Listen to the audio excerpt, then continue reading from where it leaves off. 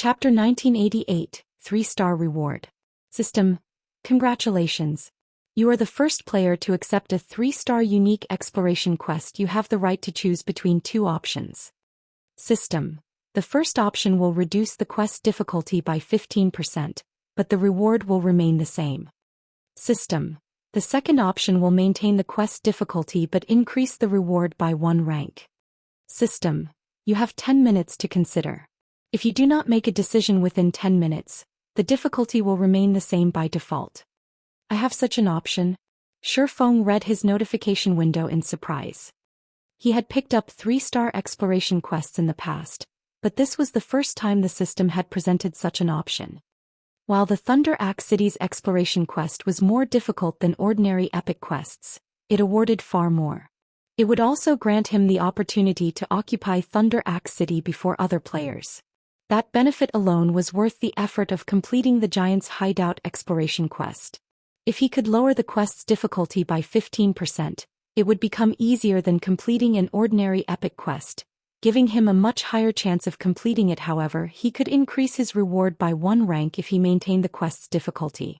In other words, he would receive the reward of an inferior legendary quest that was just as tempting, and Shifeng had accepted the Giant's Hideout exploration quest with the understanding of the quest's difficulty. After giving the matter some thought, Shifeng decided on the second option, maintaining the quest difficulty and upgrading his reward. The exploration quest's reward was a large part of the reason he had chosen it, aside from access to Thunder Axe City's resources. Although the Adventurers Association did not mention the quest reward, he knew what to expect. Conversion slots for players. It wasn't easy to convert to a neutral race in God's domain, especially for the races with powerful racial traits. The stronger a race was, the more difficult the conversion quest would be. However, the Giant's Hideout quest awarded conversion slots for players upon completion. With these slots, he could convert the players into a giant without having to complete the conversion quest. As far as he could remember, the Giant's Hideout quest awarded 1,000 conversion slots upon completion. While the players he converted would not be able to enter most NPC cities in God's domain, they could enter towns and cities guilds and neutral races operated. With a bunch of powerful MTs, Zero Wing would have a much easier time raiding team dungeons and field bosses. The Giant's racial traits were too perfect for MTs to pass up, and unlike half-elves and beastkin, becoming a giant didn't improve a player's 5 senses or magical abilities. Instead, it granted a massive boost to players' basic attributes. If a Tier 1 metric ton converted to the giant race, they would gain the strength and defense to rival Tier 2 MTs. Their HPs would increase drastically as well. In return, though, their movement speed, attack speed, and reaction speed would decrease, making it more difficult to complete future promotion quests. If a Tier 2 metric tons converted to a giant, they'd become more powerful than human, top-ranked Tier 2 MTs, although they wouldn't reach the Tier 3 standard. The superpower that had completed the Giant's Hideout quest in the past had increased its strength by a large margin very quickly due to the 1,000 conversion slots. Its development speed had easily surpassed the other superpowers, and although the other superpowers had sent their own experts to attempt the conversion quest, they hadn't been able to catch up due to the amount of time needed to complete the quest. After Shifeng made his selection, the NPC clerk took out an ancient yellowish-brown magic scroll and handed it to Shifeng. Lord Spirit Slayer, this magic scroll will help you temporarily remove the magic seal on the path. However, you can only use it once, so please choose your timing carefully. If you expended the magic scroll without completing your quest, a replacement will cost 1,000 magic crystals, the NPC clerk respectfully explained. I understand. Shifeng nodded as he accepted the magic scroll. Quests from the Adventurers Association were different from exploration quests found elsewhere. If players failed the quests they had accepted from the association, they'd at most lose some coins or magic crystals. They wouldn't suffer penalties that affected their performance in battle, such as basic attribute reductions. This was why most players preferred to accept quests from the Adventurers Association. Once he left the association, Shifeng made his way to the teleportation hall and traveled to a border town in the Purple Thorns Kingdom. This was also the closest town to the Icefire Mountain range. Unbeknownst to Shifeng, his actions in the Adventurers Association had aroused quite the commotion. No quest requiring a 1,000 gold deposit was ordinary, and many players within the association had begun to search for the Giant's Hideout quest. Although multiple players couldn't accept some of the Adventurers Association's quests, they would show up on the list of available quests until they were completed. What's going on? Why isn't there such a quest on my list of exploration quests? Maybe we aren't a high enough rank. That can't be possible. I'm a 2-star adventurer. Was that guy a 3-star adventurer? That's even less possible.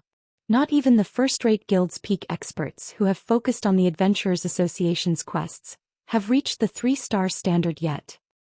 A 3-star quest? Who was that guy? After Feng left, the players within the Adventurers Association fell into a heated discussion. They all wanted to know the identity of the player who had accepted this mysterious exploration quest. News of the event quickly reached the Star Alliance's residence in Star Moon City. I've never considered that the Adventurers Association had hidden such a major quest. Have someone notify Crimson Feather and the others. Tell them to become 3-star adventurers as quickly as possible, Galaxy Past, who sat in the guild leader's office, commanded after reading the report he had received from a subordinate. The various large guilds often had numerous teams focus on different aspects of development. Some teams specialized in completing the Adventurers Association's quests and raising their rank within the association, while other teams focused on quests that were only available out in the fields, and other teams focused on increasing their reputation in particular NPC cities. By doing so, guilds could secure greater advantages in the game. Notify Crimson and the others immediately. Purple Eye, who currently wore a set of luxurious dark blue robes, replied. Guild leader, what should we do about the Witch's Hill situation? The guilds that own the 2 guild towns in the area have invited us to join their alliance, and I've heard that multiple corporations are now supporting the towns. Even Sin Realm, a first-rate guild from the Purple Thorns Kingdom, has joined the alliance. Why don't we join as well? The Witch's Hill had already become the center of attention in Star Moon Kingdom. The map was the sole producer of primordial crystal fragments, and as long as players reached Tier 2, they could enter the Otherworld Gate, which offered bountiful resources. If the Star Alliance could secure a foothold in the Witch's Hill, it could help the guild's development considerably. Sin Realm, is it? After giving the matter some thought, Galaxy Pass shook his head and said, let's wait and see for now. Tell them that our guild has some matters to settle first, so we can't join them at the moment. Are we really going to give up on such a good development opportunity? Purple Eye asked, confused. According to the Secret Pavilion's information network, the evil god's temple hides in the Sin Realm's shadows. I doubt that Zero Wing will tolerate the guild towns parading much longer, Galaxy Pass said, chuckling. If those 2 towns can truly defend themselves, we can join them then. I understand. Purple Eye nodded. She then sent the guild towns' representatives a reply. The upper echelons controlling the guild towns in the Witch's Hill received Galaxy Past's reply at the same time. He has rejected the offer. How cowardly. He is actually willing to ignore such a golden opportunity? It seems Zero Wing has beaten the Star Alliance into submission already. I agree. How can the Star Alliance even be considered a first-rate guild with such a cowardly attitude? The Star Alliance's cooperation doesn't matter. Once we've completed our preparations, not only will we destroy Zero Wing City, but we'll also keep more of the profits for ourselves. We'll make Galaxy Past regret his decision. Multiple major powers' upper echelons revealed delighted grins as they gazed at the map of the Witch's Hill on the table before them from within a secret meeting room. Chapter 1989, Basic Level Strengthening Potion. Purple Thorns Kingdom, Glory Town. Glory Town was built atop a mountain and surrounded by tall walls. Although it was only a border town, its defenses nearly rivaled a fortress. But there are already so many players here. Feng was a little surprised to see the thousands of players outside of the teleportation hall. The monsters near Glory Town were level 70 and above, and a neutral map not far away was a level 80+ map. Just surviving in Glory Town's map would be challenging for current players, not to mention setting foot in the neutral map. Most of the thousands of players Feng could see were level 56 or above, with the highest at level 59, and more than 100 Tier 2 players wandered the street outside of the teleportation hall. Moreover, most of the players in the town didn't wear a guild emblem, proving that they were independent players. Independent players were typically weaker than guild players in terms of levels and equipment, yet so many independent players were visiting an area that the various large guilds had yet to touch. Why wouldn't Shifeng be surprised? The independent players around him didn't think anything of Shifeng's arrival. They simply went about their business. Wind Basilisk Grinding Party is recruiting a healer. Must be level 57 or higher. Recruiting 2 level 57 or above DPS for the Black Cave Bat quest. Tier 2 players get priority. Players shouted as they recruited teammates from the street outside of the teleportation hall. Whether they planned to quest or grind monsters, they all acted as if this were normal. However, if Starmoon Kingdom's experts saw this, they'd be astonished. Wind Basilisks and Black Cave Bats were level 70 plus monsters, at least 10 levels higher than current players. The level suppression would be substantial with such a massive difference.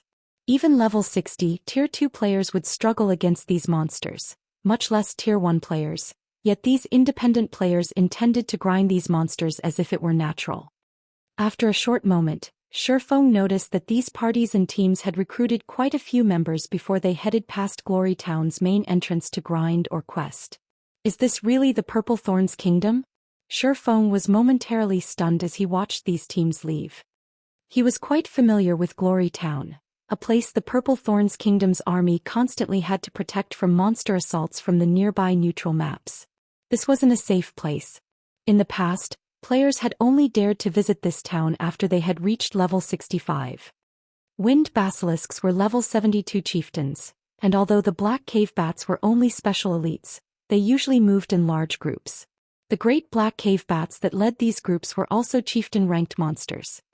The 6-man parties and 20-man teams Shifeng had seen might be able to take down one Wind Basilisk or a single group of Cave Bats, but only barely. If they accidentally aggroed additional monsters, they could even team wipe. These players might have a chance if they all wore top-tier equipment, but that wasn't the case for these independent players. From what Shifeng could see, they all wore average equipment. With such equipment, killing the area's high-level monsters would take a long time. In Shifeng's opinion, these independent players would be much better off grinding level 60 or so monsters.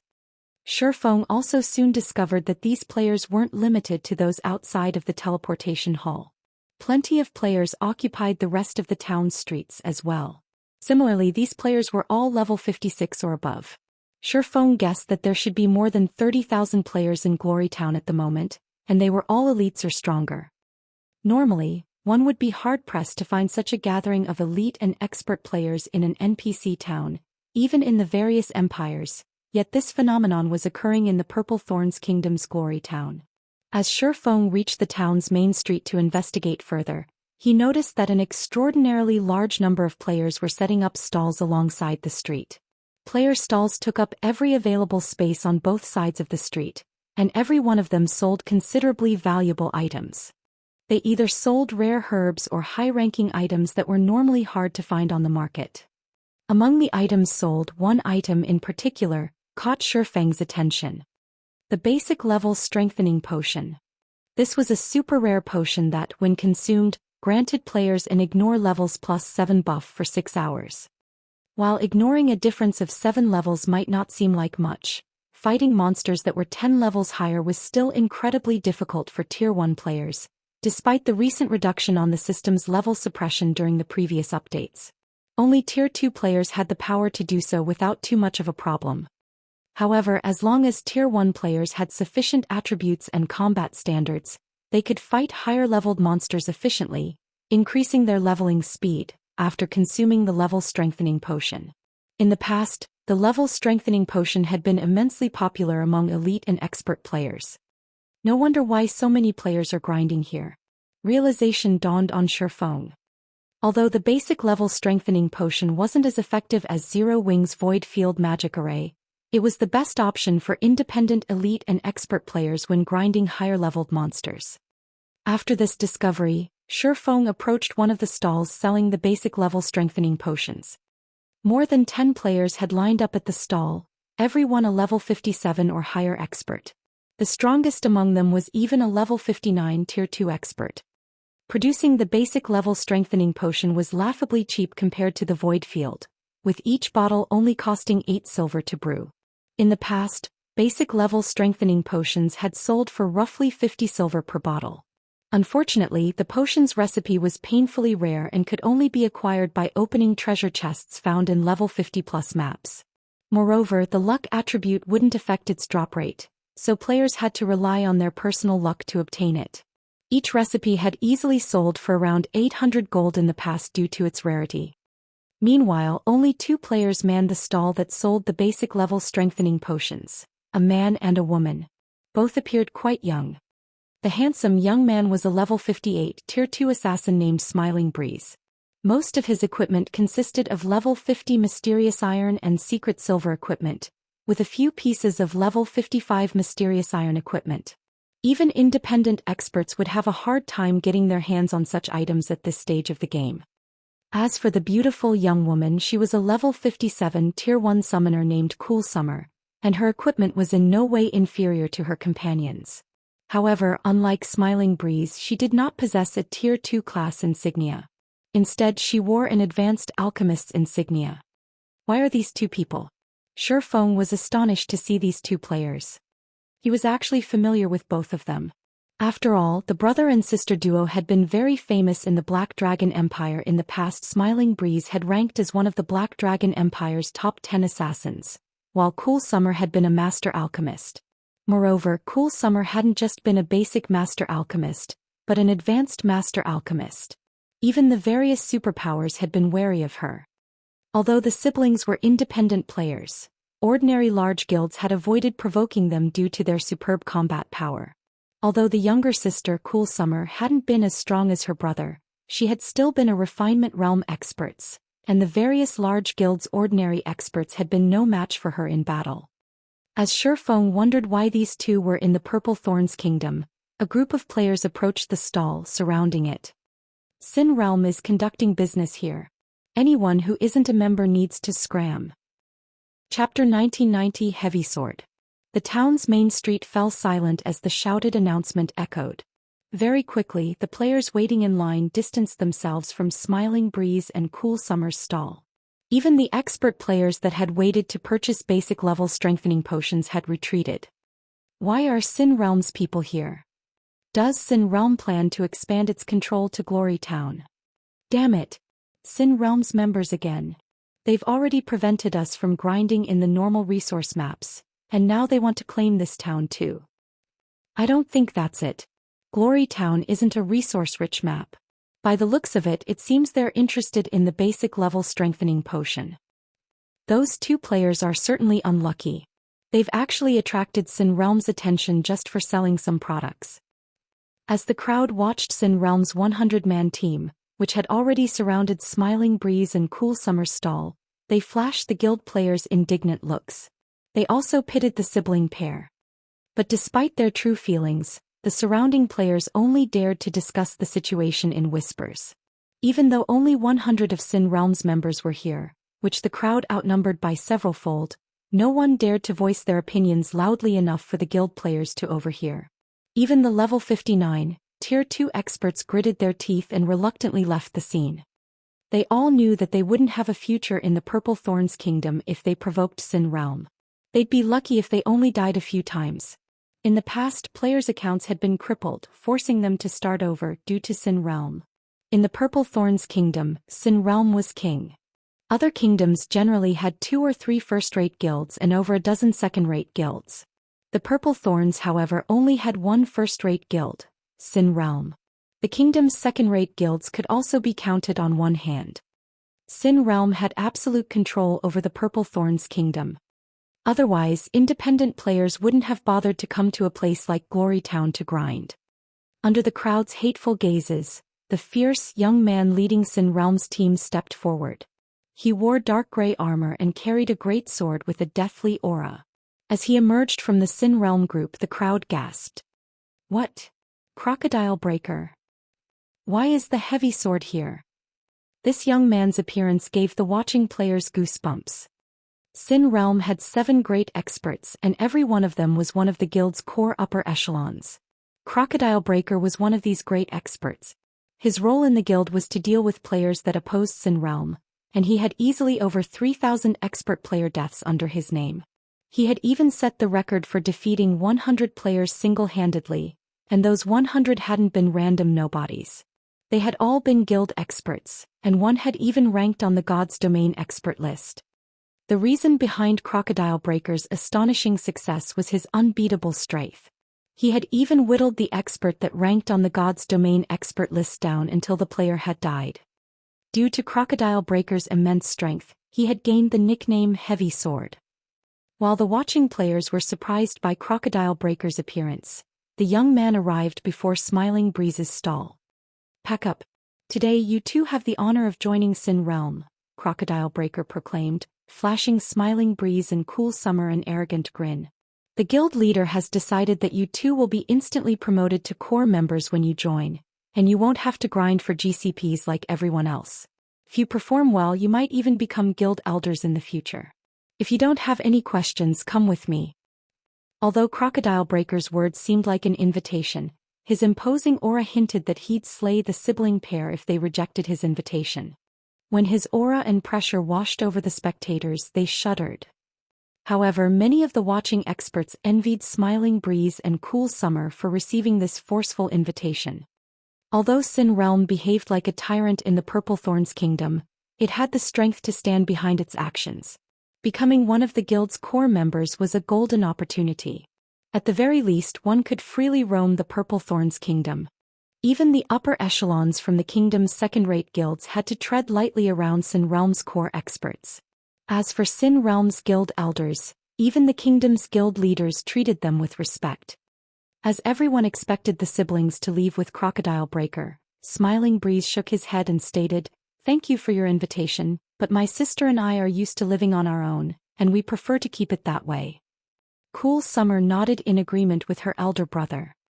As soon as Smiling Breeze finished speaking, however, the crowd felt the surrounding temperature fall by several degrees. An intense killing intent filled the street, so powerful that even the various Tier 2 experts felt a chill crawl down their spines. "You're rejecting Sin Realm's invitation?" A cold glint flashed in Crocodile Breaker's eyes as he stared at Smiling Breeze. "Do you know the consequences for those who reject Sin Realm's goodwill?"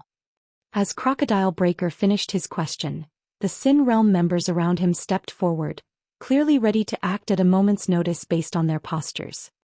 "Is Smiling Breeze stupid? He actually rejected Sin Realm?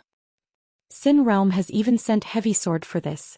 Does that guy think he can escape with his life?" The crowd watched Smiling Breeze and Cool Summer in shock. They had never expected to find players who would dare to reject Sin Realm within the Purple Thorns Kingdom. The overbearing guild had even annihilated peak adventurer teams, and those teams' upper echelons had been so crippled that they had to delete their accounts and start over. Getting rid of 2 independent players would be child's play for Sin Realm. Even Smiling Breeze felt a little nervous in this situation. He had no doubt that if he continued to reject the invitation, Crocodile Breaker and his minions would take action. Although NPC soldiers patrolled the town, he wasn't confident of escaping if Crocodile and the other Sin Realm members attacked. It would take the NPC soldiers too long to react and arrive to stop Sin Realm's members.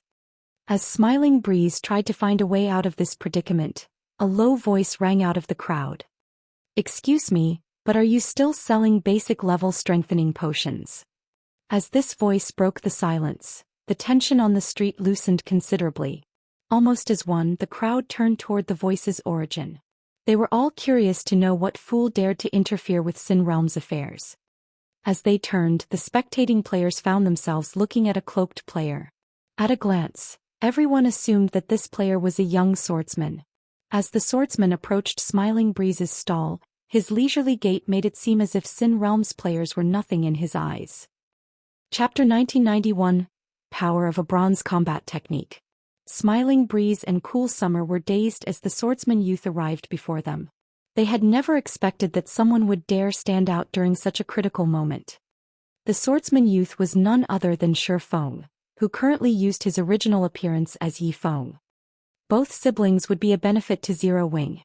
Since he had found them here, he might as well use this situation to make them owe him a favor. We still have plenty. Cool Summer instinctively responded to Shifeng's question. However, she spun towards Sin Realm's members after snapping out of her daze and hesitantly said, "But..." Crocodile Breaker frowned at Shifeng. Although he said nothing, the relaxed atmosphere regained its prior tension. Everyone could see that Crocodile Breaker was truly furious now. Sensing Crocodile Breaker's rage, the surrounding players could not help but take a few steps back. This guy must be nuts. Is he really trying to challenge Sin Realm's prestige? The crowd stared at Shifeng as if he were a dead man walking. "Brat. You sure have guts, don't you? You dare to interfere with Sin Realm's affairs?" Crocodile Breaker hissed as he glared at Shifeng. "Are you trying to die so soon?" It had been quite some time since he had encountered anyone who openly dared to provoke Sin Realm. Naturally, he didn't mind teaching everyone the price for such an insult. While Crocodile Breaker had addressed this stranger, the several Tier 2 experts around him surrounded Shifeng, sealing off any path of escape. Seeing this, Cool Summer began to worry. She felt that Shifeng was simply too foolish. Although the town had NPC soldiers to protect its citizens, players weren't absolutely safe from harm. If Sin Realm's members wanted to act, not even her brother could stop them. As she considered the situation, Smiling Breeze called out to her through their party chat saying, "Once the battle starts, I'll hold them back as long as I can. Use the chance to flee with this swordsman. As long as you two find the town's NPC soldiers, Sin Realm's members should give up the chase." "Brother, you need to be careful. Crocodile Breaker won't be an easy opponent," Cool Summer said as she nodded. She agreed that the plan was their only way out of this predicament. Although everyone expected Shifeng to make a move, he didn't seem on high alert in the least. Instead, he looked at Cool Summer and calmly asked, "Wonderful. I'd like to buy every basic level strengthening potion you have. How much will it be?" Hearing Shifeng's offer, Cool Summer was speechless. Despite the situation's painful tension, Shifeng was in the mood to discuss the potion.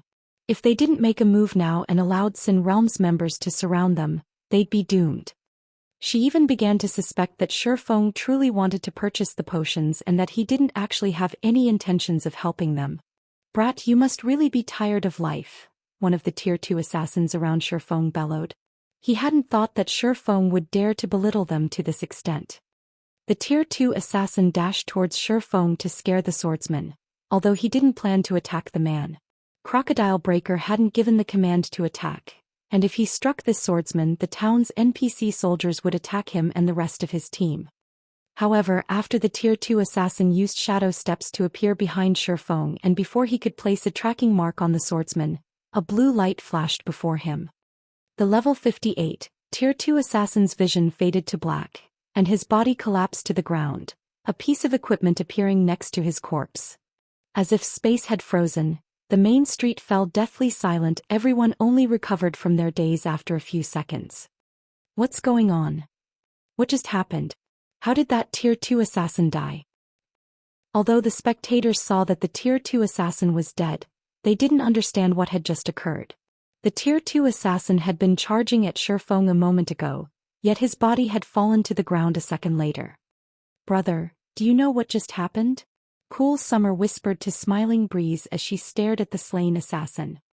"I didn't get a clear look, but I think that swordsman is responsible," Smiling Breeze said as he stared at Shifeng, an indescribable shock filling his heart. Despite having reached the trial tower's 7th floor, he had failed to witness Shifeng take action. All he has seen was a blue flash envelop the Tier 2 assassin. To make matters worse, he hadn't been able to react to the situation. He had only realized that Shifeng had acted after the assassin had died. It was unbelievable.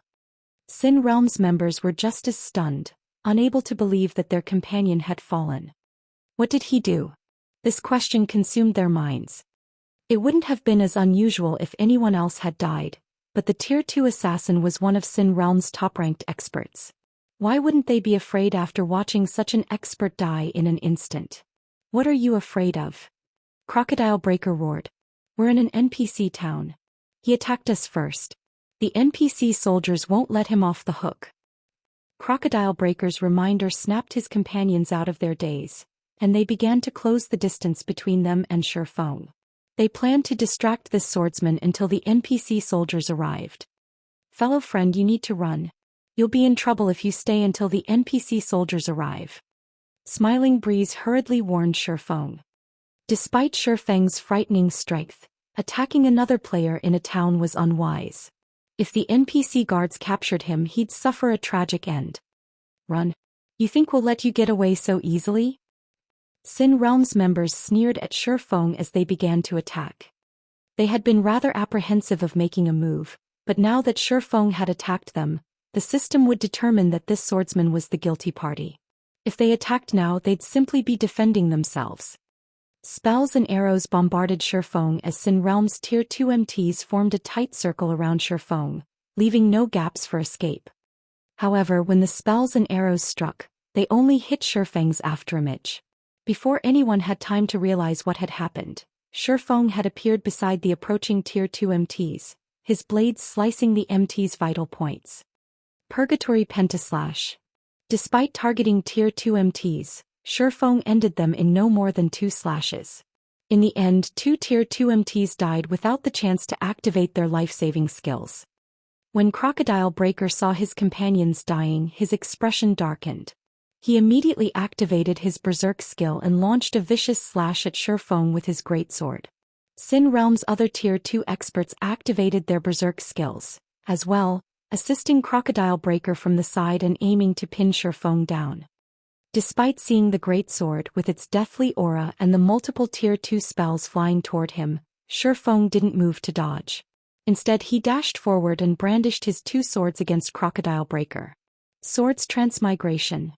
Suddenly, a beautiful galaxy of stars appeared around Shifeng before exploding. Boom. The impact threw Crocodile Breaker back by over 10 yards. Even after he landed, he had to stumble several steps back before he could stabilize his position. Both of his arms had gone numb and he couldn't lift his weapon.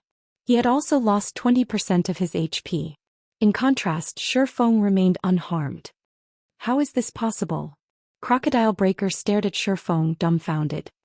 When he activated his Berserk skill, his strength was even higher than a Great Lord's of the same level. He nearly had enough strength to rival a Grand Lord, and he had the support fire from the Tier 2 Elementalists and Cursemancers around him. Still, Shifeng had sent him flying, not the other way around. To make matters worse, he could tell that this swordsman hadn't used a skill or spell, both of which would change the user's ambient mana when activated. Crocodile Breaker's companions were just as stupefied. The Berserker known as Heavy Sword had been thrown from a head-on clash. Moreover, Crocodile Breaker had already activated his Berserk skill, while his opponent hadn't. So, this is the power of a bronze combat technique. Shifeng was similarly surprised to see the results of his attack. He had never thought that a bronze combat technique would be so powerful. Boss Croc. The NPC soldiers are here. The swordsman is dead for sure. Sin Realm's players sent Shifeng gleeful sneers when they noticed the approaching NPC soldiers. Although Shifeng's combat power had exceeded their expectations, his demise was assured now that the NPC soldiers had arrived, regardless of how powerful he was. It's over. Why didn't he run away? Cool Summer anxiously muttered as she watched the town's guards surround Shifeng. Just as Sin Realm's members assumed that they'd get to watch Shifeng struggle against the NPC soldiers, the Tier 3 NPC leading the patrol squad approached the swordsman and respectfully asked, "Lord Bronze Legatee, how may we be of service?" Chapter 1992, Taking Action in Purple Thorns Kingdom. Rows of level 150 NPC stood at attention before Shifeng between him and the street crowded with players. When they heard the level 150 Tier 3 patrol captain's question, the watching players were stunned. How is this possible? Why aren't the soldiers arresting him? Who is that? Is the system bugged? Questions plagued the players' minds, and Sin Realm's members were particularly stupefied. The scene they had just witnessed had thoroughly altered their worldview. It was common knowledge in God's domain that any player that attacked another within an NPC town or city would be killed, captured, or both. It was an ironclad rule. Yet this player had just broken that ironclad rule. In fact, the NPC soldiers who were supposed to administer justice to Shifeng treated the swordsman with respect. "Brother, am I dreaming?" Cool Summer asked as she tugged on Smiling Breeze's sleeve, blinking in confusion as she watched Shifeng. Glory Town was one of the most heavily fortified towns in the Purple Thorns Kingdom, and its laws were just as strict as in NPC cities. The NPCs that ensured order within the city wouldn't ever pardon a player that had intentionally committed murder. Not only would the guards kill the offender on the spot, but they'd also lock the player in jail for another 2 or 3 days. Unless one could escape the NPC soldiers' pursuit, avoiding punishment was impossible. Despite hearing his sister's question, Smiling Breeze didn't reply. He was preoccupied with his frustration over this situation. Naturally, Shifeng wasn't particularly surprised by the NPC soldiers' reactions. He was, after all, a bronze legatee, enjoying the status of a baron in any NPC city he visited. Although the baron rank was the lowest among nobles, one was treated differently in NPC cities based on their title. Although Sin Realm's Tier 2 assassin hadn't attacked Shifeng, the assassin had planned to use a tracking skill on him. Using a tracking skill on a normal player in an NPC city might not be a crime, but using it on a titled noble was. The system would consider the act as a premeditated attack. The NPC soldiers wouldn't question him for killing the Tier 2 assassin. Needless to say, although the other Sin Realm members hadn't landed an attack, they had attacked him. He could kill these players without consequences from the system as well. This was the true benefit of being a titled noble. Of course, if 2 titled noble players fought, the system would deem the first to cause damage as the offender. However, an advanced town like Glory Town might not have a single ordinary noble, much less a titled noble. Hence, Shifeng didn't have a reason to hold back and could slay all who had attacked him. These people attacked me. What is the most severe punishment they can receive according to the laws? Shifeng asked the patrol captain, smiling as he gestured to Crocodile Breaker and his minions. Lord Bronze Legatee, since they have attacked a titled noble within the town, they can be imprisoned for a maximum of 3 days, the patrol captain replied, flashing Crocodile Breaker's group a frosty glare. Good. Lock them up for 3 days then. Shifeng nodded. Understood. Upon hearing Shifeng's instructions, the patrol captain waved a hand and signaled his soldiers to arrest Crocodile Breaker and the rest of Sin Realm's members. The crowd gaped in shock as they watched the NPC soldiers arrest Crocodile Breaker's group. Shifeng had clearly attacked and killed a player first, yet Sin Realm's members were going to jail. This would be a huge loss for the guild. Damn it! How does he have a titled noble position in Glory Town? Crocodile Breaker's expression darkened after hearing the patrol captain's command. He knew a little about the privileges a titled noble enjoyed, but he hadn't dreamed that Shifeng would be a titled noble here. Spending 3 days in jail was far less acceptable to expert players like himself than losing a single level. In God's domain, time was money. He would fall far behind the frontline players if he lost 3 days. Not only would he fall behind in terms of levels, but his weapons, equipment and skills would as well. Boss, what should we do? Sin Realm's members grew anxious as the NPC soldiers approached. Spending 3 days in jail was akin to being locked out of God's domain for 3 days. To players like them who had already gotten used to living in God's domain, this outcome was worse than death. Retreat. Everyone retreat. Crocodile Breaker shouted. The only way to escape imprisonment was to flee Glory Town. They'd be ruined if the NPC soldiers captured them. As soon as Crocodile Breaker gave the command, the Sin Realm members held nothing back as they used their life-saving tools to flee. Trying to fight the NPC soldiers would be suicidal. The level 150 Tier 2 NPCs could kill them with a single hit. They'd be pulverized. If they fought, not only would they die and lose a level, but they'd still be stuck in prison for 3 days. When Smiling Breeze and Cool Summer saw Sin Realm's members turn and run, they couldn't help but breathe a sigh of relief. Now that these guild players were gone, they could escape danger. At worst, they would have to leave the Purple Thorns Kingdom. Although doing so would waste the investments they had poured into the kingdom, it was a better option than being hounded and killed by Sin Realm's members. However, as Crocodile Breaker fled, he retrieved a magic scroll from his bag and activated it. Suddenly, a pitch-black magic array formed above the main street, radiating a dense, lethal aura. The aura extended toward Shifeng and the 2 siblings so quickly that it was almost impossible to evade. However, the aura didn't inflict any damage, but left Shifeng and the sibling pair a debuff. The death mark. No matter where the marked players ran, the The death mark would reveal their location to Crocodile Breaker during the next 12 hours. The death mark would even be effective while the players were offline, and its duration would only decrease while they were logged into the game. Although I don't know who you are, I promise that only death awaits you since you have made an enemy of Sin Realm in the Purple Thorns Kingdom. Crocodile Breaker bellowed as he glared at Sherfong with bloodshot eyes. Many of the expert players in the crowd felt a chill crawl down their spines as they sensed the killing intent within his voice.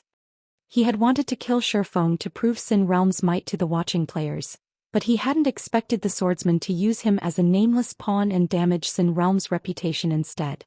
He swore to himself that he wouldn't rest until he killed Sherfong personally. Naturally, he couldn't let Smiling Breeze and Cool Summer off the hook either. It's over. Those three are doomed. I knew something like this would happen. Provoking Sin Realm in the Purple Thorns Kingdom is simply suicide. No one can save those three now. The various expert players and adventurer team members present could not help but sigh at this turn of events. They knew Crocodile Breaker wouldn't easily let this matter rest. He would kill the trio back to level 0 at the very least. Realizing the same, Smiling Breeze and Cool Summer revealed grim expressions. Now that they bore the death mark, Sin Realm would track them down and kill them even if they left the Purple Thorns Kingdom. Is that so? Let's see you try it. Glancing at Crocodile Breaker, who was about to activate an instantaneous movement magic scroll, Sherfong used Instant Strike to appear before the Berserker. He then brandished Killing Ray. Sword's Orbit. With the attack speed boost from Instant Strike, the sacred sword moved so quickly that not even Crocodile Breaker, who still had an active berserk skill, could defend himself before multiple sword lights devoured him. In the blink of an eye, his HP plummeted and his body collapsed to the ground. Chapter 1993, Kingdom Uproar. Crocodile Breaker's death shocked the spectating crowd and Sin Realm's retreating members. None of them could believe what they had just seen. He's dead. This is a trick, right? The heavy sword actually died in a single move. Players new to the Purple Thorns Kingdom might not be familiar with Crocodile Breaker, but those who resided in the kingdom knew his name and nickname quite well. He had become many players' nightmare. Many of the kingdom's expert players that had resisted Sin Realm had died by Crocodile Breaker's hand, yet such a powerful expert had died instantly. No one would believe them if they retold this tale. That player is amazing, brother. Cool Summer exclaimed as she watched Sherfong loot the battlefield. He might even be stronger than you. His swordsmanship is so fast. Smiling Breeze nodded in agreement. Sherfang's performance had shocked him as well. I've seen almost every top-ranked swordsman in the kingdom in action, but none of them are close to his level. Just who is he? Not only was he a Tier 2 player, but he was also an assassin, the class famed for its speed, but he hadn't been able to keep up with Sherfang's attack. He hadn't even caught the moment this swordsman had executed the skill. By the time he had realized what was happening, Sherfang's attack was over and Crocodile Breaker was dead. When he tried to put himself in Crocodile Breaker's shoes, he doubted that he'd be able to activate Vanish, an almost instantaneous life-saving skill in time. When he recalled his decision to send Sherfong and his sister away while he protected them from behind, he found the idea laughable. Crocodile Breaker's death had undoubtedly dealt Sin Realm's members quite the mental blow. As a result of their momentary pause, only a small number of the guild players had actually escaped Glory Town. The NPC soldiers captured the rest of them. The players that had died lost a level and a piece of equipment as a result, in addition to resurrecting in the town's prison to spend 3 days behind bars. Friends, Sin Realm's people have left. If you intend to flee, you should do so now. I doubt it will be long before the guild sends reinforcements. It will become far harder to leave Glory Town once they arrive. Sherfong addressed Smiling Breeze and Cool Summer once he finished collecting the items Sin Realm's members had dropped. Sherfang's warning snapped Smiling Breeze out of his daze and he gratefully replied, "Thank you. I'm Smiling Breeze and this is my little sister Cool Summer. May I have your name, friend?" "Yi Feng," Sherfong answered truthfully. Although he had considered using Black Flame, it would cause a commotion if the public learned that Zero Wings guild leader had appeared in the Purple Thorns Kingdom. The kingdom's various major powers would certainly pay more attention to him, and if that happened it could affect his quest. "Yifeng?" Could you be Zero Wing's honorary elder? Smiling Breeze stared at Shifeng in surprise. Zero Wing had become considerably famous in God's domain. Its success in repelling a veteran super first-rate guild's offensive and joining the secret chamber of commerce had earned the guild some notoriety, increasing Zero Wing's chances of becoming a super first-rate guild itself in the future. With so much attention on Zero Wing, it was only natural for the public to grow familiar with the guild's peak experts, including Yifeng. Thus far, Yifeng had displayed great strength in multiple battles in Starmoon Kingdom. Not only had he become well known in his own kingdom, but he had become extremely famous among the Purple Thorns Kingdom's expert players. During their free time, expert players enjoyed discussing nearby kingdoms' experts and comparing themselves to figure out who was stronger. Cool Summer stared at Shifeng in shock as well. She felt as if she were dreaming. Brother, is this really happening? We actually got to meet Zero Wing's honorary elder Yifeng. Cool Summer whispered to Smiling Breeze, her eyes glowing with excitement. Even existences like Crocodile Breaker were out of reach for independent players like them, not to mention an honorary elder from a guild with the potential to become a super first-rate guild. A single sentence from Yifeng was enough to cause most second-rate guilds to shudder with fear. When nearby players overheard Shifeng's introduction, they couldn't help but gape at the swordsman. They finally understood why Shifeng had been so relaxed during the earlier exchange with Sin Realm's members and shrugged off Crocodile Breaker's mighty aura.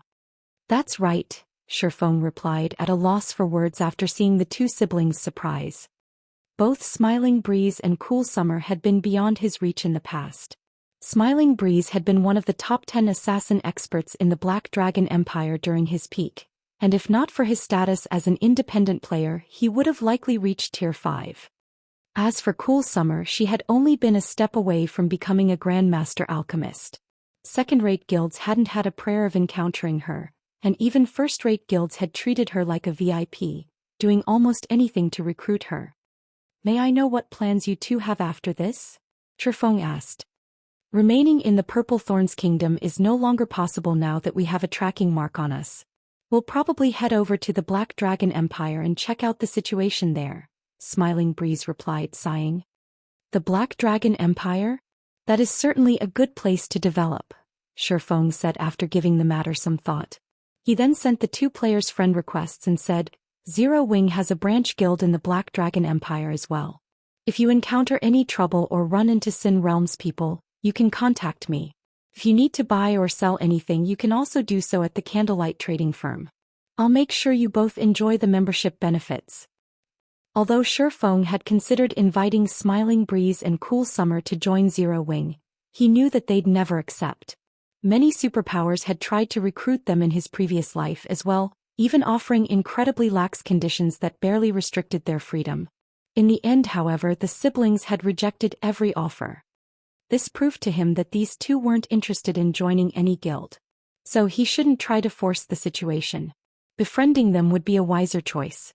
If these two ever changed their minds, they'd at least consider joining Zero Wing. Thank you. Smiling Breeze and Cool Summer expressed their gratitude. Continuing, Smiling Breeze said, We really don't know what to say. If you need our help with anything in the future, please feel free to ask. We'll help you to the best of our abilities. Ordinary players might not understand the benefits of Zero Wing's protection and the Candlelight Trading Firm's membership, but they did. Countless independent players dreamed of such an advantage. After conversing with Shifeng for a little while longer, Smiling Breeze and Cool Summer departed from Glory Town. Meanwhile, the players on the main street were in an uproar over Shifeng's battle with Sin Realm's members. Some players had even uploaded the battle videos they had recorded to the Purple Thorns Kingdom's official forums. The instant the battle videos were available, they became the most popular topic of conversation throughout the kingdom. Many of the kingdom's players had negative opinions of Sin Realm due to its tyrannical behavior, but since the guild was so powerful, they were forced to endure its control. Now that Sin Realm had suffered a massive defeat in Glory Town, with one of its 7 great experts falling in battle, it was only natural that the populace's general mood was quite jubilant.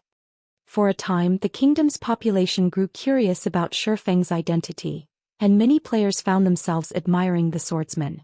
As news of the battle spread, Everyone soon discovered that Shifeng was actually Zero Wing's Yifeng.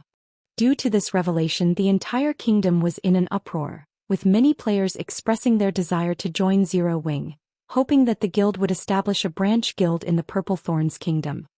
The overwhelming reaction even surprised Shifeng. At this point, over 200,000 players, a truly frightening number, had voiced their desire to take down Sin Realm. Just how much of a tyrant is Sin Realm in the Purple Thorns kingdom? Shifeng was astonished as he read the forum post containing a petition to deal with the offending guild. The average large guild didn't even have 100,000 members. Only second-rate and above guilds could amass such a collection. It didn't take long for news of the matter to reach the Purple Thorns kingdom's various major powers, especially the kingdom's tyrant, Sin Realm. Chapter 1994. Unexpected Joy. Purple Thorns City, Sin Realm's residence. The glorious, magnificent guild hall was hectic due to the incident in Glory Town. The guild members in the building struggled to control their bloodlust after learning about the defeat, and some players had even tried to form an expedition to flatten Glory Town.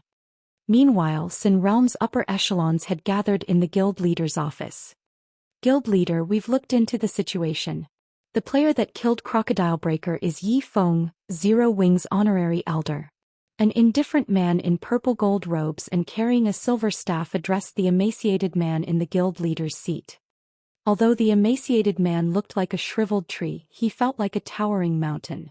Some of the guild's upper echelons didn't even dare to look him in the eye due to the powerful pressure he gave off. Sin Realm's members only felt awe and reverence towards this emaciated man. He was the strongest guild leader in Sin Realm's history. Lone Beacon.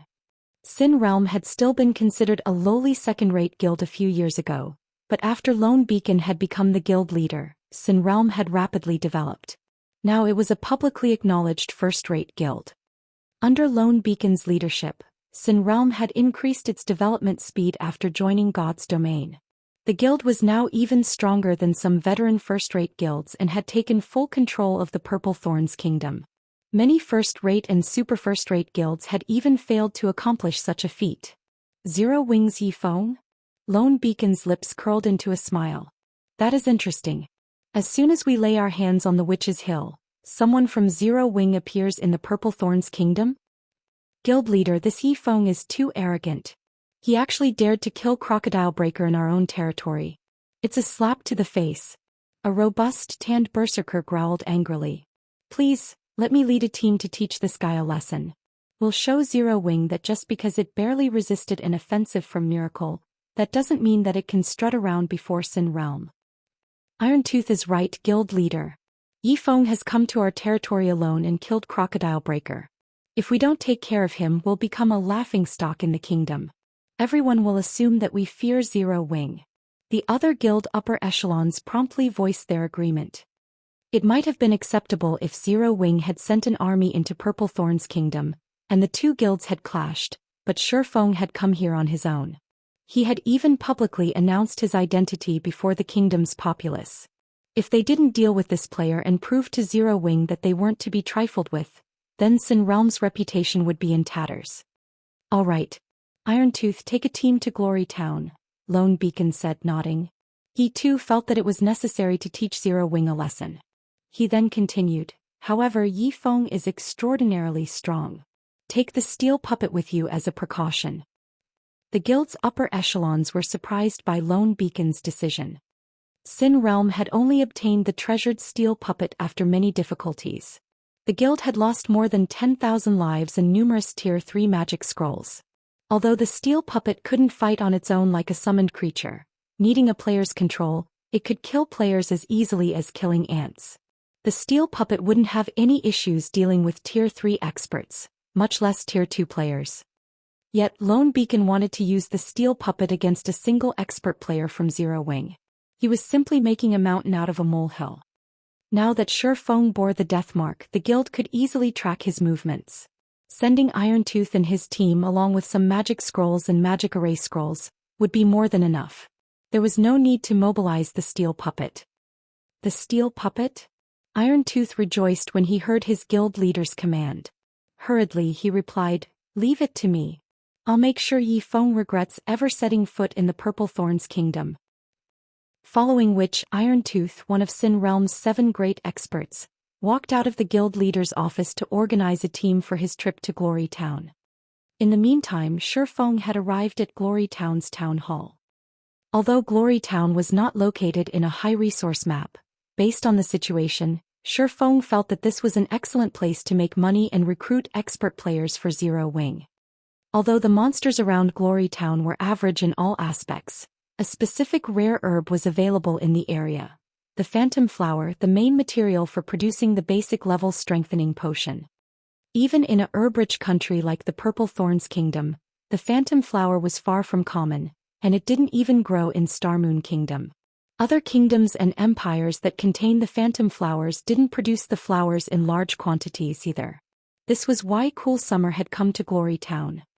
Due to the basic level strengthening potion's popularity in the past, the Phantom Flower had become incredibly valuable.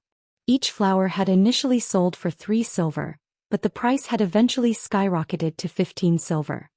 Currently, one could count the number of basic level strengthening potion recipes that existed in God's domain on one hand. Since so few players grinded in high-level maps right now, the demand for this potion wasn't particularly high yet either. However, as players progressed in the game, they would need more EXP per level, making it far more difficult to level up. Fighting higher-leveled monsters would soon become a necessity if players wanted to increase their level quickly. At that time, the basic level strengthening potion would become intensely popular, which in turn would increase the scarcity of the Phantom Flowers. Although Shi Feng didn't yet have the recipe, he could take advantage of the situation to stockpile Phantom Flowers. Producing basic level strengthening potions would become impossible without them after all. Naturally, more of the potion's recipes would surface as time passed. Lord Bronze Legatee, how may I be of service today? The town hall's senior administrator took the initiative to approach Shi Feng as he entered the building. I wish to buy 2 plots of land, Shi Feng replied. Very well. These are all the lands available for sale in the town, the senior administrator said as he revealed a map of Glory Town. Despite being an advanced town, Glory Town's size was only the size of an intermediate town. As a result, it didn't have many lands for sale. As Shi Feng inspected the lands in the town's central district, he noticed a dark blue marker. It was particularly eye-catching since the rest of the markers on the map were light blue. How is this possible? There's actually a plot of advanced land for sale? Shi Feng was stunned as he stared at the dark blue marker. Chapter 1995 Advanced Land. How much for this plot of land? Shi Feng asked, suppressing the excitement in his heart as he pointed at the dark blue marker on the map. In the past, the various superpowers had considered advanced lands extremely valuable. Unlike ordinary lands, players had absolute control of the advanced lands they purchased. In other words, like guild towns and cities, players wouldn't be limited to the type of construction they could build on the land. Instead of building shops, guild residences, or private houses, players could construct auction houses or battle arenas. Though only a fool would build a battle arena in an NPC town, as doing so would not yield any profits. NPC towns didn't have much mana, and a battle arena wouldn't provide enough benefits to the players training within without a high mana density. The wisest way to use a plot of advanced land was to build an auction house. Auction houses couldn't be constructed on ordinary lands, and NPC towns didn't usually possess auction houses. Of course, player-constructed auction houses didn't hold much attraction for players. They were already available in NPC cities, and every NPC town and city had a teleportation hall, allowing players to travel from one location to another easily. Moreover, NPC auction houses were usually connected with multiple other NPC auction houses, which allowed players to sell and purchase items from multiple NPC cities. In contrast, player-constructed auction houses were only connected with other auction houses the player owned. However, player-constructed auction houses had an advantage that NPC auction houses lacked: the freedom to choose the form of currency required. Instead of coins, players could use credits or magic crystals. Many of God's Domain's players dreamed of earning real-world money through the game, but transactions involving credits and in-game items were troublesome. Normally, players were only willing to go through the trouble for bulk or high-value transactions. However, player-constructed auction houses removed the hassle of credit trades. The services player-constructed auction houses offered were convenient for small transactions, and the guilds operating the auction houses could collect processing fees, earning a large sum of credits. If the auction house's trade volume was sufficiently high, the ruling guild could even earn enough credits per day to make the various superpowers jealous. Of course, obtaining such an income was impossible if one relied on a single NPC town's auction house, but there was a saying, many a little makes a mickle. If Sure Feng could construct an auction house while God's domain was still in its early phases, he could earn a fortune. Moreover, an auction house in an NPC town would be far more popular than one in a guild town. This was due to the more convenient transportation methods. Every NPC town and city in the Purple Thorns Kingdom allowed direct teleportation to Glory Town. Lord Bronze Legatee, this plot of land's price is somewhat special. In addition to 14,000 gold, you'll also have to pay 300 mana stones and 300 pure magic cores if you wish to purchase it, the senior administrator said. Mana stones and pure magic cores? Sure Feng released a sigh of relief when he heard the senior administrator's price. Normally, advanced lands cost both coins and resources. Fortunately, the resources required this time were not particularly valuable. Sure Feng could easily synthesize mana stones from magic crystals, and he could collect pure magic cores from killing level 50+ Great Lord ranked demonic beasts. Neither of these items would be difficult to acquire for Zero Wing. As for the 14,000 gold, the cost was practically negligible. Zero Wing had earned quite a bit of profit recently, and he had the compensation the Black Dragon Empire's various large guilds had paid for their transgressions.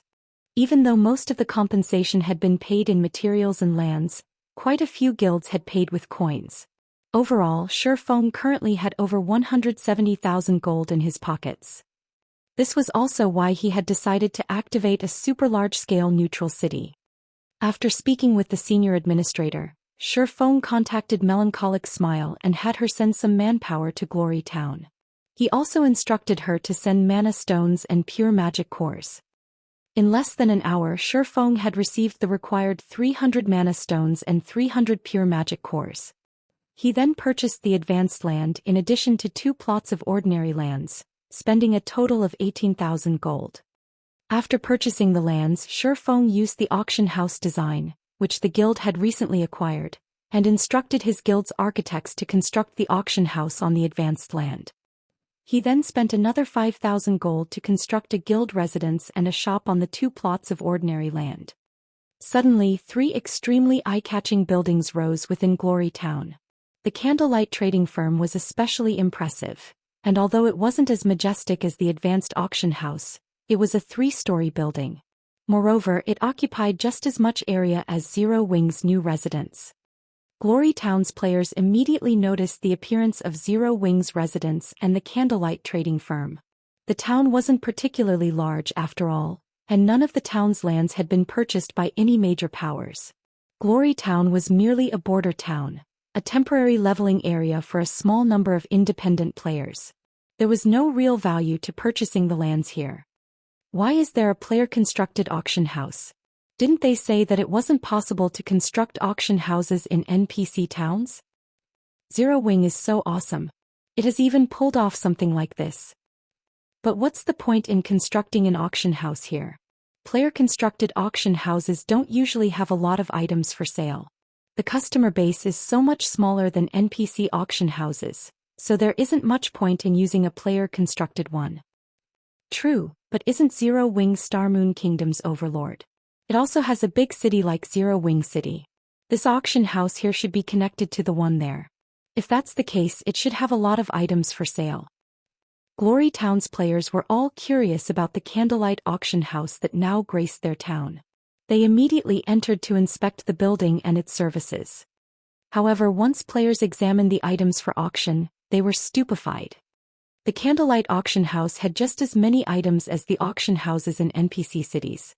Most importantly, many items could also be purchased with either coins or credits. Players could even spend credits to buy a single piece of bronze organ.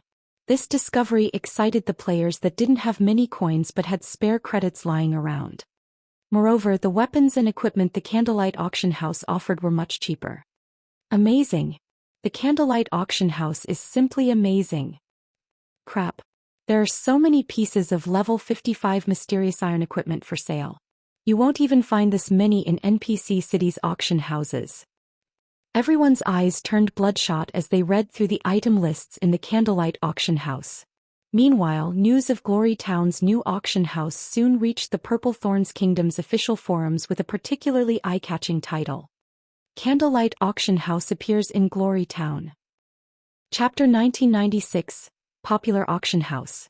Due to the appearance of the Candlelight Auction House, the players viewing the Purple Thorn Kingdom's official forums were in an uproar, especially the ordinary independent players. Once they read the forum thread, they headed to Glory Town. Normally, these independent players struggled to earn money, yet God's domain had many aspects that required coins. Exchanging credits for coins wasn't easy either since most workshops and money farming teams sold coins at a minimum of 5 gold.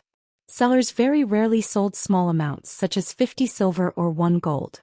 Players from ordinary households couldn't afford to spend the credits on 5 gold, and although they were willing to purchase individual pieces of bronze or mysterious iron equipment with credits, such opportunities were incredibly rare. Most players only sold bronze and mysterious iron equipment for credits when they were selling in bulk. Although it was possible to purchase individual bronze and mysterious iron equipment with coins in Guild Town's auction houses, there was generally a limited supply. Furthermore, traveling to Guild Towns wasn't very convenient. Now that the Candlelight Auction House had appeared in an NPC town and had a large stock of items, Purple Thorns Kingdom's general populace couldn't sit still and do nothing. In less than half an hour, Glory Town's sparsely populated streets had become crowded with players. Everyone visiting the town swarmed toward the Candlelight Auction House to purchase and sell items. The town had become even more lively than Zero Wing City. Shifeng was overwhelmed as he watched from within the auction house. According to the auction house's statistics, over 30,000 items had been put up for auction, and over 50,000 items had sold. Meanwhile, the auction house had collected over 200,000 credits from processing fees and over 100 gold in consignment fees. Glory Town's Candlelight Auction House made even more money than Zero Wing Cities. Suddenly, Melancholic Smile contacted Shifeng and demanded, "Guild leader, what did you do in the Purple Thorns Kingdom? The Candlelight Auction House has gained several thousand members in the last few moments. We've earned over 40,000 magic crystals via membership fees alone. In addition, the total trade volume for the auction houses in Zero Wing City, Silverwing Town, and Stone Forest Town has increased drastically. It's 30% higher than usual." The auction houses in Zero Wing City, Silverwing Town, and Stone Forest Town were some of Zero Wing's main income sources. However, the trade volume for these auction houses had increased by 30% and continued to rise. At this rate, the 3 auction houses would soon generate half of Zero Wing's credit income. At that time, Zero Wing would no longer have to sell secret silver and fine gold weapons and equipment to maintain the training ground. The guild might even be able to afford to recruit more internal members. A 30% increase in trade volume? Shifeng chuckled. That's only the beginning. If everything goes smoothly, we should see an increase of 70% at the very least. Alright. Send someone out to collect phantom flowers. As long as they don't cost more than 5 silver per stalk, buy as many as possible. An ordinary guild city couldn't compare to the convenience of owning an advanced land in an NPC town or city.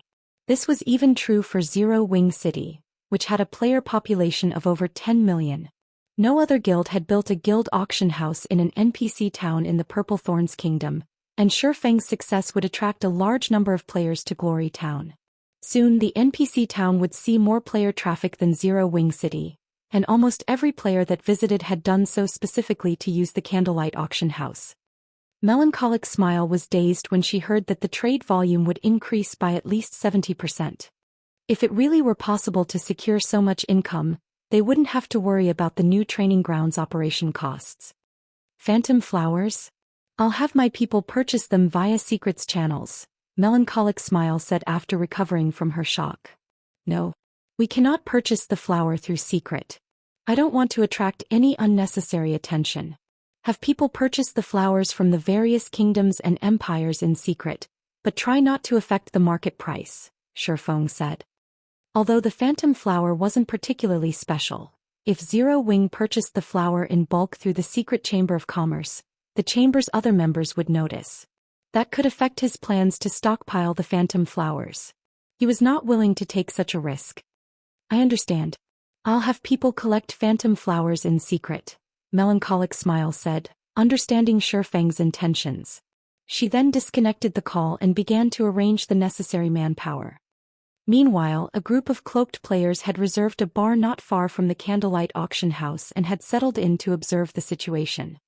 Commander Irontooth, I've sent some players to investigate, but we haven't discovered how Zero Wing got permission to construct the auction house. We only know that Zero Wing had dispatched a group of architects to construct it on that plot of land, a masked, level 58 Tier 2 assassin reported. Zero Wing has also constructed a residence in the town. By the looks of it, the guild plans to recruit members from Glory Town and begin its development in the kingdom from here. What an arrogant guild.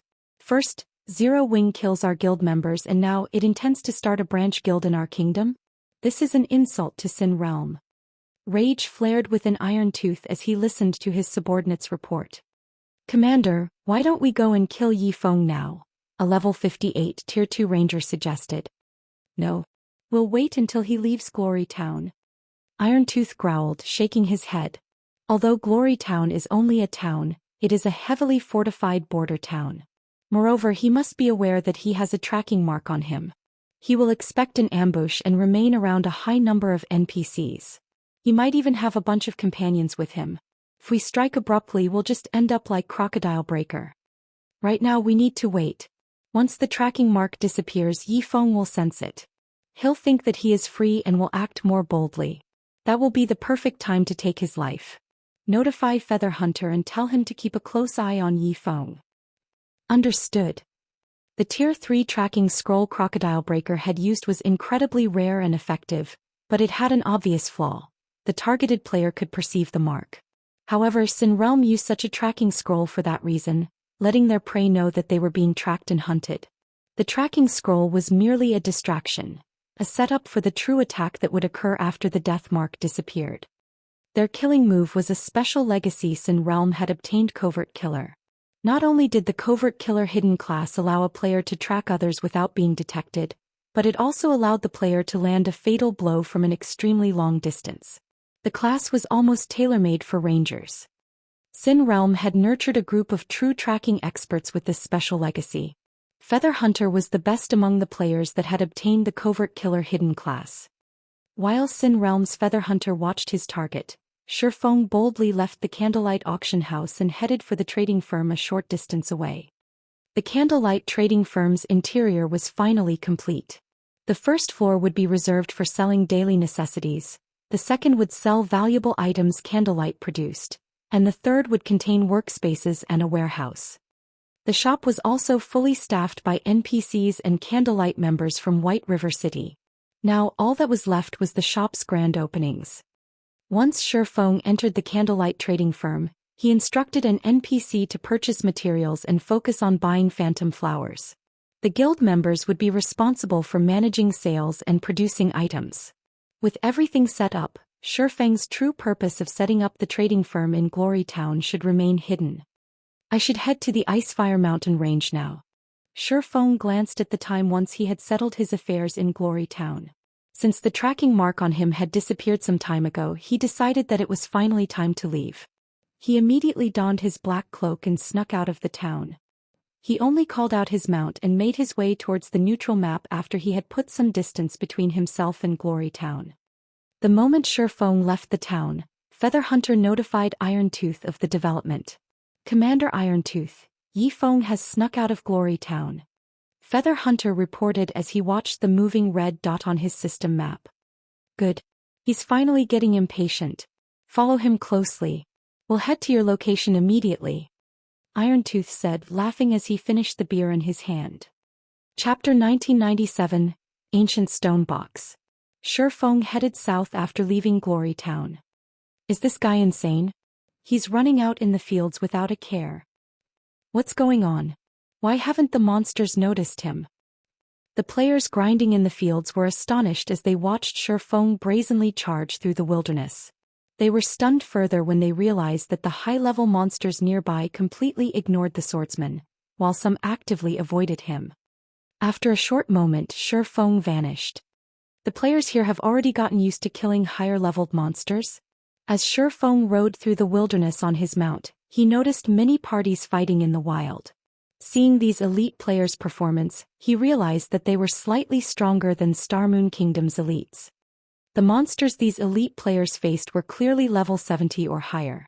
Not only did the monsters have an advantage in levels, but their basic attributes were also much higher. However, these elite players handled the monsters adeptly. They never tried to take the monsters head-on, sending the party's MT to distract the target while evading the monsters' attacks instead.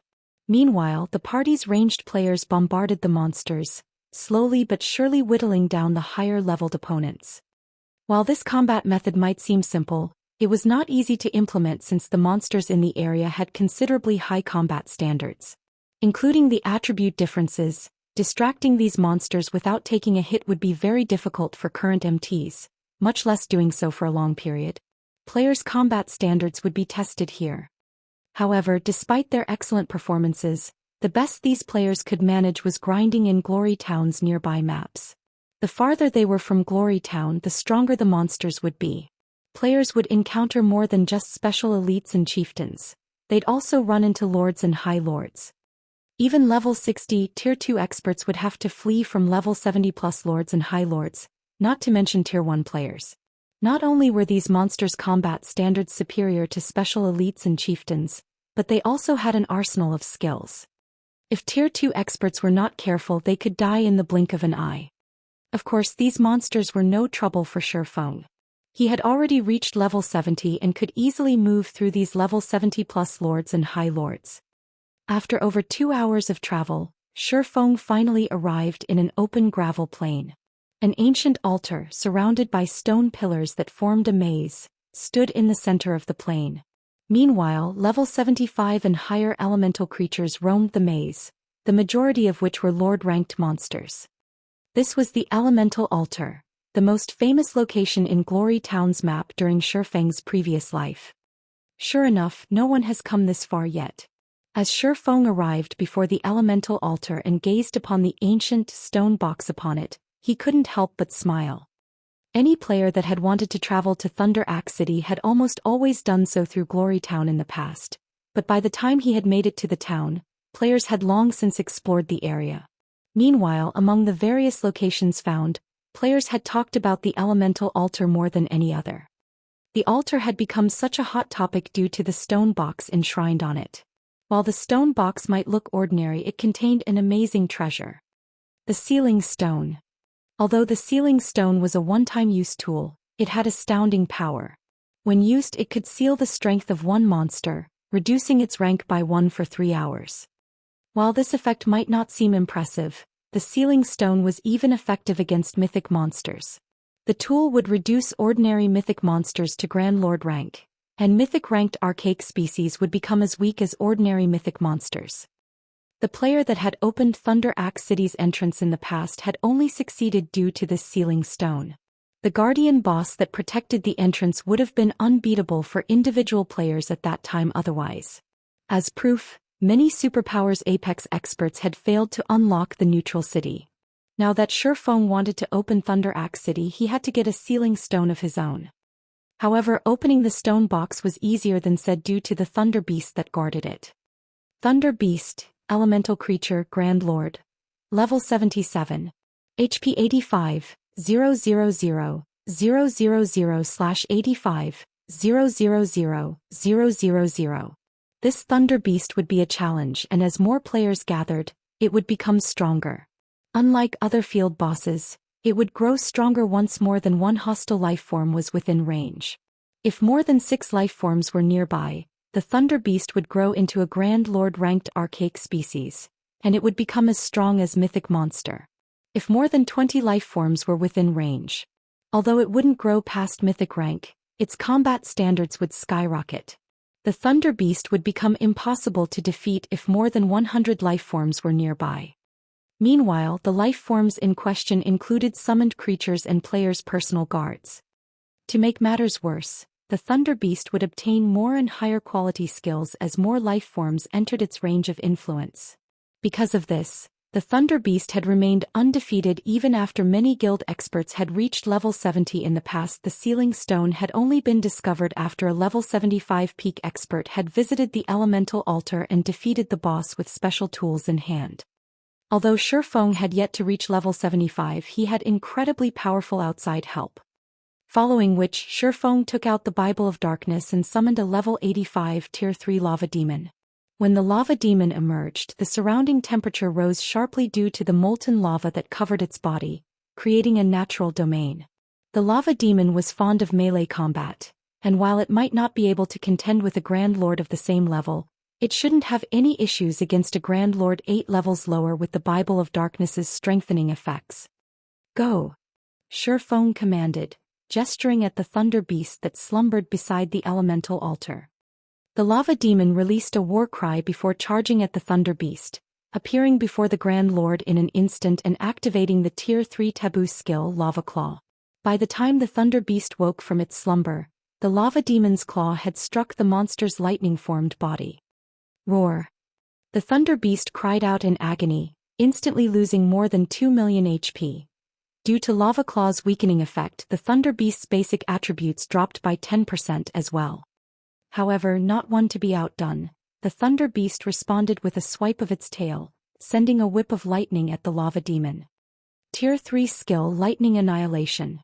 With just one swing of its tail, the Thunder Beast launched a lightning attack in a 100-yard cone. Even a tier 2 metric tons of the same level with an active life-saving skill would barely survive the attack if they were on the receiving end. Any other class would die. Fortunately, the skill was nothing to the lava demon. The summoned demon only lost a little over L5 of its 24 million HP. Shifeng finally made his move after the lava demon and Thunder Beast struggled against each other for some time.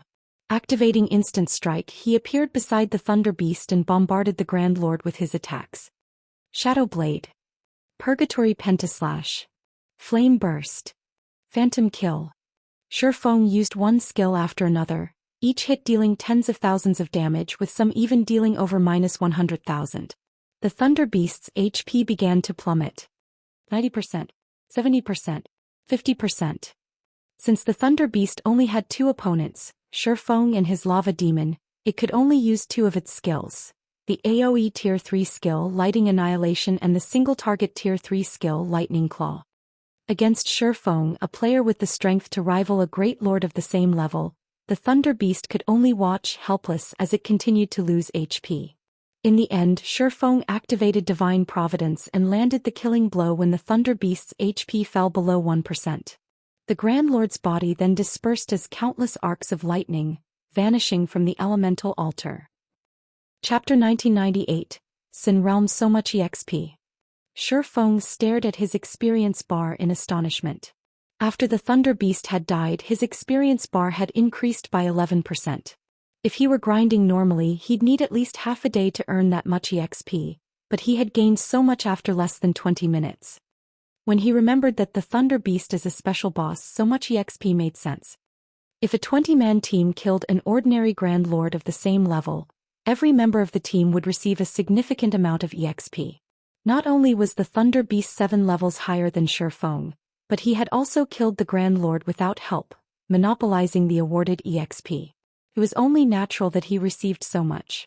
Any other level 70 player would have likely gained enough EXP to fill 20% of their experience bar. When the Thunder Beast had fallen, it had also dropped over 30 items, filling Shifeng with delight.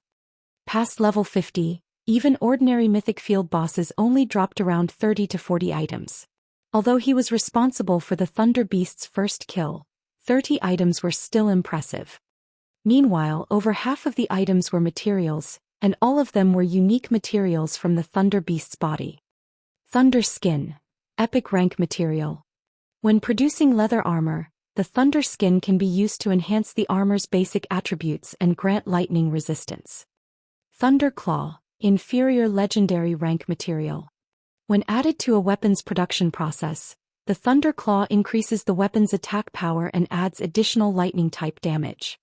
All of the materials were unique items for tailoring, leatherworking, forging, alchemy, enchanting, and engineering. Every one of these items was incredibly valuable.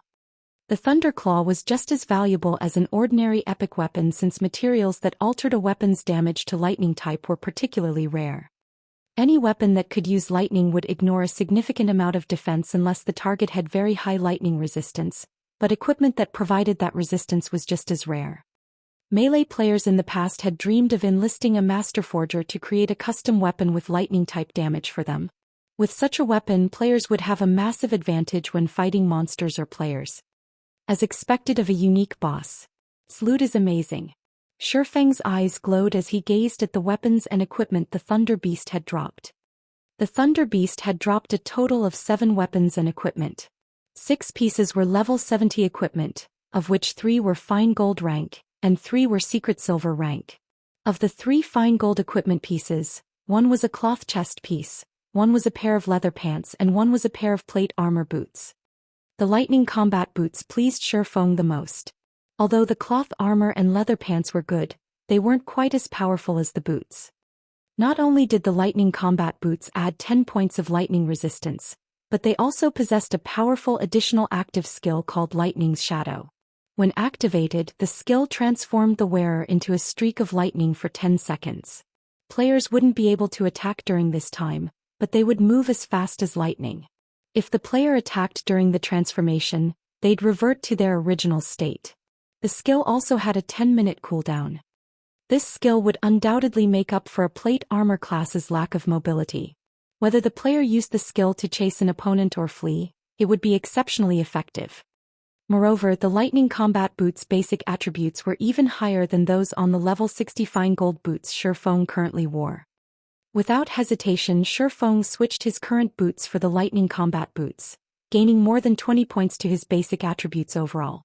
Although the increase was minor, the additional skill, which would drastically increase his survivability, was far more important.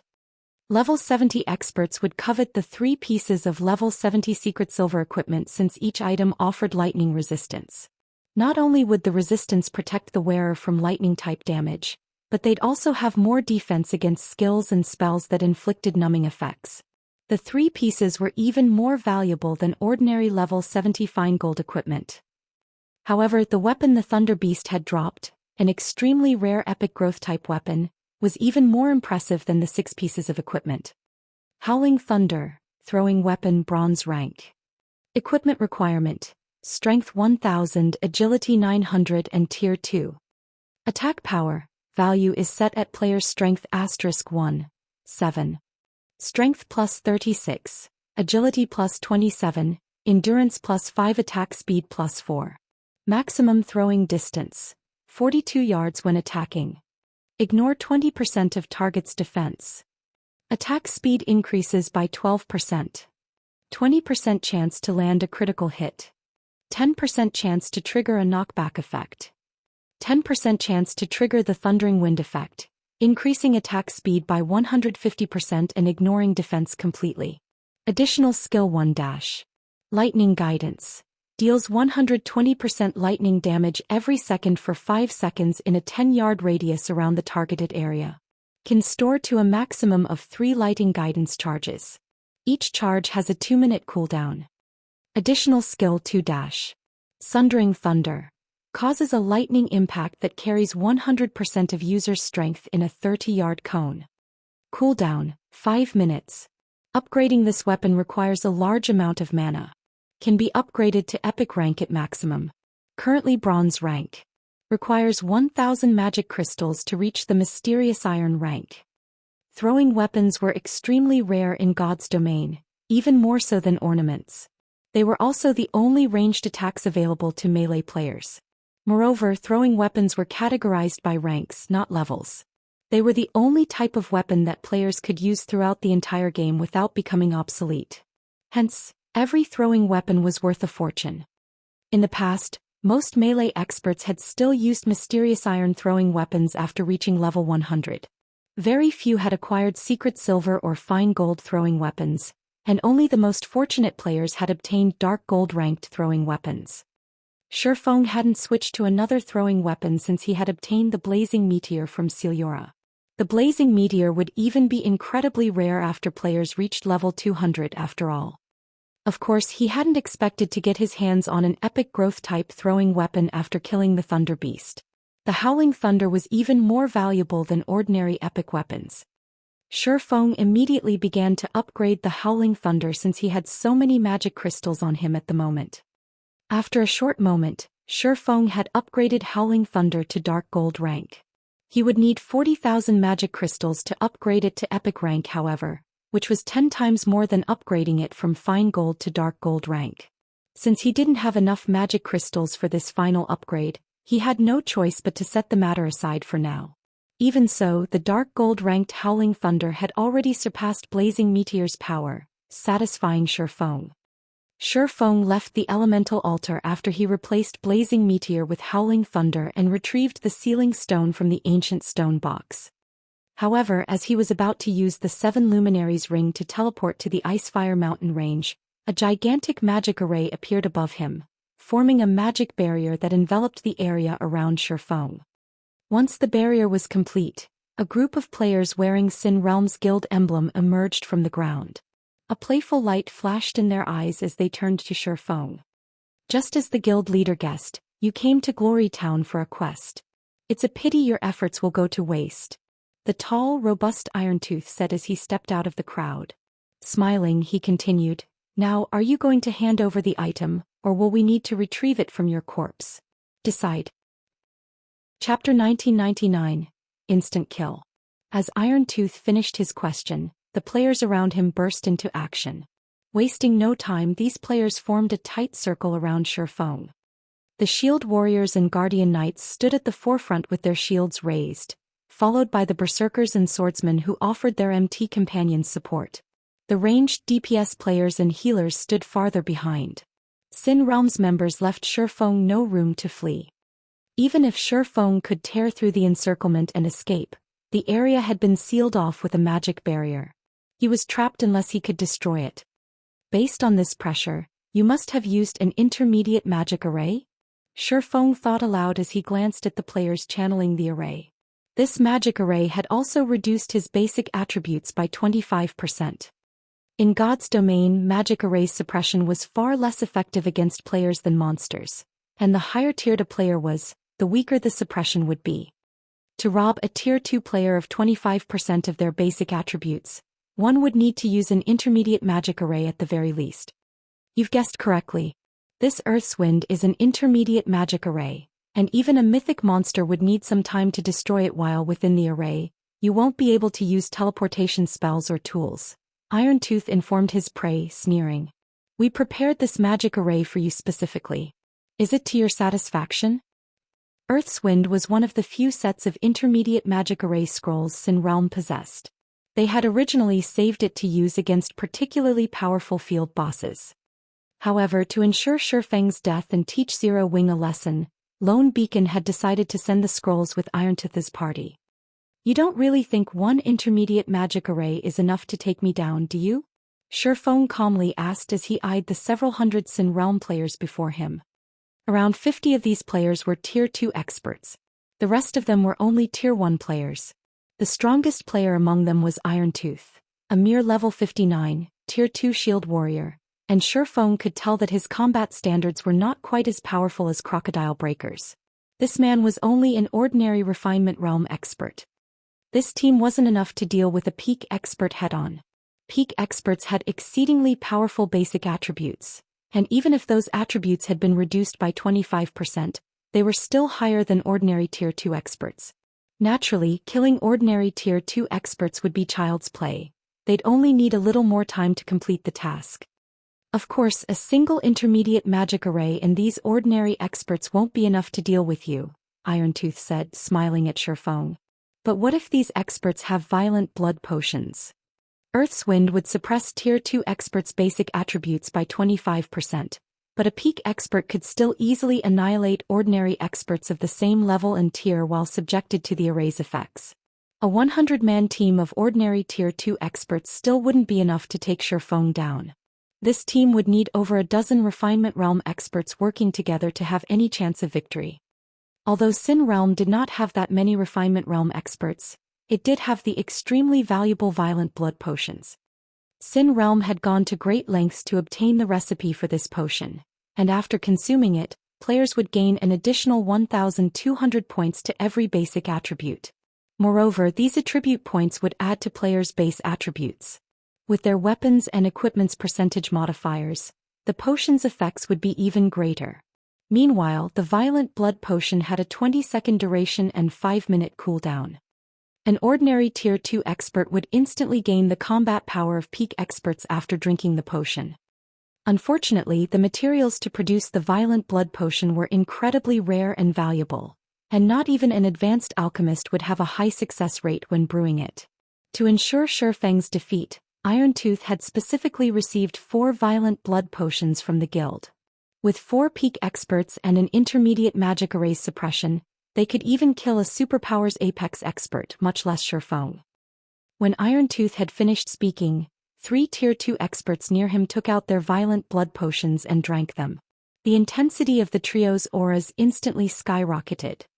The 3 Tier 2 players in question were a berserker, a swordsman, and an assassin. In this lineup, the berserker would act as the MT, the swordsman would offer support, and the assassin would find the opportunity to land the final blow. Yifeng, today we will prove to you and Zero Wing that resisting an attack from Miracle doesn't mean that you can stand up to Sin Realm. Irontooth bellowed as he pointed at Shifeng. Go. Kill this arrogant fool. The trio then advanced on Shifeng. The berserker used charge, the swordsman used wind blade, and the assassin entered stealth. The Violent Blood potion? Watching the approaching berserker and swordsman, Shifeng retrieved Howling Thunder and flicked it. Sundering Thunder. Countless arcs of lightning then surged forth. Once Shifeng had upgraded the throwing weapon to Dark Gold rank, Howling Thunder's skills had considerably improved. Now, Sundering Thunder could exert 180% of its user's strength and covered a 45-yard cone. The attack speed was also extraordinary. The attack caught the charging trio off guard. The impact sent all 3 flying while their HPs rapidly decreased. The Sin Realm members that had stood behind the trio had suffered an even more tragic fate. The Tier 1 players within Sundering Thunder's range died instantly. Only Tier 2 players had survived the attack, although their HPs had fallen to a critical level. While Sin Realm's players were stunned, Shifeng took the opportunity to throw Howling Thunder a second time. Lightning Guidance. Suddenly, 3 arcs of lightning charred the ground beneath the 3 Tier 2 experts that had consumed the Violent Blood potions. Numerous arcs of lightning then descended from the sky and bombarded the area around the trio. Boom. Since Lightning Guidance was an AoE attack, players could only evade it by escaping its range. Meanwhile, numbed by Sundering Thunder's effects, the 3 Tier 2 experts had no hope of dodging out of Lightning Guidance's range before the skill struck. The expert trio lost their remaining HP to the skill after 3 seconds. Not even the healers had time to save them as they lost tens of thousands of HP each second. How is this possible? Irontooth paled when he saw the 3 Tier 2 experts' corpses. Shifeng had killed 3 players with the combat power to rival peak experts without much effort. Moreover, he had accomplished this feat while suppressed by an intermediate magic array. For a moment, Irontooth couldn't believe his eyes. Shifeng, however, wasn't particularly surprised by the outcome. Peak experts were considered such due to their ability to react to danger. Some peak experts could even predict an enemy's attack before the player launched it. While Sin Realm's expert trio had greater combat power than peak experts, their ability to react was no more impressive than an ordinary expert's.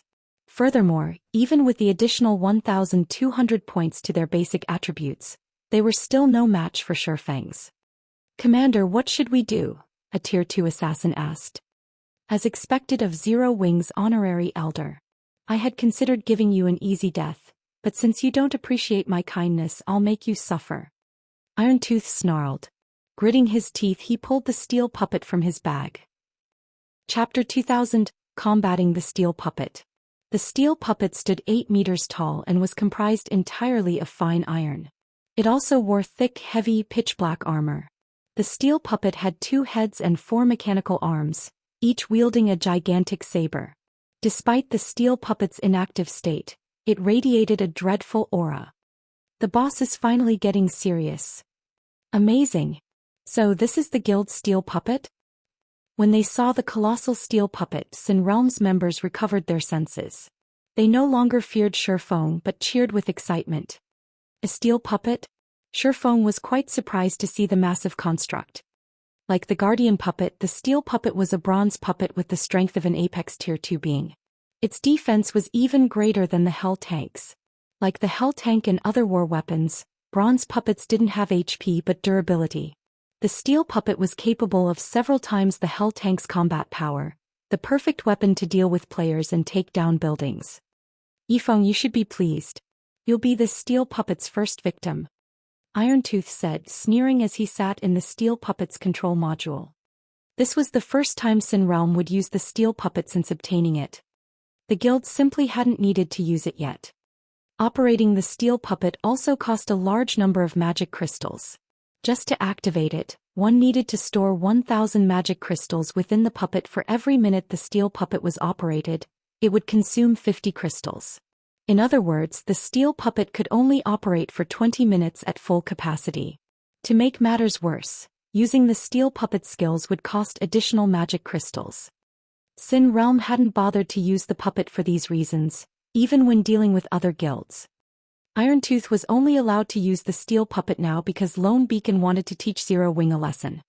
As Irontooth fell silent, he used the steel puppet to advance on Shifeng. The steel puppet's movement speed was extremely high, crossing 50 yards in less than 2 seconds. Upon arriving before Shifeng, the steel puppet swung one of its sabers at the swordsman. Despite the attack's casual nature, its power was at the peak of Tier 3. The wind even howled as the saber soared towards Shifeng. So fast. Shifeng immediately responded by swinging Killing Ray. Boom. With the sound of an explosion, the saber's trajectory altered, and it crashed into the ground beside the swordsman, the impact tearing a 20-meter-long gash in the ground. Shifeng instantly lost over 20,000 HP. You really are something to survive an attack like that. But how will you fare against 4 sabers? Irontooth brandished his 3 remaining weapons after seeing his target only lose a small fraction of his HP. Since a player controlled the steel puppet, all 3 sabers accurately flew towards Shifeng's defensive blind spots. Boom. As one slash after another descended, the blades devastated the ground around Shifeng. The earth trembled violently under the resulting impacts, and some of Sin Realm's nearby players lost their footing.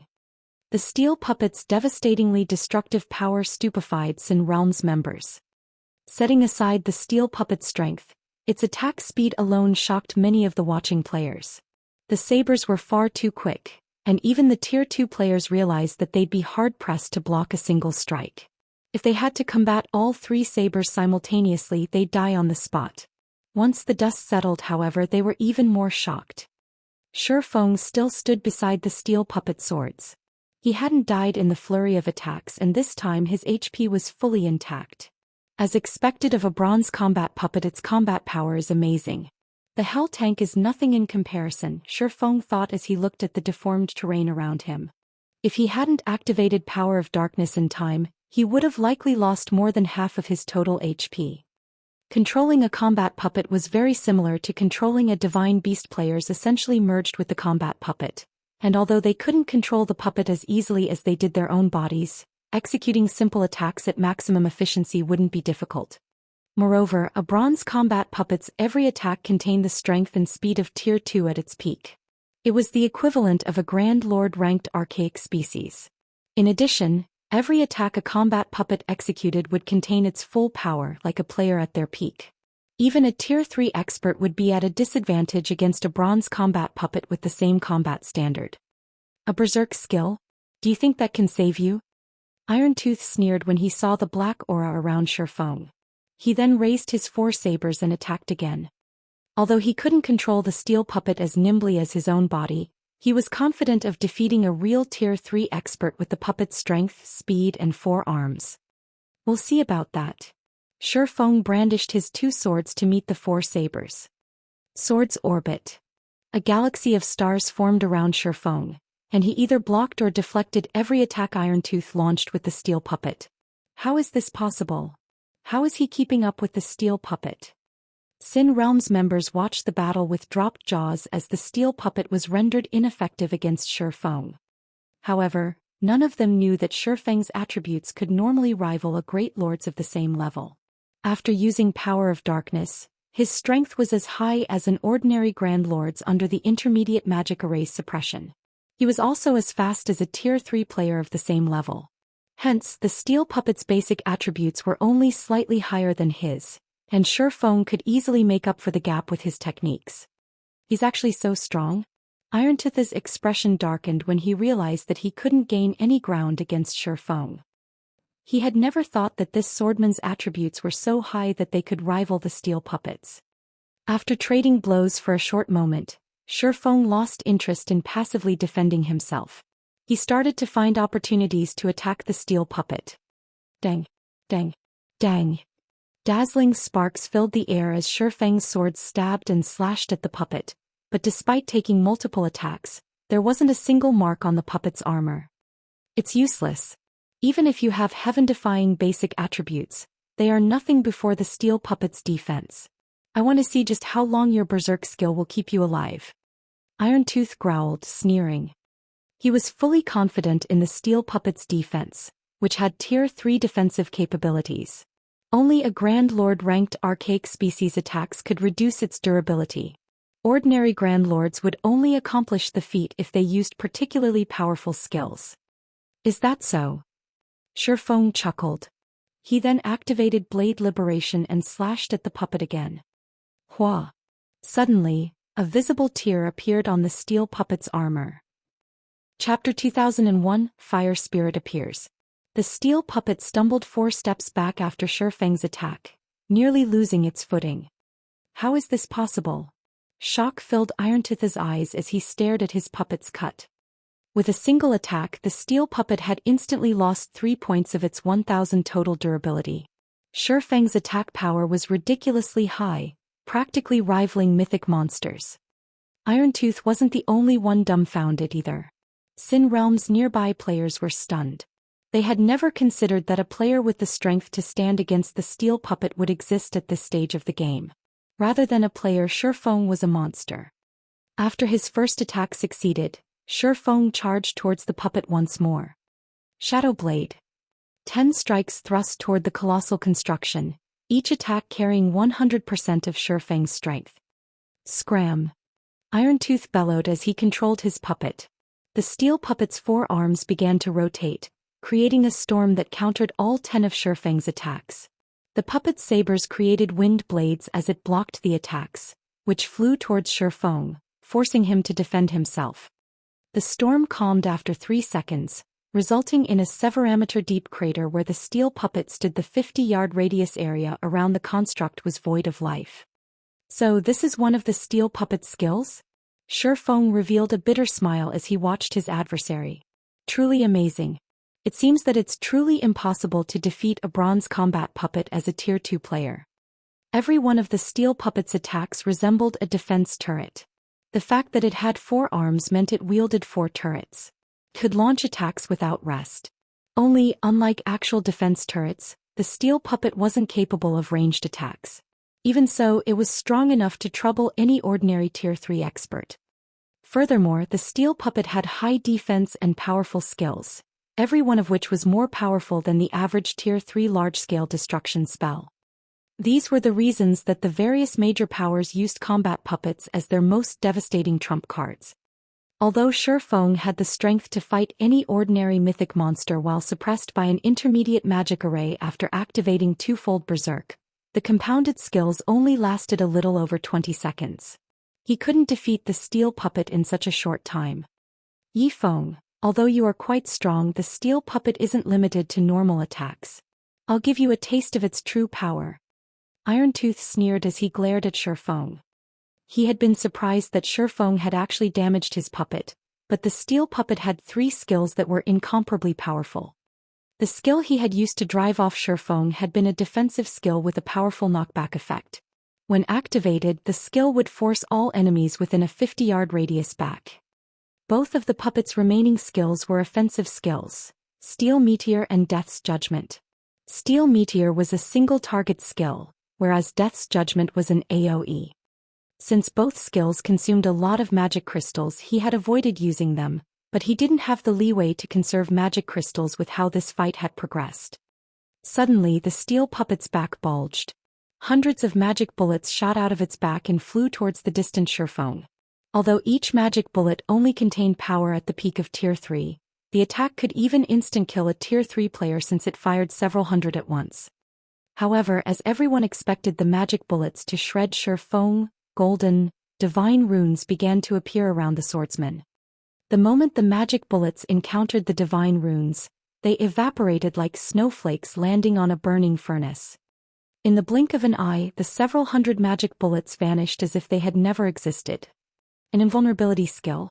Irontith's expression darkened slightly as he watched the divine runes circling Shifeng's body. But then he smiled and said, "Steel Meteor only has a 30-second cooldown. I want to see just how you plan to block the next wave." Sin Realm's watching members laughed. Shifeng might possess heaven-defying combat power, but at the end of the day he was only a player. How could a lone player possibly defeat a war weapon? "I might not be a match for the steel puppet, but I doubt that is the case for your magic barrier," Shifeng said as he glanced at Irontooth. He then dashed towards the magic barrier. "Crap. Stop him!" Irontooth shouted to his subordinates. As Shifeng had said, although he couldn't defeat the steel puppet, he'd have no issues destroying the Earth's wind magic array. The barrier could only endure a few mythic-level hits before it shattered. Sin Realm's members responded by bombarding Shifeng with ranged attacks, but with twofold berserk, Shifeng's movement speed was just too high. Sin Realm's members could barely follow him with their eyes, much less land an attack. In a split second, Shifeng had reached the Earth's wind's magic barrier. Purgatory Pentaslash. As the 5 sword lights descended, the impact cracked the magic barrier. Boom. Following an explosion, the Earth's wind magic array transformed into countless particles of light and disappeared. Shifeng immediately recovered his basic attributes and regained the ability to use tools. "Yifeng, don't even think about escaping." Irontooth charged forward with his steel puppet as the magic barrier faded. Although Shifeng was very fast, the swordsman still wasn't as strong as the steel puppet. As long as he kept up the chase, he'd have no problems reaching his target. "Escape." Shifeng laughed. "It's impolite not to return what one receives. Since you want a fight, I'll give you one." After saying so, Shifeng retrieved the fire spirit from his bag and spent 300 magic crystals to activate it. Suddenly, a massive crimson magic array appeared above him, enveloping the battlefield. The array began to fervently absorb the ambient mana, concentrating it to form an 8-meter-tall flame dragon.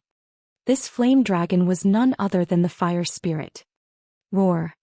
The fire spirit released a furious cry as it descended, its roar shaking the very ground beneath it. At the same time, a frightening aura spread across the battlefield. A level 80 Tier 3 archaic species. How? The Sin Realm members who had been charging towards Shifeng slid to a halt as they stared at the fire spirit, which was roughly as large as the steel puppet, in abject horror. Chapter 2002, Steel Puppet Destroyed. The fire spirit's appearance stunned Irontooth. He's just an honorary elder, yet Zero Wing gave him a Tier 3 archaic species to protect himself? Both surprise and envy overcame Irontooth as he stared at the flame dragon before him. He had never even heard of a tool that could summon a Tier 3 archaic species. A Tier 3 summoning scroll was already enough to cause a fight between the various major powers. Despite Sin Realm's success in the Purple Thorns Kingdom, the guild had only collected 8 Tier 3 summoning scrolls, and every one was reserved as a final trump card. The guild didn't even allow their players access to these scrolls while raiding a particularly important field boss. They would only be used when the guild faced annihilation. Yet Shifeng had just summoned a Tier 3 archaic species, a creature even more powerful than those summoned with Tier 3 summoning scrolls. The guild had only allowed him to use the steel puppet because it could be used repeatedly. It only needed to be refueled with magic crystals. Had the steel puppet been a consumable item like summoning scrolls, he definitely wouldn't have been allowed to use it against Shifeng. When the other Sin Realm members saw the angry fire spirit, they couldn't help but take a step back. They didn't back away because the fire spirit was a Tier 3 archaic species, but because the dragon's aura was growing more intense, which felt painfully uncomfortable. Moreover, a radius of 30 yards around the flame dragon had transformed into a lava field due to its appearance. Players could feel the lava's scorching heat from over 100 yards away, and those with low fire resistance began to lose HP. The players around the fire spirit had no choice but to back up. Only Irontooth, who sat within the steel puppet, remained unaffected. Go. Kill him. Shifeng commanded, pointing at the steel puppet. Upon receiving Shifeng's command, the fire spirit roared again before extending its wings with a flap. Yifeng, do you think you can destroy my steel puppet with one Tier 3 archaic species? Irontooth sneered disdainfully as he watched the approaching fire spirit. He immediately controlled the steel puppet to meet the flame dragon in battle. At the end of the day, a monster was still a monster. Monsters were only capable of defeating players due to their powerful attributes. However, the steel puppet was different. Although controlling the steel puppet was a challenge, it would still exhibit greater combat standards than the average monster when driven by a refinement realm expert like Irontooth. In a situation where the difference in attributes meant nothing, the steel puppet could easily destroy the fire spirit. It would be akin to an expert beating up an ordinary player. The steel puppet swung 2 of its 4 sabers at the fire spirit's claws. At the same time, it swung the other 2 sabers at the fire spirit's head and neck. However, just as the 4 sabers were about to strike the flame dragon, the summoned creature altered its trajectory. Not only had it stopped the 2 sabers that aimed for its claws, but it had also diverted the blades to collide with the other pair of weapons, cleverly neutralizing the steel puppet's offensive. The flame spirit also swept its tail at its opponent, catching the steel puppet off guard with the additional attack. Ping! As the fire spirit's burning tail slammed into its target, the construct was forced to take a step back, now sporting a new burn mark. What? Irontooth's heart skipped a beat as he saw the scorched line across the steel puppet's chest. Irontooth had fought and defeated countless experts in God's domain. Hence he could roughly determine an opponent's combat standards after a brief clash. After the exchange with the dragon before him, Irontooth was certain that its combat standards were in no way inferior to an expert player's, and not just any ordinary expert. By Irontooth's estimates, the fire spirit's combat standard should reach the late stage of the trial tower's 5th floor. It was terrifying. His combat standards while controlling the combat puppet were only on par with players that could reach the 5th floor's early stage. He barely hit the mark of an ordinary expert. Even so, he was confident of facing multiple Tier 2 Apex experts at once and coming out victorious. Yet not only did this flame dragon have the strength and speed to rival the steel puppet, but it also had higher combat standards than the construct. Just thinking about it caused a chill to crawl down Irontooth's spine. With such power, the fire spirit would be even more frightening than a steel puppet in large-scale combat. Meanwhile, Shifeng's eyes glowed after watching the exchange. As expected of an advanced fire spirit, it already possesses such a high combat standard despite only being a Tier 3 archaic species.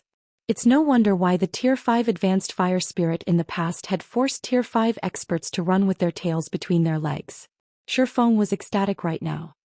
Unlike an ordinary fire spirit, an advanced fire spirit's intellect wasn't constant. The more mysterious flames an advanced fire spirit devoured, the greater intellect it would possess. It would have no trouble surpassing refinement realm experts' combat standards. Including the dragon's superior basic attributes, not even apex experts of the same standard would be a match for the advanced fire spirit. Furthermore, the advanced fire spirit had a plethora of curses. Yifeng, I have to give it to you. I didn't think you would use such a precious tool to save your skin. Irontooth said as he glared at Shifeng. Gritting his teeth, he turned to look at his teammates and said, "We're retreating." After this last encounter, he realized what outcome awaited him if he continued this fight. While he did not mind dying here, he couldn't afford to lose the steel puppet. The fire spirit had already proven that it could damage the construct, and if this battle dragged on, there was a very high chance that the dragon before him would deplete the steel puppet's durability and turn it into a pile of scrap metal. Leaving? Shifeng smiled. Do you think I'll allow that? You couldn't stop us even if you wanted to. Irontooth snapped. The steel puppet's combat power was at the apex of Tier 3 due to its overwhelming strength and speed. Even a Tier 3 archaic species would struggle to catch up to it. Is that so? Shifeng retrieved the Ring of Gospel and activated World Projection. With Shifeng in the center, World Projection enveloped a 3,000-yard radius. World Projection suppressed the flow of mana within range. By doing so, it reduced players' physique and basic attributes. Players would also be prevented from teleporting and communicating with the outside world. Although World Projection couldn't reduce a combat machine's attributes, it affected the steel puppet's performance by stagnating the flow of mana. Controlling it would become far more difficult, and even the steel puppet's speed would be affected. The moment World Projection took effect, the fire spirit resumed its attack on the construct. This time, damaging the steel puppet was much easier for the flame dragon, and the construct lost 1 point of durability after another. Shifeng wasn't idle in the meantime. He jumped in the fray, hunting down Sin Realm's other members. While he was still under the effects of twofold berserk and World Projection suppressed his targets, Shifeng slaughtered the fleeing Sin Realm players. No. Irontooth's heart pounded as he watched the steel puppet's durability dwindle. However, no matter how Irontooth tried to flee, he couldn't shake off the flame dragon. During the chase, the fire spirit cast one Tier 3 curse after another, rapidly devouring the steel puppet's durability. 952. 814. 648. Finally, before 5 minutes had passed since the fire spirit had graced the battlefield, both the steel puppet and Irontooth had been obliterated by the flame dragon's Tier 3 curses. Chapter 2003, Famous in Purple Thorns. Crimson flames devoured the forest outside of the elemental altar. When the expert players gathering herbs nearby turned to look, they were stupefied. They weren't surprised by the burning forest, but by the 8-meter-tall flame dragon that flew above the inferno. The dragon's wingspan was over 20 meters, and its flaming body illuminated the dark, smoky sky. A dragon. Crap. That's a level 80 Tier 3 archaic species. Isn't this area only supposed to have up to level 75 monsters? Is some kind of event taking place over there? Curiosity filled these experts as they watched the flame dragon. They began to head towards it to investigate. Events were commonplace in God's domain, and if players could complete them, they could receive bountiful rewards. Lying in the sea of fire was the steel puppet's heavily damaged body. As expected of a bronze combat puppet, it certainly wasn't easy to destroy. Anticipation filled Shifeng as he gazed at the destroyed steel puppet. He had his own guardian puppet design, and as long as the Candlelight trading firm nurtured enough master lifestyle players and collected the necessary materials, he'd start producing his own bronze combat puppets. Like other war weapons, a force required a certain number of combat puppets to display their true potential. Had Sin Realm arrived with 3 or 4 of these constructs, Shifeng would have found it difficult to escape, much less win the fight. Multiple combat puppets were necessary due to their overly monotonous attacks. Dodging and deflecting their attacks was simple, but if enough of these attacks targeted a player, even peak experts would fall. A single bronze combat puppet was already capable of displaying such power. Shifeng found it truly hard to imagine what kind of power 10 or even 100 bronze combat puppets could exhibit. Taking down guild towns would be child's play. As Shifeng recalled the fire spirit and prepared to leave using the 7 luminaries ring, he noticed 2 golden lights from beside the steel puppet's remains. Irontooth's loot? Shifeng approached curiously. However, he was astonished after picking up the 2 items. One of the items was a pair of level 55 secret silver ranked plate armor boots, and the other was a gemstone block within a steel frame. Level 55 secret silver equipment was considered top tier at this stage of the game. Even first-rate guilds had a very small number of such items. Shifeng assumed the boots had dropped from Irontooth. However, Irontooth wasn't the origin of the gemstone block. Rather, it had dropped from the destroyed steel puppet. The steel core. This had been the steel puppet's power source, a must-have item when producing combat puppets. Combat puppets' power sources were the most difficult part to produce. Even intermediate master forgers had an incredibly low success rate when forging them. With this, I've just earned a free combat puppet. Shifeng grinned at the undamaged steel core. Now he only needed to construct a guardian puppet's frame and insert this core. Fortunately, while a bronze combat puppet's power source was difficult to produce, the other parts were not. Basic master lifestyle players could easily handle the rest. After Shifeng stored the steel core, he teleported to the Icefire Mountain range with the 7 Luminaries ring. After some time, the Tier 2 assassins that had been busy collecting herbs quietly snuck onto the battlefield. However, upon seeing the fallen steel puppet and its surroundings, they were stunned. What a huge robot! What's going on? What happened here? The terrain has been utterly destroyed. Once the crowd recovered from their shock, they noticed a player's corpse lying near the steel puppet. However, when they saw the player's appearance, they were flabbergasted. Sin Realm's Irontooth? Why is he here? This can't be real, right? Irontooth is one of Sin Realm's 7 great experts. He's the lead MT of Sin Realm's main force. How could he have died here? Hold on. There are traces of another player, but they seem to have teleported away with a return scroll or something. Did they kill Irontooth? When the crowd considered the possibility, a chill ran down their spines. Some of the players immediately posted what they had found on the Purple Thorns Kingdom's official forums, and the matter caused a sensation among the kingdom's general populace. Amazing! Someone actually killed Sin Realm's Irontooth. But who would be so bold? Irontooth died near Glory Town. Crocodile Breaker also died in the town earlier. It must be Yifeng's doing. There's no way this is a coincidence. He killed 2 of Sin Realm's great experts so soon after arriving in the kingdom? Amazing. Yifeng is simply awesome. Sin Realm definitely won't let Yifeng off the hook now. Sure enough, Zero Wing is immensely powerful. It seems that our kingdom is going to get interesting.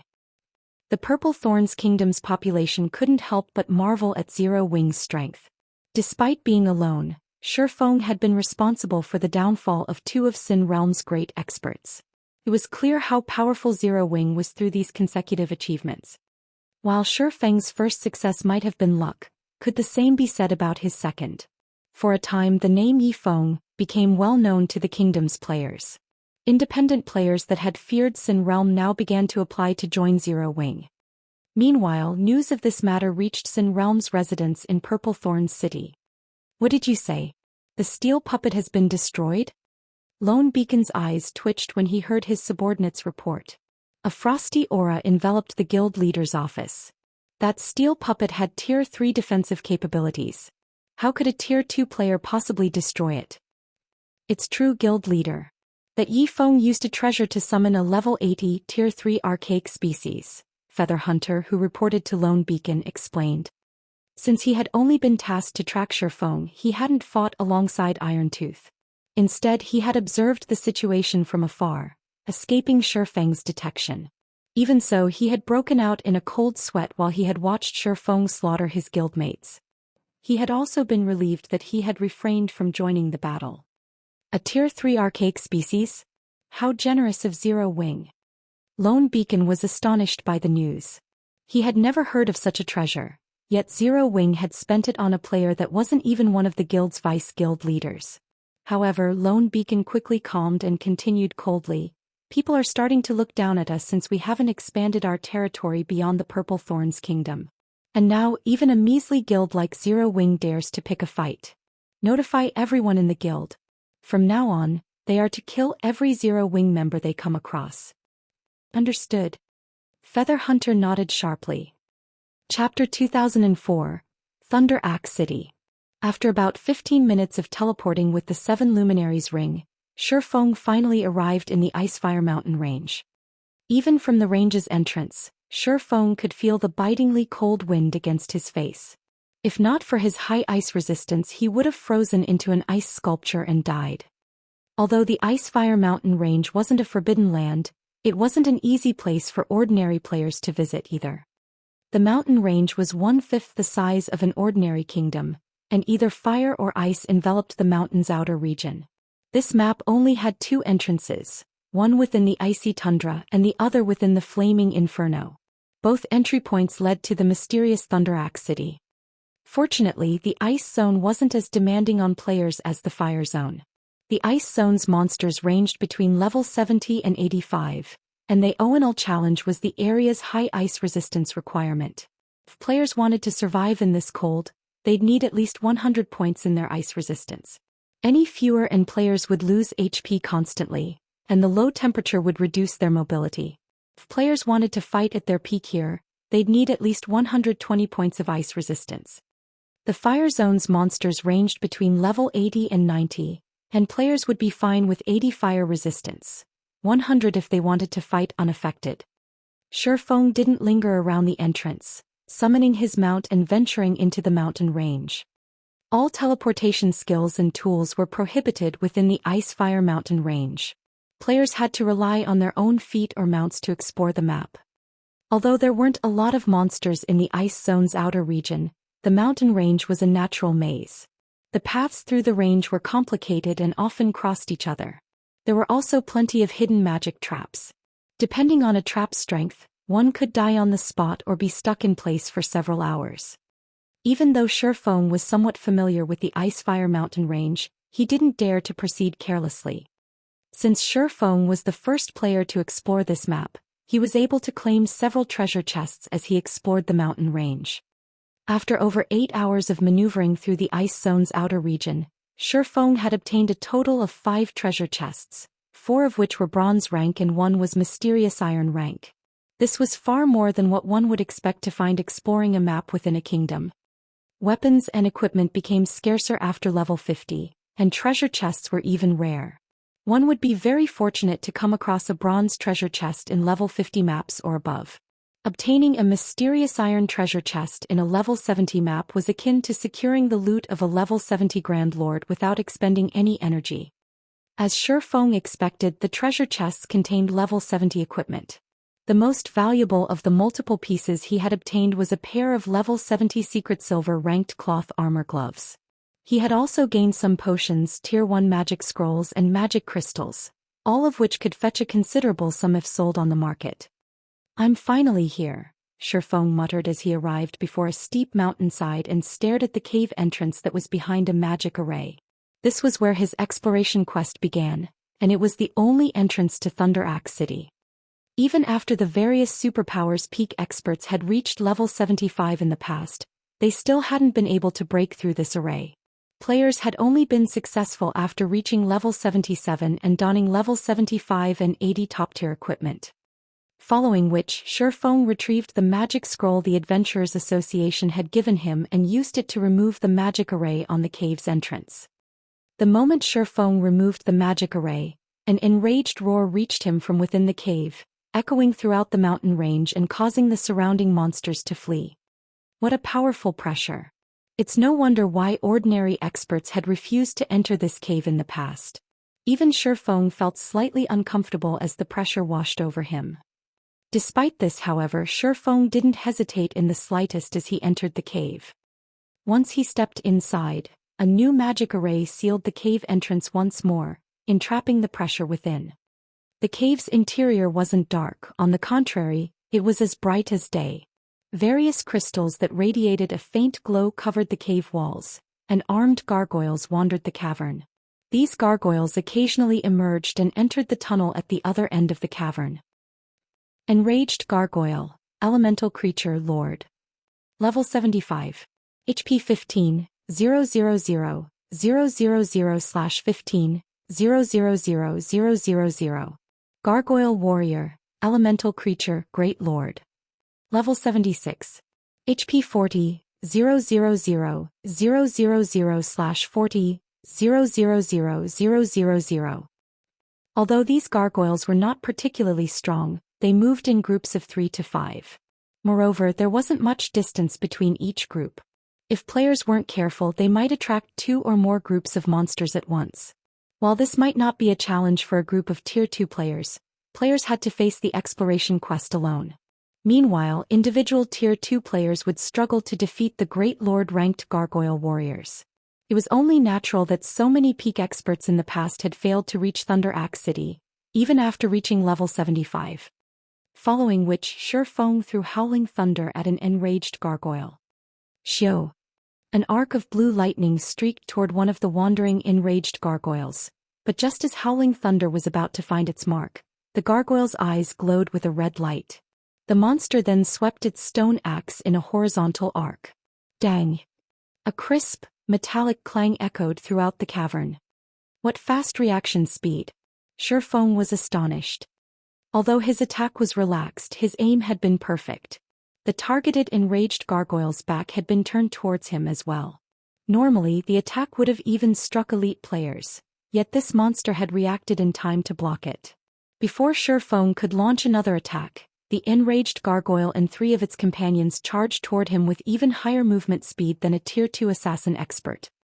What about this then? Feng threw Howling Thunder again. Tier 1 throwing skill Phantom Thorns.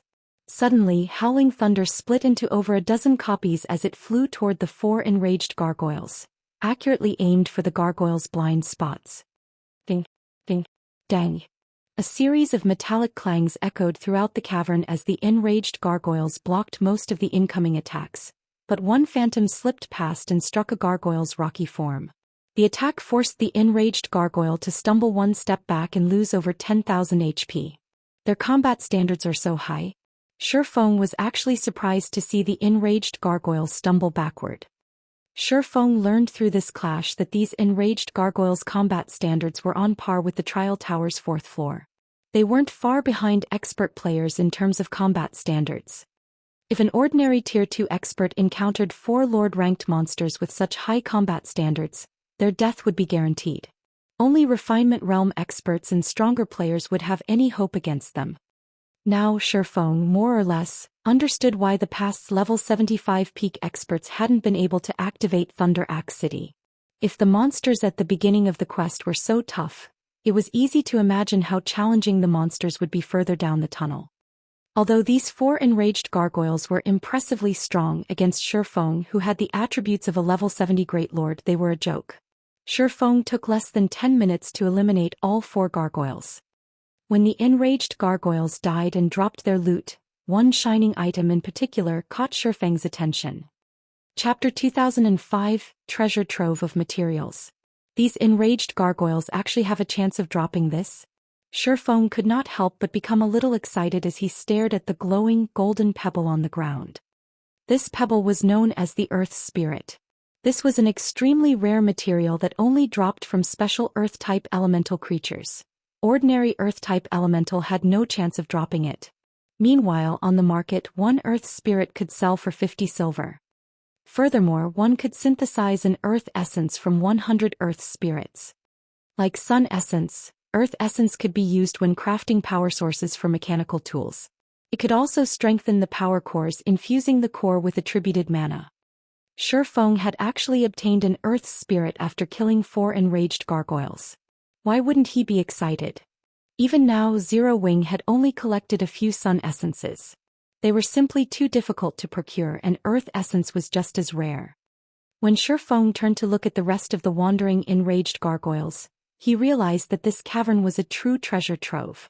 He then retrieved the Bible of Darkness and Fire Spirit, summoning a level 85 Tier 3 demon and the level 80 Flame Dragon to annihilate the enraged gargoyles. He had no intention of slowly grinding these monsters. Instead, he directed his demon to lure and gather multiple groups of these enraged gargoyles and gargoyle warriors. The enraged gargoyles were only lords, and both types of gargoyles were melee monsters. The level 85, Tier 3 demon could easily maneuver around most of their attacks. The demon had gathered every monster within the cavern and a few from the distant tunnel. There were easily over 100 gargoyles chasing the demon. So many monsters could annihilate a 1,000-man elite team without effort, and not even the level 85 Tier 3 demon would last long against the group. In fact, the demon had already lost more than a quarter of its HP by luring these monsters. If the demon hadn't had such a level advantage, these gargoyles, all of which possessed incredible combat standards, would have long since devoured it. Excellent. Feng ordered the fire spirit to join the fray as the Tier 3 demon ran back from the distant tunnel. When the fire spirit had become a level 80 Tier 3 archaic species, it had gained plenty of Tier 3 curses. The flame dragon alone could make up for the DPS of several Tier 3 great mages. Shortly after the demon left the tunnel, a sea of fire engulfed the area behind it. The dirt floor under the inferno melted, transforming into a field of molten lava. The moment the gargoyles entered the lava field, their movement speeds decreased by 90% as if they had stepped into a muddy swamp. They also lost over 400,000 HP per second. Joining the attack, Feng used Flame Domain, and a towering fire pillar enveloped the tunnel's entrance, catching every gargoyle within. Although his Flame Domain only dealt a little more than minus 200,000 damage each second, which couldn't compare to the fire spirit's DPS, it was still an impressive amount of damage. As the gargoyles tried to flee the lava field, the flame dragon cast another Tier 3 curse. A vortex of raging flames manifested in the center of the gargoyle army, pulling the monsters into the fire and preventing them from escaping the lava field. At the same time, damages exceeding minus 300,000 appeared above the gargoyles' heads every second, and this damage increased as time passed. Taking advantage of the opportunity, Feng and the Tier 3 demon used one AoE attack after another. Under the constant bombardment, the enraged gargoyles quickly lost all of their HP and collapsed, items appearing beside their corpses, but despite their high levels they awarded very little EXP. By the time the gargoyles escaped the lava field, only 24 or so monsters remained of the 100+ group. Aside from 5 gargoyle warriors, the surviving monsters were enraged gargoyles with only a strand of HP remaining. Feng immediately instructed his Tier 3 demon and flame dragon to destroy the gargoyle warriors while he took care of the low HP enraged gargoyles. After another 10 minutes or so, every lured gargoyle was dead, leaving a spread of items behind. Although the dropped items were only materials, Feng was delighted by the outcome. He had gained 16 earth spirits from this wave as well as various rare ores. He had even acquired Titan ore, a metal that was exceptionally rare in the outside world. Although Titan ore was not as good as fine Titan ore, which could be smelted into fine Titan ingots directly, Feng could create fine Titan ingots with his harvest. However, he'd need 10 times as much Titan ore to do so. After tidying up the loot, Feng continued to rely on the Tier 3 demon to lure monsters from the tunnel, clearing the tunnel out while advancing. The cave was like a maze, and the farther Feng ventured, the more monsters he encountered. The monsters also grew stronger as he progressed through the tunnel system. However, this strength increase wasn't in the form of basic attributes, but combat standards. The monsters he had initially fought had combat standards at the early stage of the Trial Tower's 4th floor, but he soon encountered monsters on par with the 4th floor's middle stage. While this increase might not seem significant, the difficulty of eliminating these monsters increased by a large margin. If not for the Tier 3 demon and fire spirit's attribute and level advantages, Feng wouldn't have been able to explore this maze.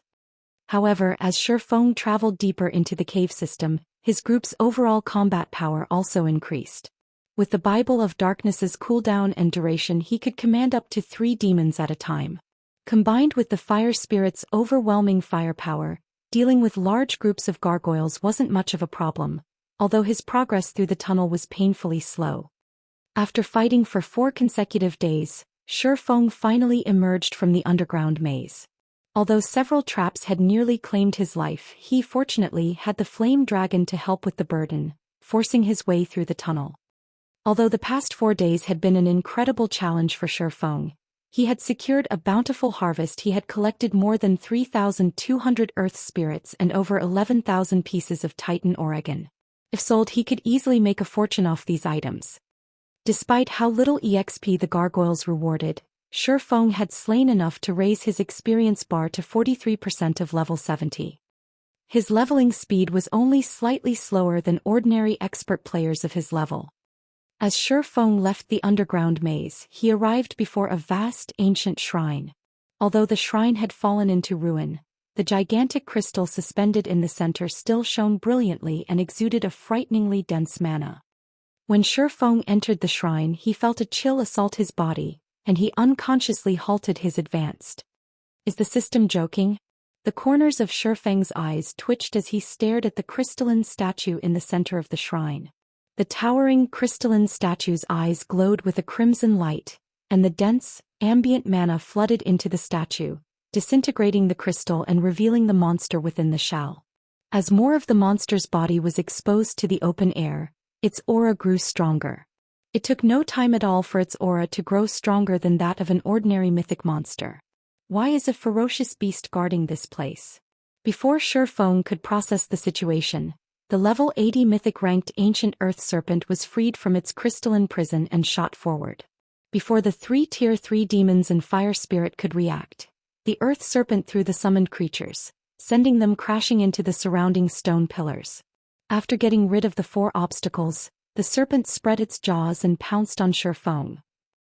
Chapter 2006, Altar. The ancient earth serpent's sudden attack caught Shifeng off guard. Moreover, it was so fast that even Tier 3 Apex experts struggled to react in time. Needless to say, responding to this attack was impossible for a level 70 Tier 2 player like Shifeng. Ancient Earth Serpent, Ferocious Beast, Mythic. Level 80. HP? / It's over. Shifeng could only watch as the ancient Earth Serpent's massive jaws descended on him. With no other choice, he activated Absolute Domain, but even he doubted that the invulnerability skill would be useful against the Earth Serpent. The ancient Earth Serpent was an apex monster, even among ferocious beasts. It had been capable of slaughtering gods in ancient times, and its life rating was now weaker than a dragon's. According to legend, the strongest ancient Earth Serpent had even devoured gods. Since the ancient Earth Serpent's stomach was a gate to another dimension, the swallowed gods had been trapped until death had come to claim them. Although the ancient Earth Serpent before him was only a level 80 mythic monster, it was a bona fide ferocious beast. He couldn't avoid being eaten even if he activated an invulnerability skill. Sure enough, the ancient Earth Serpent swallowed Shifeng whole. After devouring Shifeng, the ancient Earth Serpent began to attack the Tier 3 demons and Flame Dragon, which had just recovered from the previous attack. Meanwhile, Shifeng found himself surrounded by darkness. Although he hadn't received any damage, a powerful suction prevented him from moving. He could only allow the force to drag him towards the small dot in the ancient Earth Serpent's stomach. Although the dot seemed small, it grew as Shifeng approached. Have I failed? Shifeng watched the black dot grow in frustration. Although he had not challenged the Thunder Axe City's exploration quest personally before, he had learned about it in the past. Based on what he had heard, the Guardian boss should have been an ordinary mythic monster.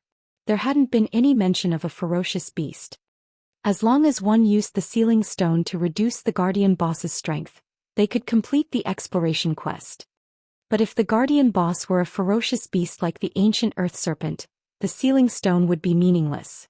Not even level 80 players could contend with a level 80 Grand Lord ranked ancient Earth Serpent. Even summoning a Tier 4 existence to fight would result in the same outcome. The ancient Earth Serpent's life rating was in no way inferior to that of dragons. Even at the Grand Lord rank, the ancient Earth Serpent could easily defeat Tier 4 monsters. Moreover, as a ferocious beast, the ancient Earth Serpent possessed an extraordinary life force. Unlike other monsters, the serpent recovered 2% of its HP per second and wielded heaven-defying innate skills. A level 150 mythic ancient Earth Spirit had appeared in God's domain in the past. To raid it, a superpower had formed a 100-man expert team of 95 Tier 4 players and 5 Tier 5 players. The team had been the best any superpower could muster, but it had still been annihilated in the end. The level 150 ancient Earth Serpent had only been slain after players had reached Tier 6. Although the ancient Earth Serpent he currently faced was only a level 80 mythic monster, not even a 100-man team of level 100, Tier 3 players had any hope of defeating it. A short moment later, the mysterious force within the serpent pulled Shifeng into the black dot. He immediately felt time and space warp around him. When he opened his eyes, he was stupefied by the scene before him. Where is this? Shifeng observed his surroundings in a daze. He stood on an altar that floated in an endless void. A magic barrier which prevented this world's boundless power from crushing the altar enveloped it. In addition, a colossal serpent of immeasurable length had wrapped itself around the city-sized altar. This was none other than the gigantified ancient earth serpent. If not for the magic barrier, Shifeng had no doubt that the ancient earth serpent could easily devour the altar in a few bites. Examining the altar on which he stood, Shifeng realized that it was empty. Only 12 light pillars were located in the altar's center, in addition to an eye-catching treasure chest made of 7 luminaries crystals at the core. 7 luminaries crystal was intensely rare and valuable in God's domain. One could sell a fist-sized crystal and earn enough money to live the rest of their life without worrying about food or shelter. Shifeng couldn't help but walk towards the treasure chest when he saw it, but when he was over 200 yards away, the 12 light pillars released a blinding glow. Responding to his movements, the light pillars launched one beam attack after another at the intruding swordsman. Not only were these attacks incredibly fast, but they were also nimble and flexible. 12 light beams assaulted Shifeng from multiple directions in the blink of an eye. Absolute Domain's duration had already ended, and not daring to be careless, Shifeng activated Heavenly Dragon's power and brandished his 2 swords. Boom. Every one of the 12 beam attacks had tier 4 strength, and the instant his blades encountered the beams, Shifeng felt his arms go numb. Fortunately, he had successfully stopped all 12 attacks from landing and deflected a few. In the end, he only lost a little over 10,000 HP. With Heavenly Dragon's power, he could afford to block another 40 waves of attacks without a problem. However, as the 12 light pillars brightened again, Shifeng noticed that the altar had begun to disintegrate around the edges. It seems I have no choice but to give it my all. Shifeng understood that his life was on the line. If he did not reach the treasure chest quickly enough, either the 12 light pillars would kill him, or he'd die from falling into the endless void. Shifeng dashed toward the treasure chest. However, as he grew closer to it, avoiding the light pillars' attacks became trickier. Why does this situation seem so much like the Realms of Truth trial? Once Shifeng was within 100 yards of the treasure chest, he realized that the light pillars' attacks were not without purpose. He also understood that no player could set foot within 100 yards of the treasure chest unless they had entered the Realms of Truth. Is this place testing players' advancement in the Realms of Truth? The closer Shifeng got to the treasure chest, the more frenzied the 12 light pillars' attacks became. After some point, the light pillars had begun to launch far more attacks. If he hadn't already reached the Ascension realm and weren't able to utilize the beam attacks to nullify others, he wouldn't have been able to advance. Faced with more frequent attacks, Shifeng executed Sword's Transmigration, the strongest combat technique in his arsenal. Although the combat technique was a massive burden on his stamina and concentration, he had no choice if he wanted to move farther. However, he continued to lose HP rapidly after executing Sword's Transmigration. Seeing this, he activated Void Shield. Once Shifeng was within 50 yards of the treasure chest, the attack's ferocity increased yet again. At this time, Void Shield's energy reserve quickly drained, and his HP began to plummet again. 80%, 60%, 30%. When only 20 yards separated him from his target, Shifeng knew that he didn't have enough HP to last as he crossed the remaining distance. He was at his limit. If attack's intensity increased any further, he would have no hope of survival. Screw it. Realizing that he couldn't get through this trial in his current state, Shifeng steeled his heart and activated Blade Awakening, the second legacy berserk skill he had learned. His basic attributes and physique skyrocketed, significantly improving his reactions. Following which he activated Blade Dance, a legacy skill he was not adept at using. He then retrieved Netherworld Brilliance, the weapon he had ignored in his bag for so long, and used it, killing Ray and the Abyssal Blade to block the incoming beam attacks. As he executed Sword's Transmigration with 3 swords, the technique's defensive capabilities rose considerably. In no time at all, Shifeng arrived before the 7 Luminaries treasure chest. Chapter 2007, Ring of Gospel upgraded. The moment Shifeng entered the circle of the 12 light pillars, the attacks stopped. Seeing this, he breathed out a sigh of relief. At this moment, he had less than 10% of his HP remaining.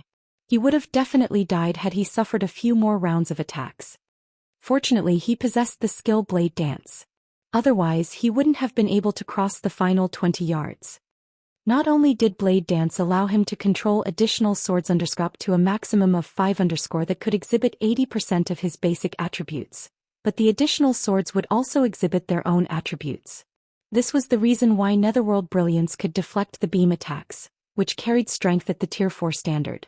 The extra swords would be much more powerful than the Abyssal Blade Phantom summoned using 9 Dragons / Since Shifeng had twofold Berserk activated, Netherworld Brilliance displayed strength close to rivaling ordinary mythic monsters of the same level. If not for Blade Dance and Netherworld Brilliance, he definitely wouldn't have gotten a single step past the 20-yard mark, doomed to be whittled to death by the beam attacks. I wonder what is inside this treasure chest to warrant such a test? Even a domain realm expert would have died to those beam attacks without any achievements in the realms of truth. Even now, when Shifeng looked at the 12 light pillars hovering above him, he still shuddered involuntarily in fear. The difficulty of this quest definitely surpassed that of the epic rank. Shifeng found it hard to believe that a player below level 80 had managed to complete the quest after all. Even he, someone who had reached the second stage in the realms of truth, had to rely on 3 swords to defend himself, and just barely passed. After resting for a while, he carefully approached the treasure chest made entirely of 7 luminaries crystals. He then tapped his finger on the chest and chose to activate it. Immediately, a loading bar appeared before his eyes. The instant the loading bar filled up and the treasure chest opened, the 12 light pillars hovering overhead transformed into 12 streaks of light that flowed into the treasure chest, which then released a colorful glow. Shortly afterward, Shifeng felt a horrific pressure coming from the treasure chest. This pressure spread out like a boundless ocean. Shifeng could not move his body at all, not until after the pressure started lightening up. Meanwhile, once the colorful glow disappeared, the items inside the treasure chest came into view. The treasure chest held a total of 3 items. One was a Rubik's Cube made of 7 luminaries crystal, one was an orb that gave off a fiery glow, and one was a crystal that gave off a dazzling purple glow. No wonder the test was so difficult. The reward is so generous. Realization immediately dawned upon Shifeng as he took in these 3 items. He could not help but grow ecstatic, his eyes nearly popping out of their sockets. This was especially true when he looked at the fiery orb and the dazzling crystal.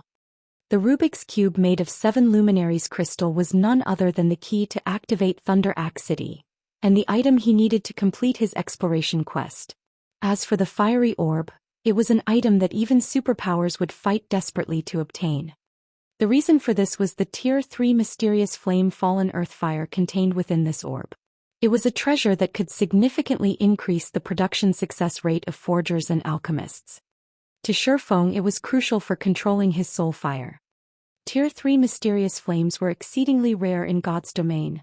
There might not even be one Tier 3 mysterious flame in an entire kingdom. Its value was not the slightest bit lower than that of a fragmented legendary item.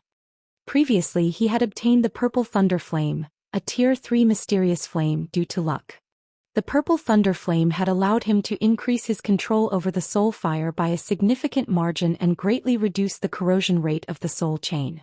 If he could absorb another Tier 3 mysterious flame, he might be able to gain full control over the soul fire. Then he would not have to worry about the corrosion of the soul chain.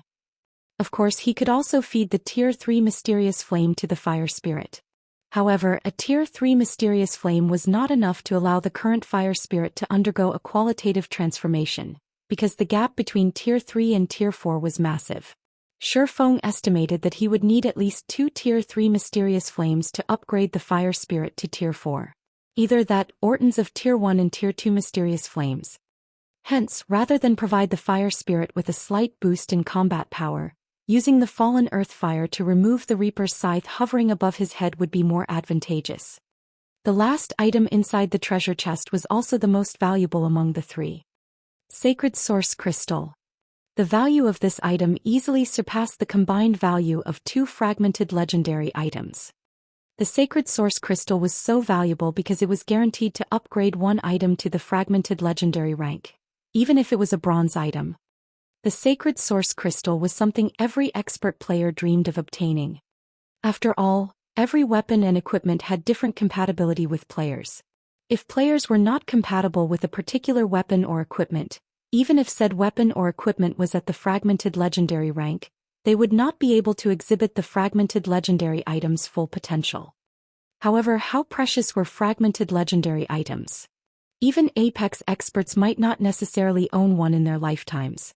One would be fortunate to obtain a fragmented legendary item, let alone be picky about one's compatibility with it. Hence, the scarcity of fragmented legendary items allowed the sacred source crystal to shine. There were millions and billions of weapons and equipment available in God's domain. While fragmented legendary items might be extremely rare, items between the bronze and dark gold rank were everywhere.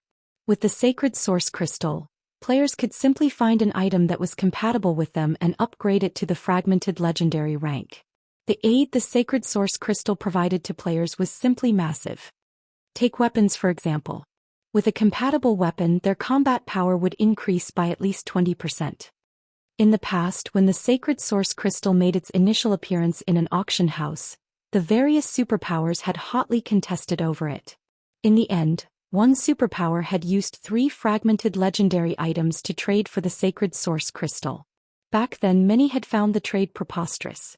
As a result, many had ridiculed the buyer for making a loss.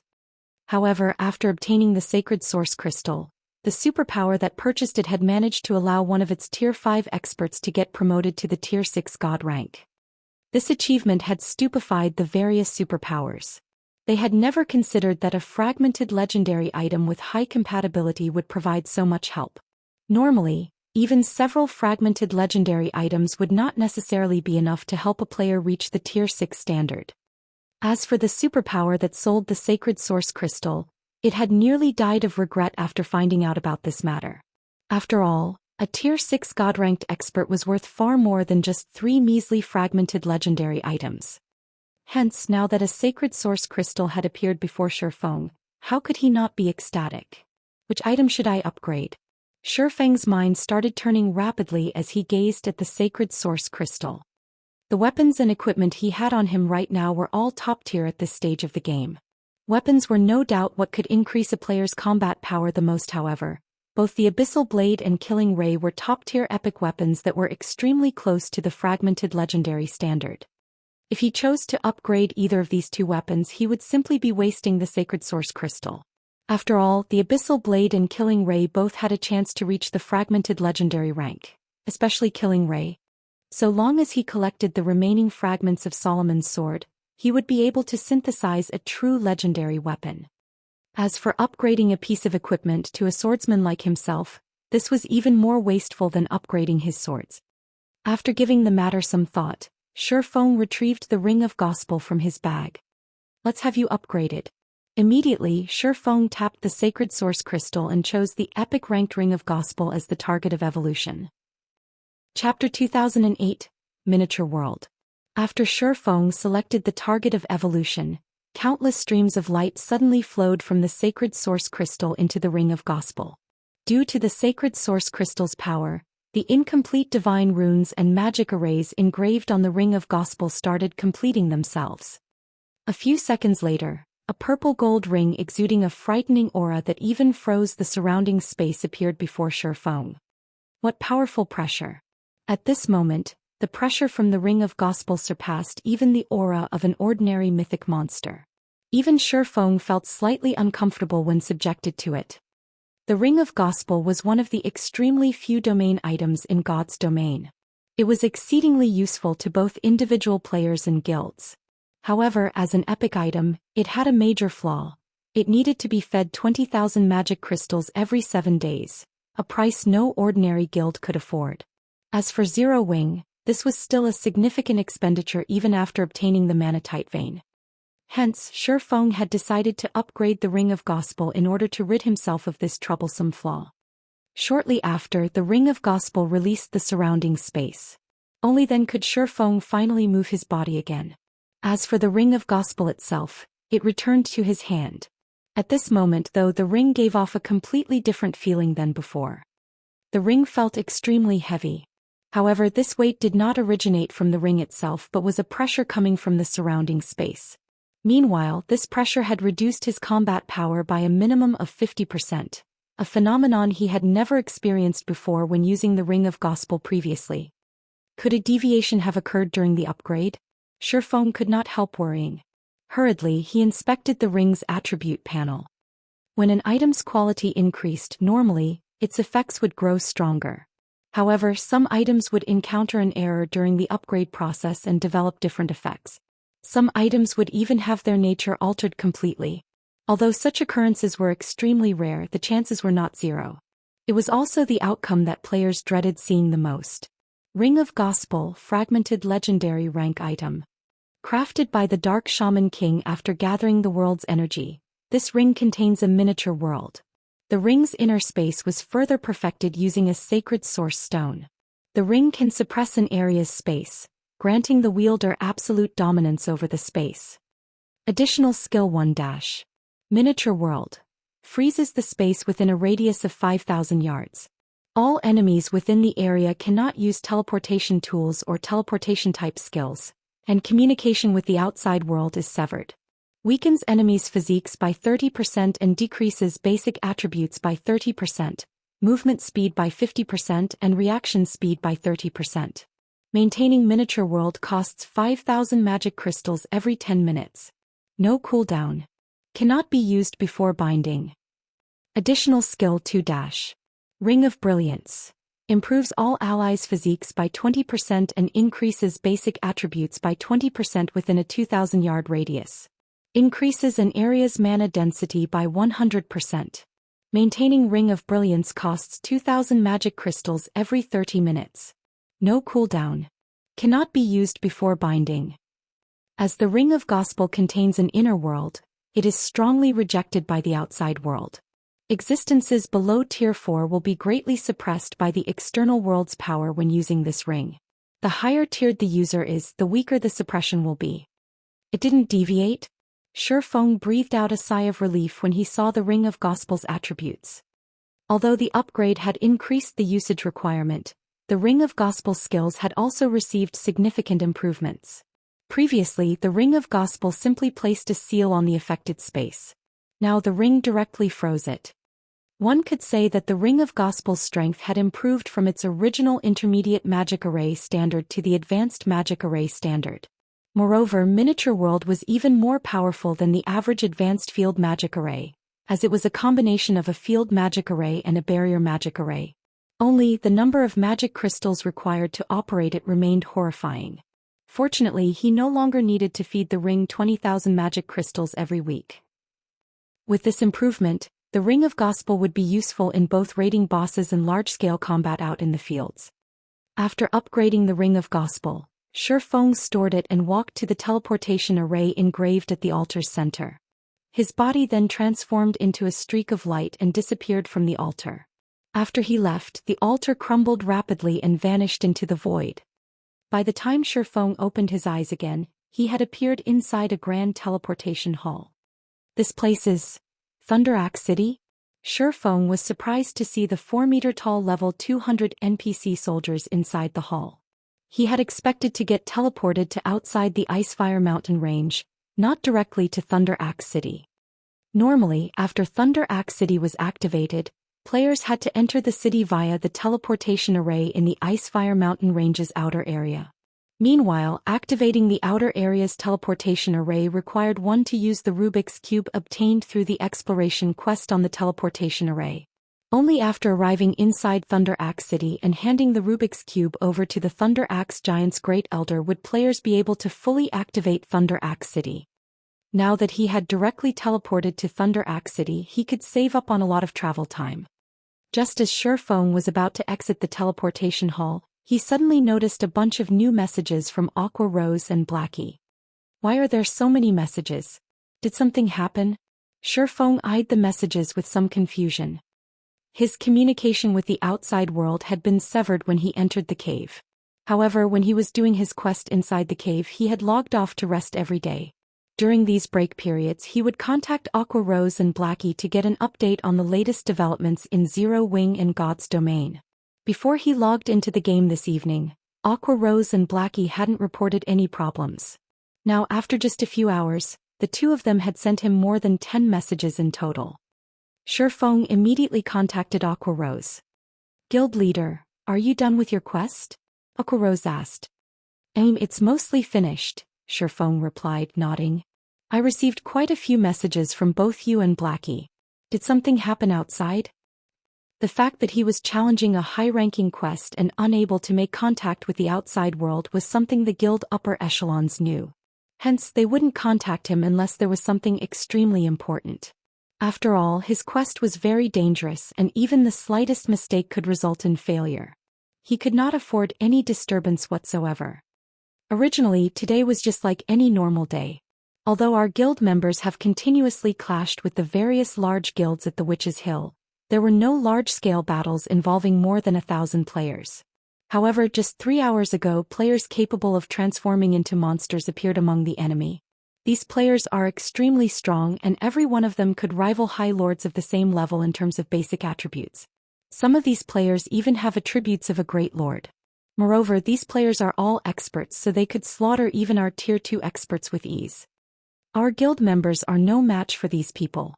Currently, several thousand members have already been killed. Due to these monster players, our members can't grind at the Witch's Hill at all, Aqua Rose said, frustrated. Although their side had killed a few of these monster players, the difference in the casualties the two sides suffered was massive. Until now, they hadn't even killed 500 of these monster players, yet their side had already suffered more than 5,000 casualties. Moreover, the only reason why they managed to kill these monster players was mainly the magic-breaking crossbows and basic combat devices. However, there were simply too few of these tools available, so contending against these monster players was simply impossible. Players transforming into monsters? Shifeng frowned upon hearing Aqua Rose's words. How willing of them. He knew a little about matters regarding players transforming into monsters. It was indeed possible to accomplish this feat by utilizing special legacies or tools. The Evil God's Temple's legacy was one such example. Only, the evil dragonification process was the ability of one of the Evil God's Temple's peak legacies. Moreover, transforming a player into an evil dragon required the sacrifice of a large number of players. Going through such a transformation process simply wasn't worthwhile for regular guilds. Shifeng had Aqua Rose notify all guild members operating in Zero Wing City to stop grinding in the Witch's Hill and shift to other locations instead. After all, it wouldn't be wise to continue clashing with these monster players without proper countermeasures. As for Shifeng himself, he hastened his steps and headed straight for the Great Elder's mansion. Chapter 2009, Thunder Axe City activated. When Shifeng walked out of the teleportation hall, he was greeted by the sight of a very wide street with NPC giants walking along it. If players were to visit this city, they would definitely feel very out of place. The buildings in the city were also extremely large. Even the carriages used to travel around the city were much larger than the carriages found in other NPC cities. Moreover, the carriages here were pulled by the much larger and stronger herbivorous earth dragons instead of horses. Aside from giants, NPCs belonging to other neutral races also lived here, including the extremely rare elves. Although elves looked very similar to half-elf players, the life ratings of the two were as different as heaven and earth. During the ancient era, elves could be said to have been the messengers of gods. They were the beloved children of magical elements, and they could cast spells above their tier effortlessly. However, as the gods and God's domain fell, the elven race also went into decline, the race's population continuously decreasing as the years went by. Players visiting Thunder Axe City for the first time would definitely be very shocked by this scene. Shifeng, however, had long since grown accustomed to it. He immediately hailed an earth dragon carriage and made his way to the city center. As a super large-scale neutral city, Thunder Axe City was extremely large. Even the Black Dragon Empire's capital was only half the size of Thunder Axe City. Hence, traveling through the city took a lot of time. To make matters worse, Thunder Axe City's teleportation hall was located on the outskirts of the city. Players were also prohibited from using their own mounts, teleportation skills and teleportation tools inside the city. Players could only rely on the carriages pulled by the house-sized earth dragons if they wished to travel through the city quickly. Of course, if players managed to reach the Viscount rank in Thunder Axe City, they would be allowed to ride their own mounts. However, becoming a Viscount in a neutral city like Thunder Axe City was exceedingly difficult. As far as Shifeng knew, even after many players had reached level 200 in his previous life, nobody had succeeded in becoming a Viscount of Thunder Axe City. Meanwhile, while Shi Feng was traveling toward Thunder Axe City's central district, a commotion erupted in the Witch's Hill. Did I hear it right? Zero Wing is actually having its members give up on grinding in the Witch's Hill. Zero Wing must not want to continue the pointless fighting. Haven't you seen how powerful those monster players are? Taking care of Tier 2 experts is like child's play for them. Just one monster player can easily annihilate a 6-man party of Tier 2 experts. Not to mention these monster players generally move around in groups. Didn't Zero Wing manage to repel Miracle's attack in the Black Dragon Empire before? What's it doing now? It's already giving up after fighting for just a short while? I never thought that the day would come when Zero Wing would fall into such a state. Previously, Zero Wing was slaughtering its enemies left and right. Now it's forced to give up on a precious land like the Witch's Hill. With this, Zero Wing's development in Star Moon Kingdom will definitely lag behind the other large guilds by a significant margin. If this situation persists, Zero Wing might not even remain Star Moon Kingdom's #1 guild in the future. That's right. This is a good opportunity for small guilds to rise up using the Witch's Hill. The players operating in the Witch's Hill all found Zero Wing's decision to pull back its forces to be very surprising. They had never imagined that the guild would give up on the Witch's Hill so decisively. Zero Wing was clearly capable of fighting a war of attrition with the monster players, thanks to Zero Wing City, yet it did not do so. Meanwhile, due to Zero Wing's decision to retreat, many of the small guilds that had been maintaining a low profile in Star Moon Kingdom started trying to join the Starlight Alliance formed by the guilds operating the 2 guild towns in the Witch's Hill. After all, the current situation in the Witch's Hill was already clear for all to see. The Starlight Alliance, which was capable of transforming players into monsters, had the advantage in field battles. As long as Zero Wing's members dared exit Zero Wing City, they would definitely die. Meanwhile, shortly after Shi Feng gave out the command to retreat, the upper echelons of the Starlight Alliance's member guilds gathered at WildhammerTown, a short distance away from the Million Forest, for a meeting. The guilds responsible for leading this meeting was the Purple Thorns Kingdom's Sin Realm and the 2 guilds that established the 2 guild towns in the Witch's Hill, Knight's Judgment and Warring Empire. Although Knight's Judgment and Warring Empire were only second-rate guilds, the investments of multiple corporations boosted the strength of the 2 guilds, which could now rival ordinary first-rate guilds. Zero Wing has truly been frightened by our monster army this time.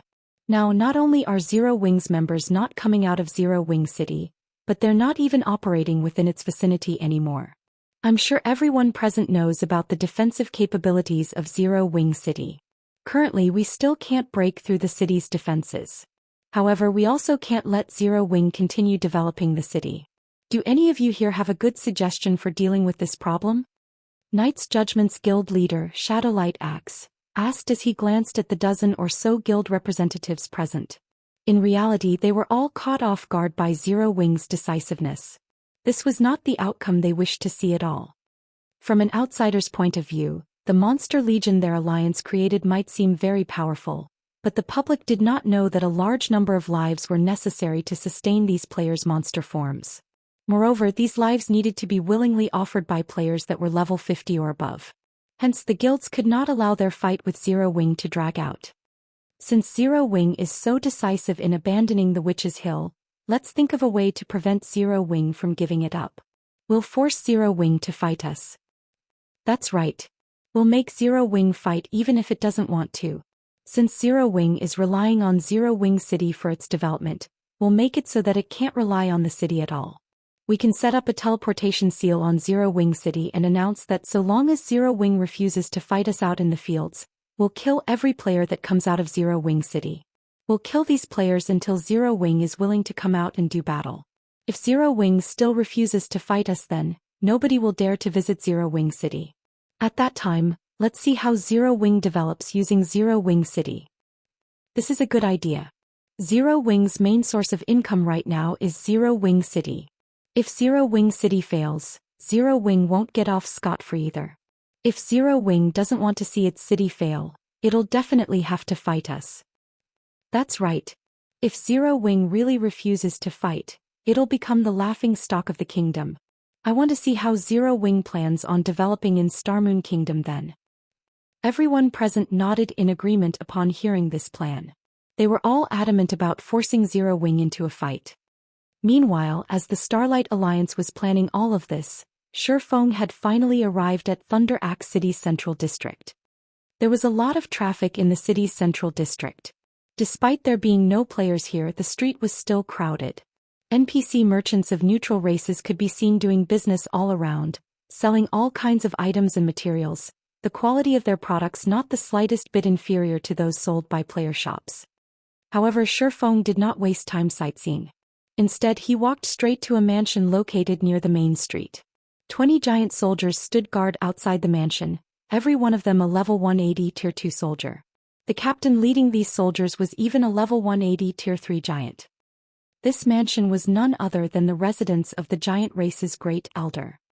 Upon arriving at the mansion's entrance, Shifeng immediately told the guards there his purpose for visiting.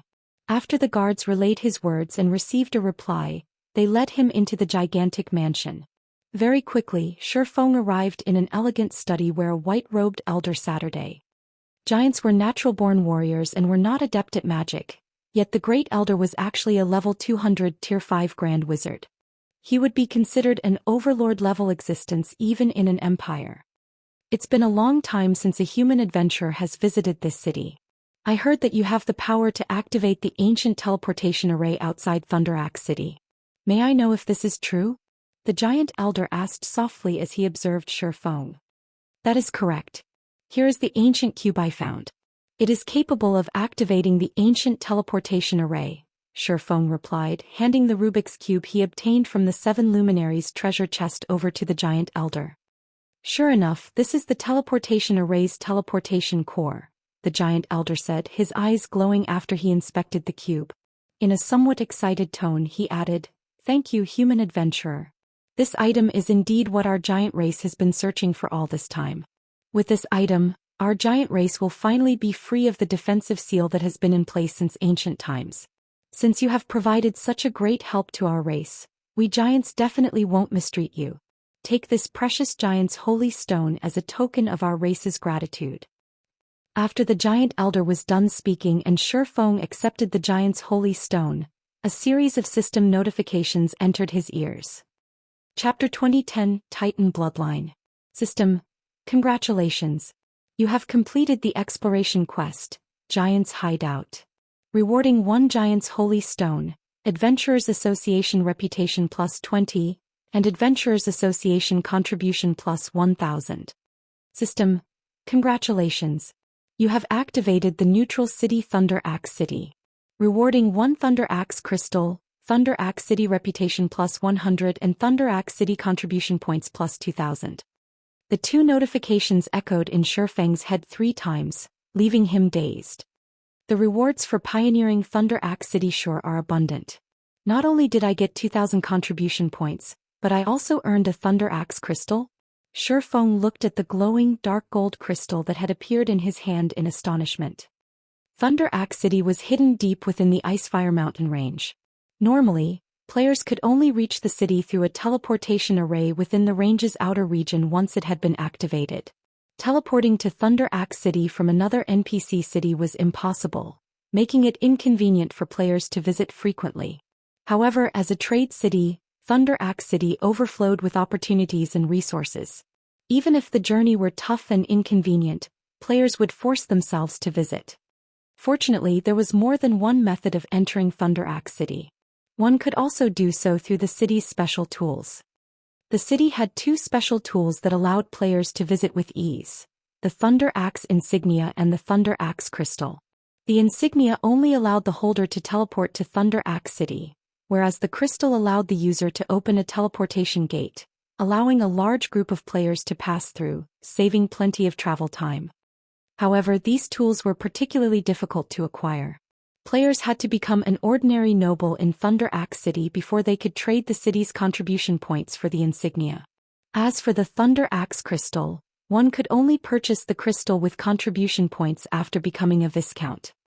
The contribution points were already exceedingly difficult to acquire, not to mention gaining status in Thunder Axe City.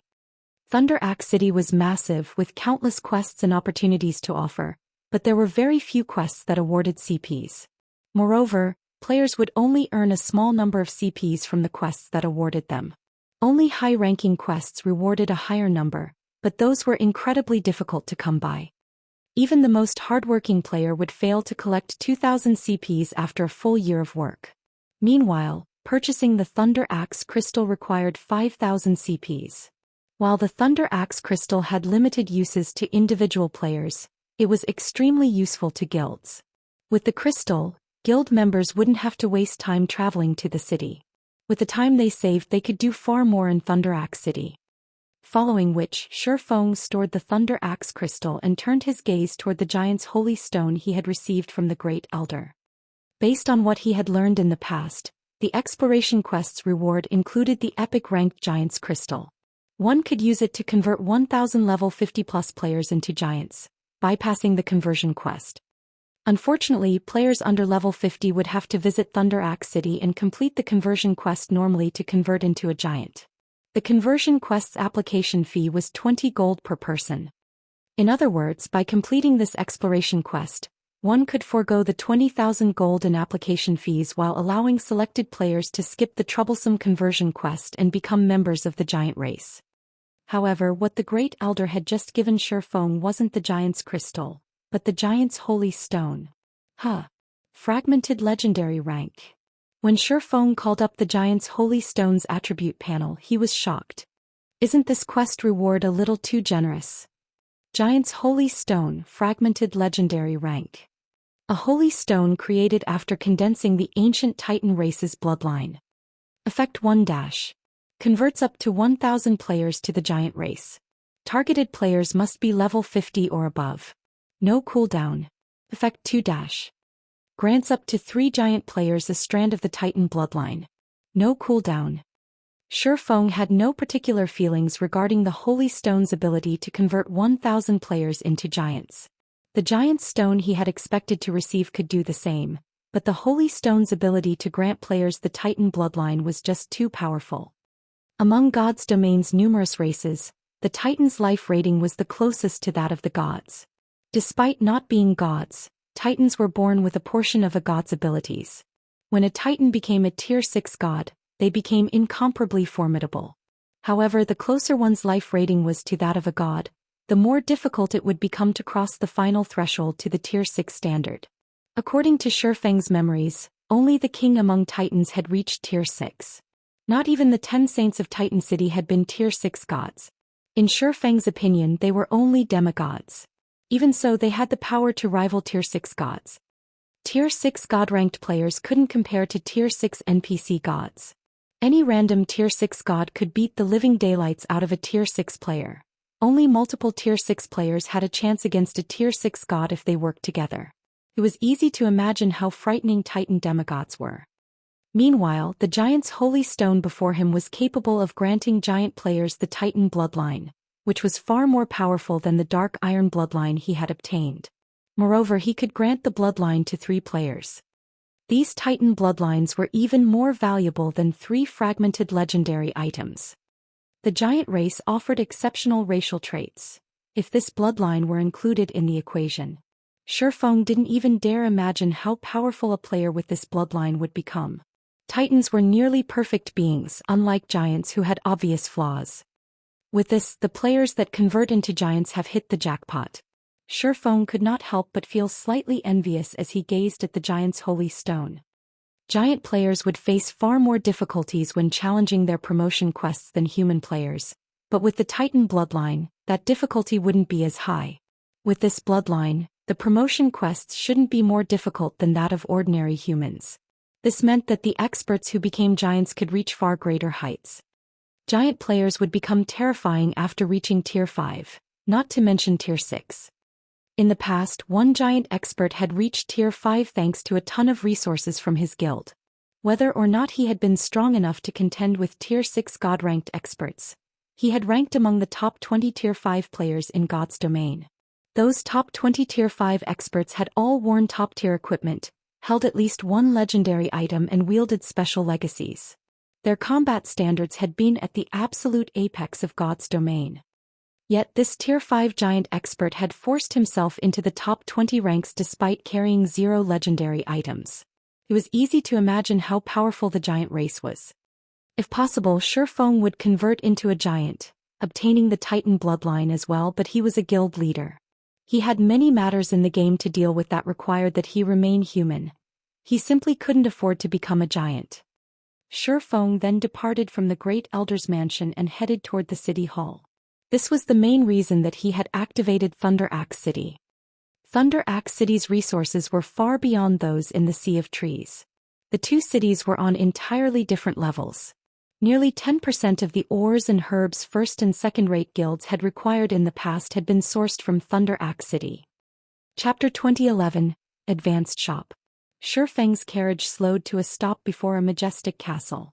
A steady flow of NPCs entered and left the building, many of which were members of other neutral races. This majestic castle was none other than Thunder Axe City's City Hall, located within the very heart of the city. Tall walls, decorated with divine runes and magic arrays, protected the castle. The wall's defensive capabilities were even beyond Tier 5 NPCs' power. This was the safest location throughout Thunder Axe City. Before Shifeng reached the castle's entrance, a level 180 Tier 3 NPC soldier stopped him. Lord Bronze Legatee, this is an important location in Thunder Axe City. If you wish to enter, you must register first. The Tier 3 NPC soldier respectfully informed Shifeng as he retrieved a magic crystal. I understand. Please register me then, Shifeng said, nodding. Thunder Axe City's City Hall wasn't like those in other NPC cities. Players could enter city halls in human cities without registering or gaining permission. However, not only did players have to register, but they also had to obtain an ordinary noble rank in the city before they could enter this city hall. Players had to register due to the magic array around the city hall. If the magic array didn't recognize their auras, it would attack and suppress them the moment they entered the building. Security was so strict due to the importance of Thunder Axe City's City Hall. Rather than a city hall, it was more appropriate to view it as a treasury or trade market. The city hall stored all kinds of treasures the giant race had collected since ancient times, including legendary items. Once players became nobles in Thunder Axe City, they could freely trade with the city's giants. The giant race had lived in Thunder Axe City since ancient times, so they had accumulated countless treasures. As long as players had the ability and resources, purchasing a legendary item wouldn't be a problem. This was also why so many players and powers had been adamant in visiting Thunder Axe City in the past. A few superpowers experts had purchased legendary items from the giants back then, while far more had purchased fragmented legendary items. Of course, some superpowers had tried to rob Thunder Axe City's City Hall, but less than a handful had succeeded. Moreover, all of those players had been Tier 6 God-ranked experts. When these God-ranked players had attempted the heist, their guilds had invested a ton of resources and manpower to assist them. Even so, they had only claimed 1 or 2 fragmented legendary items before fleeing for their lives. In doing so, however, these superpowers had earned the city's ire and had been banned from entering Thunder Axe City ever again. The cost of the endeavor simply hadn't been worth the superpowers' investments. The NPC soldier had Shifeng's aura recorded in the system after a short moment, allowing him to enter the city hall. NPCs of various races filled the castle's first-floor hall as they conducted their business with the giants. Although Shifeng wanted to trade with the giants as well, he couldn't even afford an epic item with his current strength and resources. Hence, he glanced at the NPCs before heading toward the castle's second floor. When Shifeng reached the second-floor hall, he noticed far fewer NPCs than on the first floor. There were only several dozen NPC merchants here, all of which sought to purchase the city's lands. Suddenly, a beautiful female elf dressed in formal wear approached Shifeng with a smile. She asked, "Lord Bronze Legatee, how may I be of service?" "A senior administrator?" Shifeng was slightly surprised when this female elf greeted him. However, he quickly snapped out of his daze and responded, "I wish to purchase some lands and advanced shops in Thunder Axe City. Can you recommend some?" Normally, only the ordinary administrators received visiting players in the city hall, so he had been caught off guard when this senior administrator welcomed him. Although this elven beauty was only a level 200 Tier 3 senior administrator, Shifeng could feel the intense pressure radiating from her. The pressure she gave off was no weaker than Weissman's, who was both White River City's magistrate and a Tier 4 great wizard. This was why elves were so frightening. Even at Tier 3 they could easily cast Tier 4 spells. "Alright, please follow me." The elven administrator nodded and led Shifeng to a reception room on the 3rd floor.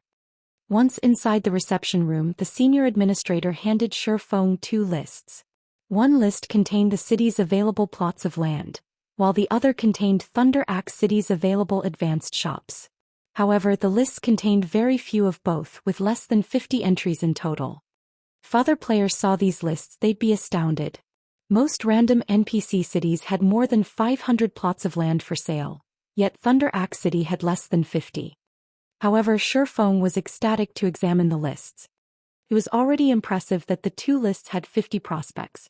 Thunder Axe City was unique and its lands weren't easy to purchase. This prevented the various superpowers from monopolizing the city's benefits, giving other powers and players a chance to thrive within the city. A bronze legatee's status in Thunder Axe City sure is high. Shifeng sighed ruefully as he examined the first list. There are actually 19 advanced shops available. When he had been a baron in Thunder Axe City in the past and tried to purchase an advanced shop, he had only been given 12 to choose from. Advanced shops were often available in neutral cities. Like in the Sea of Trees, Thunder Axe City had advanced shops, such as advanced grocery stores, advanced restaurants, advanced smithies and advanced bars to offer.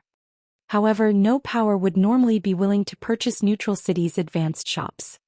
These advanced shops' incredibly high prices were the first reason. The second reason was advanced shops' lack of use. These shops' main customers were NPCs, not players, and one could only earn coins and other items from NPCs. Typically, this was an ineffective way of doing business since trading coins and items with other players was far more effective. However, Thunder Axe City was a special case. Since it was a resource and trade city, a large number of neutral NPC merchants gathered here. In addition, the local giants harvested the ores and herbs from the Icefire Mountain range.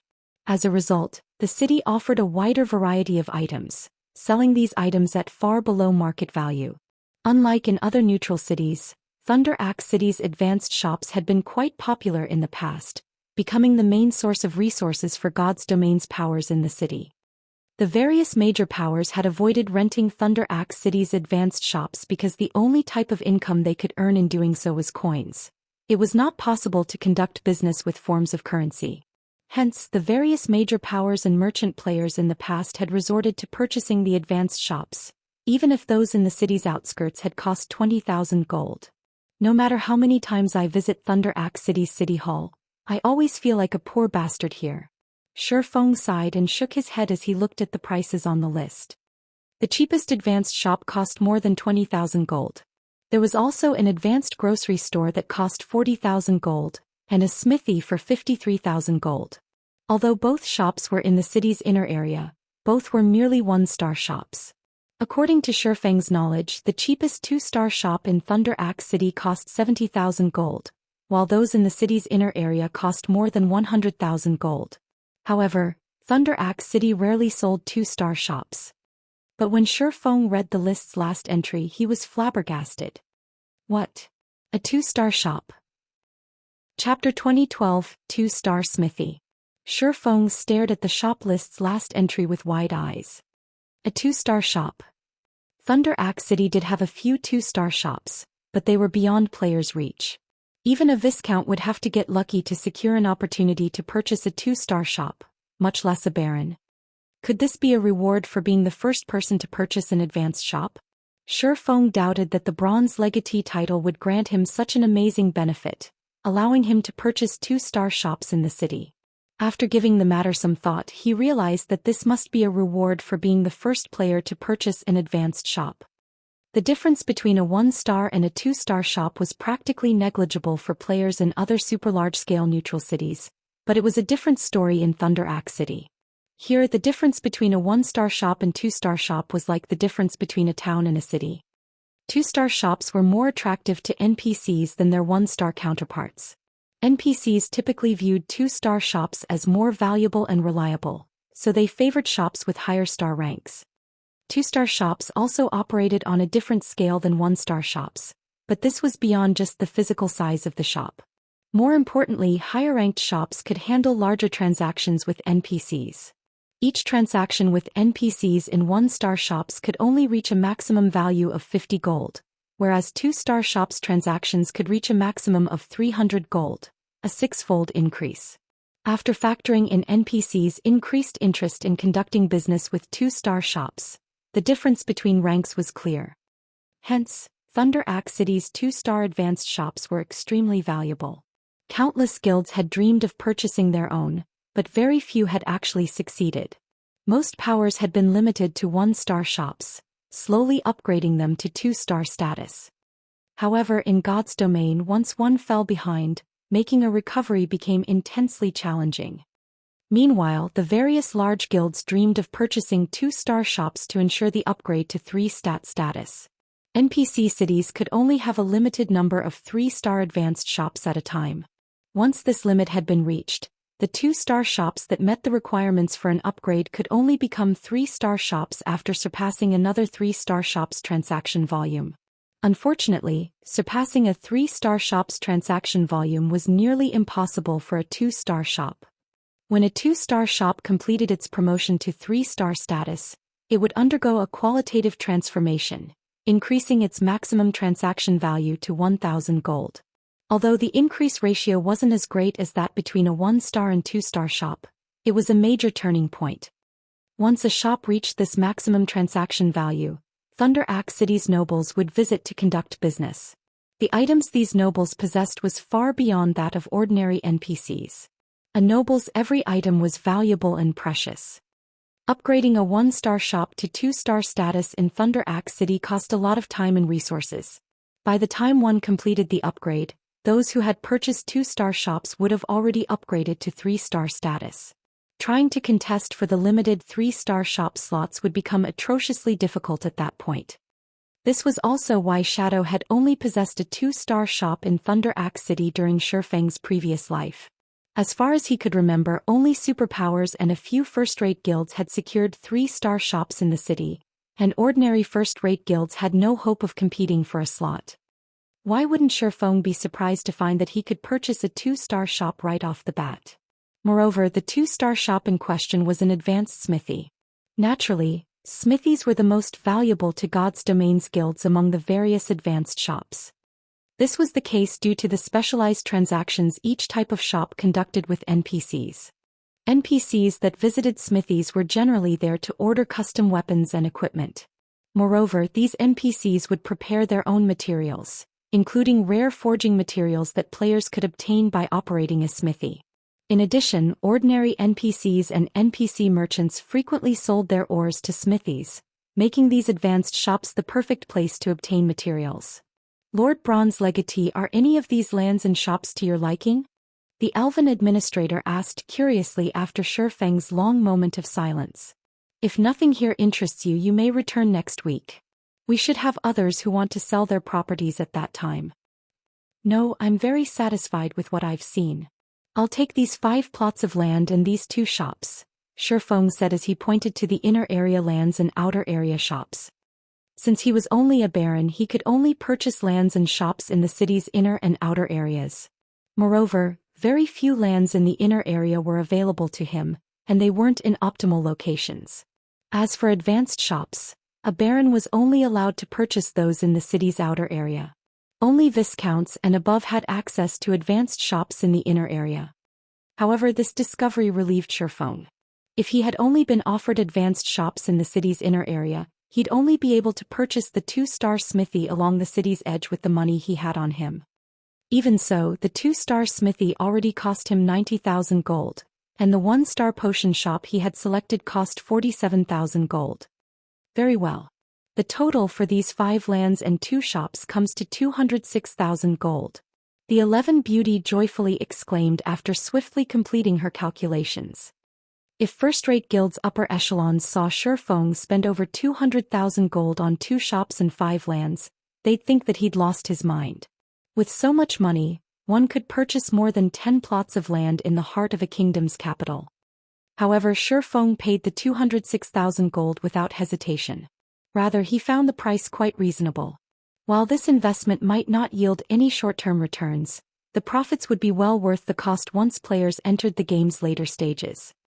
Shifeng had only brought a little over 170,000 gold with him when he had set out on his exploration quest. He had also spent over 20,000 gold in Glory Town. Fortunately, while he had been gone, the guild had accumulated over 70,000 gold in savings, despite Zero Wing's continued expansion. He just barely had enough to settle the bill. He wouldn't have much left after this transaction. A short moment later, the Elven administrator revealed 7 deeds and handed them to Shifeng. Once he verified that everything was correct, Shifeng set off toward his new advanced shops. He stored 5,000 gold in each shop for NPC transactions. With his tasks completed, Shifeng didn't linger in Thunder Axe City. He used a return scroll and teleported back to White River City. Contrary to his expectations, Shifeng didn't find White River City in desolation upon his return.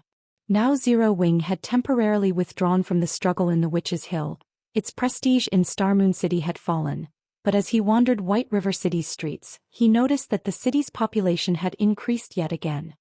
Shifeng saw countless players from large guilds on his way to the candlelight trading firm. These guild players wandered the city with enthusiasm, making up roughly 10% of the players on the streets. White River City had already become a major city with a player population of over 10 million. 10% of that equated over 1 million guild players, a significant number. Melancholic, has something happened in White River City? Why are there so many players from other guilds? Shifeng asked Melancholic Smile after returning to the candlelight trading firm and storing the Titan ore he had obtained during his exploration quest. Nothing has happened recently, Melancholic Smile answered, smiling bitterly. So many guild players are here due to the losses our guild suffered in the Witch's Hill thanks to the Starlight Alliance. After our withdrawal, the Alliance called us out to fight in an all-out war. If we refuse, the Starlight Alliance will slay every player in Zero Wing City. Our guild members have been fighting the Alliance's members all over the kingdom, but the results aren't pleasing. Because of this, every large guild in Starmoon Kingdom thinks that it has a chance of taking over White River City. They're all preparing to do so. These guilds really know how to take advantage of an opportunity. Shifeng could not help but chuckle upon hearing Melancholic Smile's report. Since the Starlight Alliance wants a fight to the death in the Witch's Hill, I'll grant their wish. Notify Aqua immediately and have her gather 1,000 Tier 2 Shield Warriors and Berserkers in White River City's residence. I'll notify her right away, Melancholic Smile said, nodding. Chapter 2013 Advanced Abilities Activated. After assigning Melancholic Smile's tasks, Shifeng departed from the candlelight trading firm and headed to White River City's library. He had been bound by the soul chain all this time, and no matter how he looked at it, finding the mysterious NPC that had appeared in Blackwing City was simply unrealistic. Even if he found the NPC, he'd have to avoid the man. Not even Charlene, who had been a Tier 5 red official, had been able to stop him. How was a Tier 2 player like himself supposed to deal with the NPC? The true goal of his quest wasn't to locate the mysterious NPC, but to collect enough mysterious flames to gain control of the soul fire. While Aqua Rose gathered the necessary manpower, he could take advantage of this time to enlist Charlene's help with absorbing the fallen earth fire, which he had obtained during his exploration quest. Although Tier 2 players weren't as rare anymore, they still made up a small minority of God's Domains players. This was the case for Zero Wing as well. Gathering 1,000 Tier 2 Shield Warriors and Berserkers would take Aqua Rose some time. Meanwhile, after Melancholic Smile relayed Shifeng's words to Aqua Rose began to secretly gather Zero Wing's Tier 2 experts from the Ore Empire and Starmoon Kingdom. She instructed her chosen experts to teleport directly to White River City's residence. Unfortunately, despite the care she used while performing her task, news of her actions soon reached the kingdom's various major powers. Starmoon City, Star Alliance's residence. Guild leader, we've just received news. Zero Wing is gathering 1,000 Tier 2 experts in White River City. We do not know what the guild plans to do with them yet, Purple Eye reported as she entered the guild leader's office. Although more players had been completing their Tier 2 promotion quests, there still weren't many Tier 2 players in the game. Take the Star Alliance for example. Despite being a first-rate guild, it just barely had 3,000 Tier 2 players. The fact that Zero Wing was gathering 1,000 of these experts warranted scrutiny. 1,000 Tier 2 experts? Galaxy Past considered the situation carefully, muttering, could Zero Wing be preparing to move against the Starlight Alliance? Currently, Star Moon Kingdom's various major powers were eagerly preparing for battle, and Zero Wing's sudden withdrawal from the Witch's Hill was the reason for this. In addition, the Starlight Alliance's reputation had received a massive boost due to the sudden development. If Zero Wing did not put a stop to this, it might lose its position as the kingdom's overlord. God's domain had changed and more Tier 2 players surfaced each day. While Zero Wing might have a lot of these experts, the difference between their count and the total number of Tier 2 players in the kingdom was titanic.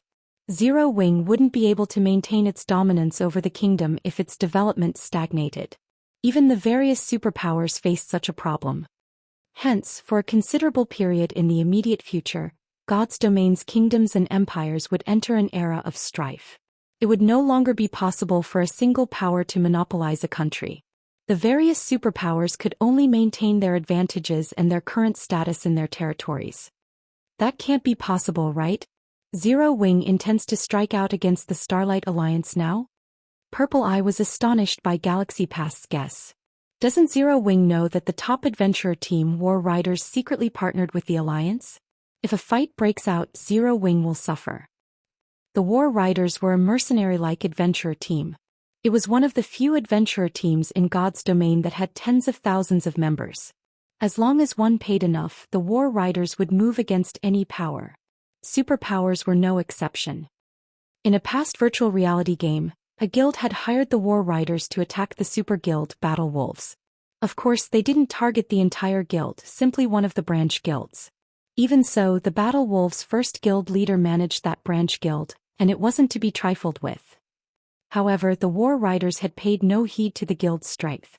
They had initiated a war without hesitation, and although the Battle Wolves had pummeled the War Riders in the end, the Super Guild had suffered significant losses.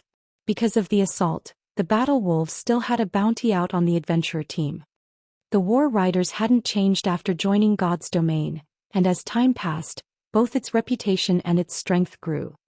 As a result, many independent experts that wanted to earn some side income sought to join the adventurer team. After all, the War Riders' sole goal was earning money. Members of the War Riders had no obligations and responsibilities to the team.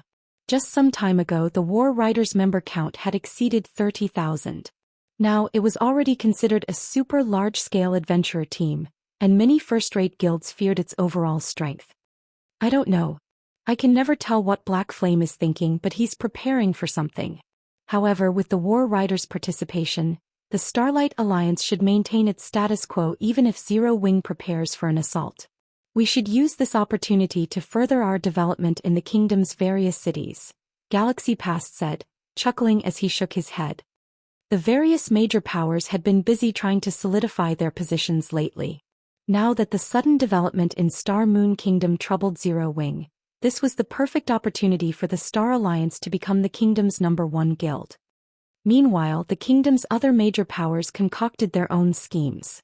As soon as the Starlight Alliance defeated Zero Wing, they would spread their influence throughout the various NPC cities, especially White River City, the kingdom's most populated city.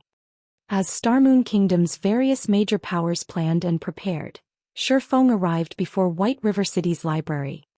The library had changed drastically due to the city's latest promotion. Now it looked more like a castle than a library.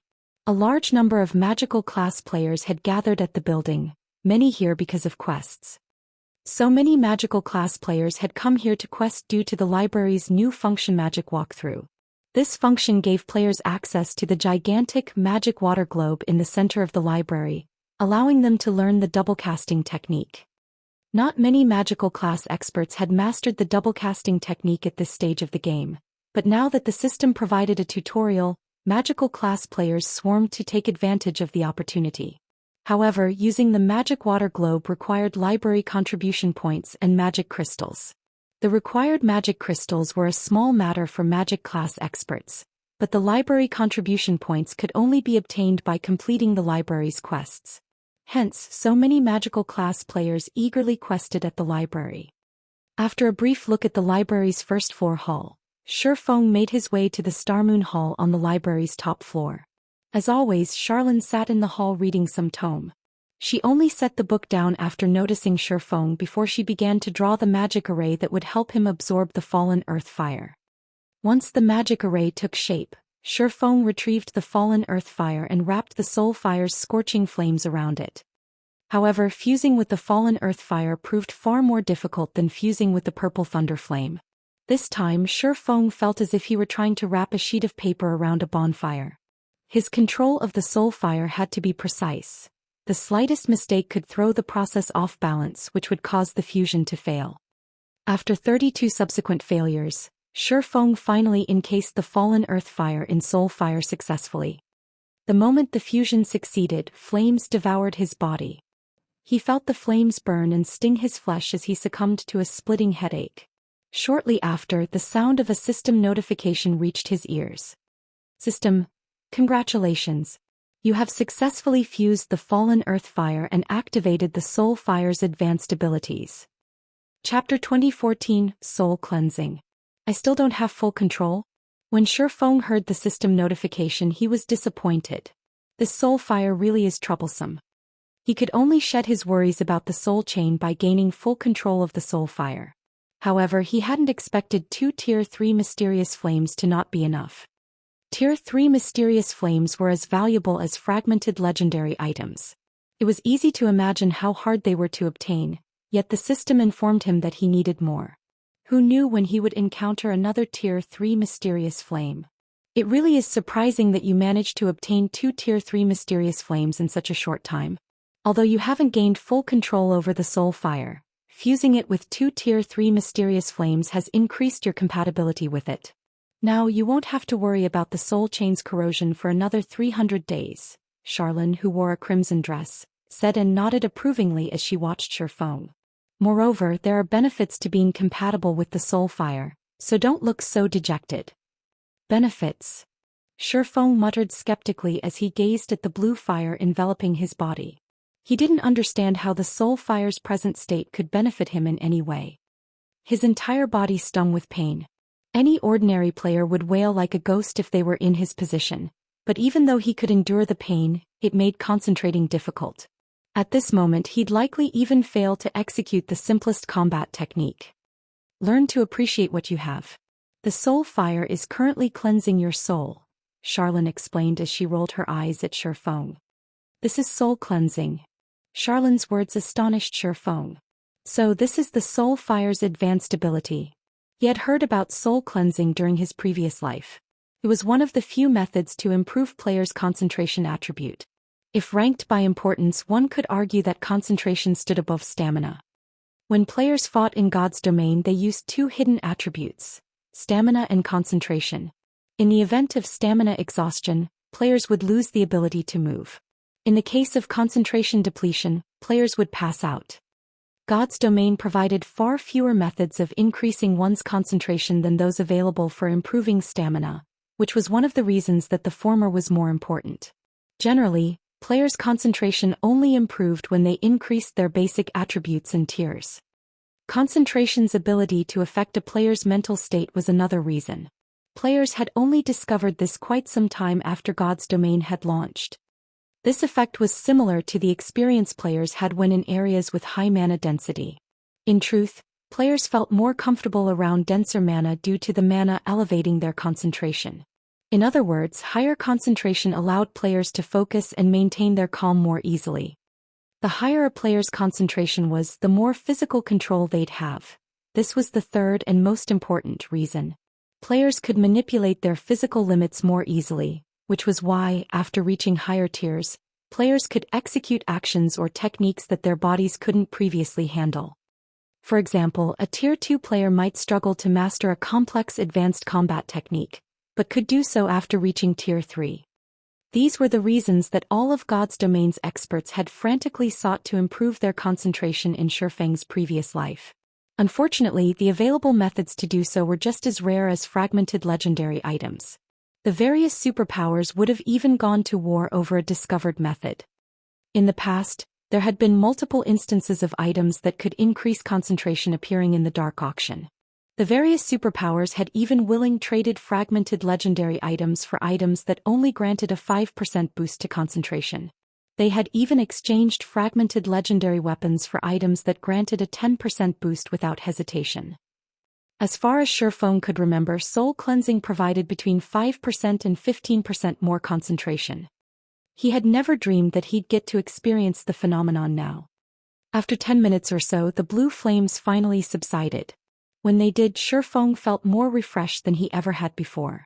Both his physical control and mental clarity had improved drastically. He immediately unsheathed Killing Ray and executed Swords Transmigration. Mesmerizing stars twinkled around Shifeng. If ordinary players were to see this scene, they'd assume that he had used some skill rather than a combat technique. Amazing. Shifeng's eyes glowed with excitement as he stared at the sacred sword in his hand. When he had used Swords Transmigration in the past, the bronze combat technique had taken a massive toll on his stamina and concentration. He could only execute the technique about 20 times before it affected his physical performance. However, not only could he execute Swords Transmigration with greater precision after undergoing the soul cleansing, but his stamina and concentration consumption had decreased as well. Now he estimated that he could execute Swords Transmigration 30 times before it affected his performance. This improvement was simply terrifying. Moreover, his sword slashes were visibly faster and nimbler than before. He had only been able to alter his swing 4 times before, and only 5 times when he fought in peak condition, but now he could execute 5 alterations without reaching his limits. Shifeng felt as if he could fight a domain realm expert without losing ground, even without relying on Swords Transmigration, and when both combatants' basic attributes were equal. Once Shifeng finished reveling in his recent improvements, he left the library and made his way to the guild residence. By now 1,000 Tier 2 shield warriors and berserkers had gathered in Zero Wing's residence, waiting in the second-floor hall. Why did the vice guild leader suddenly recall so many of us? Are we going to attack the Starlight Alliance? That's likely. However, we won't be able to take out those monster players with just shield warriors and berserkers. Maybe we're going on a quest. Many of these Tier 2 experts were curious about Aqua Rose's sudden summons, and they all discussed the situation as they waited. Meanwhile, Zero Wing's members felt a surge of motivation after witnessing so many expert players gather. They hadn't realized that their guild had so many Tier 2 experts. If there were already 1,000 Tier 2 shield warriors and berserkers, it was easy to imagine how many more Tier 2 experts were in Zero Wing. Moreover, every one of these Tier 2 players had already reached level 60. Only peak experts had reached such a high level thus far. Many peak experts from first-rate guilds had only recently reached level 60. Guild leader, everyone's here, Aqua Rose said as Shifeng entered the guild hall. Worriedly she continued, but guild leader, do you intend to fight the Starlight Alliance in the Witch's Hill? I have seen those monster players strike. Without berserk skills, our Tier 2 experts have no hope against them. Those monster players? Shaking his head, Shifeng said, no, that's not the plan. Aqua Rose could not help but breathe a sigh of relief. If they faced the Starlight Alliance in the Witch's Hill now, they'd be at a severe disadvantage. If they wanted to defeat the Alliance, they had to accumulate enough magic-breaking crossbows and basic combat devices. My target is the Starlight Alliance's WildhammerTown, Shifeng declared. Notify everyone to prepare master regeneration potions. Those that don't have any can collect some from the guild warehouse. Once they're ready, send them to teleport to Zero Wing City. Chapter 2015 Approaching Storm. WildhammerTown. Aqua Rose was stunned to hear Shifeng's target. WildhammerTown was one of the 2 guild towns in the Witch's Hill. It was also the town that Knight's Judgment poured its resources into developing. At this point, the town had as many as 12 defense turrets. How were they supposed to capture the town with just 1,000 Tier 2 players?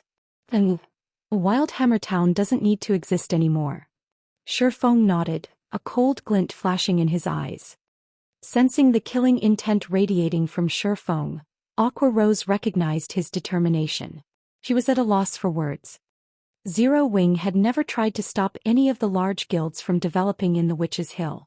After all, the more popular the Witch's Hill became, the more of an asset it would be to Zero Wing. However, not only had the Starlight Alliance openly declared war on Zero Wing, but it had also made multiple attempts to provoke the guild. It was only natural that Zero Wing issue a response. Unfortunately, WildhammerTown's defenses easily surpassed those of a basic town. Even several tens of thousands of elite and expert players might not be enough to capture a normally fortified basic town, much less WildhammerTown, which the Starlight Alliance had invested a ton of resources and manpower into. When Shifeng finished speaking, he turned on his heel and headed toward the guild warehouse, leaving behind a worried Aqua Rose in the guild hall's threshold. Aqua Rose promptly recovered and notified the 1,000 Tier 2 experts of Shifeng's instructions. She had them collect their master regeneration potions and teleport to Zero Wing City. Shortly after the Tier 2 experts left, a few spies hiding in Zero Wing reported to their superiors in the various large guilds. What? Zero Wing plans to fight the Starlight Alliance in the Witch's Hill. It seems we'll get an interesting show in the Witch's Hill soon. Notify our guild members. Everyone is to prepare to move at a moment's notice. Once Zero Wing has been defeated, we'll attack its guild members in the fields. We cannot let the kingdom's other guilds steal this opportunity to make a name for themselves. When the various major powers' upper echelons learned that the 1,000-man team of Tier 2 experts in Zero Wing's White River City residence had teleported to Zero Wing City, they knew that the guild had gotten serious. They immediately commanded their guild members to prepare for Zero Wing's defeat. When news of Zero Wing's movements reached the Starlight Alliance, the allied guilds made their own preparations. Zero Wing is finally on the move.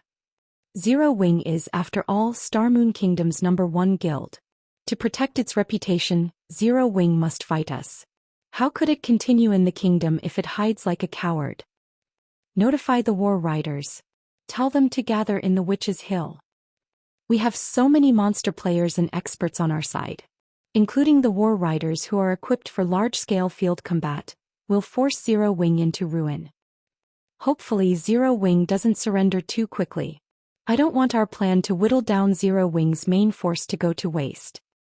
In that case, we should deliberately act weak and let Zero Wing assume that victory is within its grasp. That way we'll be able to sap away the guild's strength. Right. Let's do that. Notify our teams to hold back a little. However, they are to kill as many players wielding magic-breaking crossbows and basic combat devices as possible. The various representatives in the Starlight Alliance's meeting voiced their opinions. Soon they all reached a consensus and decided to toy with Zero Wing on the battlefield. For a time, the experts from the Starlight Alliance's dozen or so member guilds gathered in the Witch's Hill. At the same time, a large group of players from the War Riders Adventurer team appeared in Zero Wing City. Despite being Adventurer team members, these players moved with the discipline of guild players. Not only were all of them level 57 or higher, but they also had over 1,000 Tier 2 players with them. It wasn't long before the players in the teleportation hall noticed these Adventurer team members. Zero Wing. I've been hearing this name for so long. Hopefully the guild isn't too disappointing. A level 60, Tier 2 Guardian Knight muttered as he exited the teleportation array and glanced over Zero Wing City's teleportation hall, a hint of excitement shining in his eyes. When Adventurer team experts in the hall noticed this cloaked shield warrior with a mana-imbued shield in the hall, they gasped. Why is Roaring Flame here? Are the war riders participating in the guild war? Many experts were shocked as they stared at this unruly middle-aged man. The War Riders Adventurer team was among the best adventurer teams in God's domain right now. Roaring Flame, the War Riders commander, even ranked among the top 100 on the God's Domain's experts list. Countless adventurer team players in God's domain revered him as an idol. With the War Riders' sudden appearance in a backwater area like Starmoon Kingdom, why wouldn't these players be surprised? For a time, tension shot through Zero Wing City due to the War Riders' presence. Zero Wing's members were particularly concerned when they saw the War Riders' multiple 1,000-man teams marching through the city streets. Meanwhile, in Zero Wing City's residence, Guild Leader, members of the War Riders Adventurer team have appeared in Zero Wing City, Aqua Rose reported to Shifeng. I suspect that the Starlight Alliance has invited them here. Why don't we eliminate them? She was quite familiar with the War Riders' adventurer Tarn. Unlike orthodox adventurer teams, the War Riders operated like a band of mercenaries. Not only were the adventurer team's members individually powerful, but they were also particularly adept in large-scale combat as a team. The War Riders had proved their capacity for top-notch battle strategies and formations that allowed the team members to exhibit greater strength than it should reasonably be able to. Many superpowers had suffered significant losses at the War Riders' hands. In Aqua Rose's opinion, the fact that the War Riders had arrived in Zero Wing City spelled nothing good for the guild. If the adventurer team wanted to develop in the Witch's Hill, it should seek permission from Zero Wing first. The fact that the adventurer team hadn't meant that it was under the Starlight Alliance's employ. Meanwhile, now that the War Riders were inside Zero Wing City, the guild had the home ground advantage. This was the perfect opportunity to remove the adventurer team from the equation. With Zero Wing's defenses, not even the infamous War Riders had any hope of leaving the city alive. Forget it. Even though they have allied with the Starlight Alliance, they haven't openly opposed us. If we kill them in Zero Wing City, it will only cause a panic among the independent players and various adventurer teams in the city, which would be detrimental to Zero Wing's development, Shifeng said, chuckling as he shook his head. Roaring Flame should have considered this in Shifeng's opinion, so the man teleported to Zero Wing City alongside his teammates. Shifeng had to admit that the Roaring Flame was a calculating individual. It was no wonder why the War Riders had become one of God's Domain's true top adventurer teams in the past, an existence that even the various superpowers had feared. I guess you're right, but I don't like the idea of letting them take advantage of us, Aqua Rose grumbled, frustrated. Despite the War Riders' bold use of their teleportation services, they couldn't do anything about it. Take advantage of us? Shifeng laughed. Our services are not that easy to take advantage of. Renew the teleportation settings. For today only, adjust Zero Wing City's teleportation fees to their maximum. The War Riders can use our services as much as they want to. Understood. I'll see to it immediately. Aqua Rose joyfully replied. If they adjusted the teleportation fee to the maximum, even Tier 2 experts would wince at the expense. Chapter 2016, Giant Conversion Zero Wing, 4 Towers of Elements. Due to the 4 Towers of Elements' teleportation ability and the Witch's Hill's popularity, an extraordinarily large number of players gathered at the towers to use the teleportation service each day. Even though the Starlight Alliance had placed a teleportation seal on Zero Wing City, such teleportation seals could only be maintained for a certain time. Constant seals didn't exist. Hence, for the sake of safe and convenient travel, players still visited the 4 Towers of Elements. However, the players currently visiting the towers were in an uproar. What's going on? Why is the teleportation fee suddenly so expensive? I'm only traveling within the Witch's Hill map, yet I have to pay more than 1 gold? This is daylight robbery. Even as a Tier 2 player, I only earn 1 or 2 gold coins in profit per day in the Witch's Hill. Has Zero Wing gone insane? The players visiting the 4 Towers of Elements heatedly debated over the sudden increase in teleportation fees. Meanwhile, the multiple 1,000-man teams that had lined up in one of the towers was just as stunned by the discovery. Commander, Zero Wing is too sinister. It raised the teleportation fee. We have 20,000 people that need to travel, which will cost more than 23,000 gold in total. Zero Wing has done this on purpose. A female, Tier 2 cursemancer in a set of grey robes fumed as she complained to Roaring Flame. Although their adventurer team had a lot of members, they didn't have nearly as many funds as a first-rate guild. Currently, they had only saved up around 70,000 gold in their shared warehouse. If they spent over 23,000 gold on teleportation fees, they would lose over 1/3 of their adventurer team's liquid funds, significantly impacting their ability to purchase resources and nurture new members. It seems Zero Wing has noticed us, but this type of greeting is certainly unorthodox, Roaring Flame said, laughing. Since Zero Wing doesn't want to allow us to teleport out of the city, we'll walk. Zero Wing is cowardly. It is afraid of us working with the Starlight Alliance against its forces, so it has used this plan deliberately to buy time? The level 59 Tier 2 cursemancer asked, clicking her tongue. I had thought Zero Wing was a mysterious and powerful guild, but it seems that there's nothing really special about it after all. Does Zero Wing really think delaying us will change anything? With no other choice, the war riders left Zero Wing City through the city's entrance. Meanwhile, a 100-man team stood on the top floor of the tower the war riders had left. Although these team members had hidden under black cloaks, their auras were intense enough to drive Tier 2 players away. If Shi Feng were present, he would have noticed that this 100-man team consisted of Blackwater's Heavenly Eagle Legion, established by Xuanwu Qixia.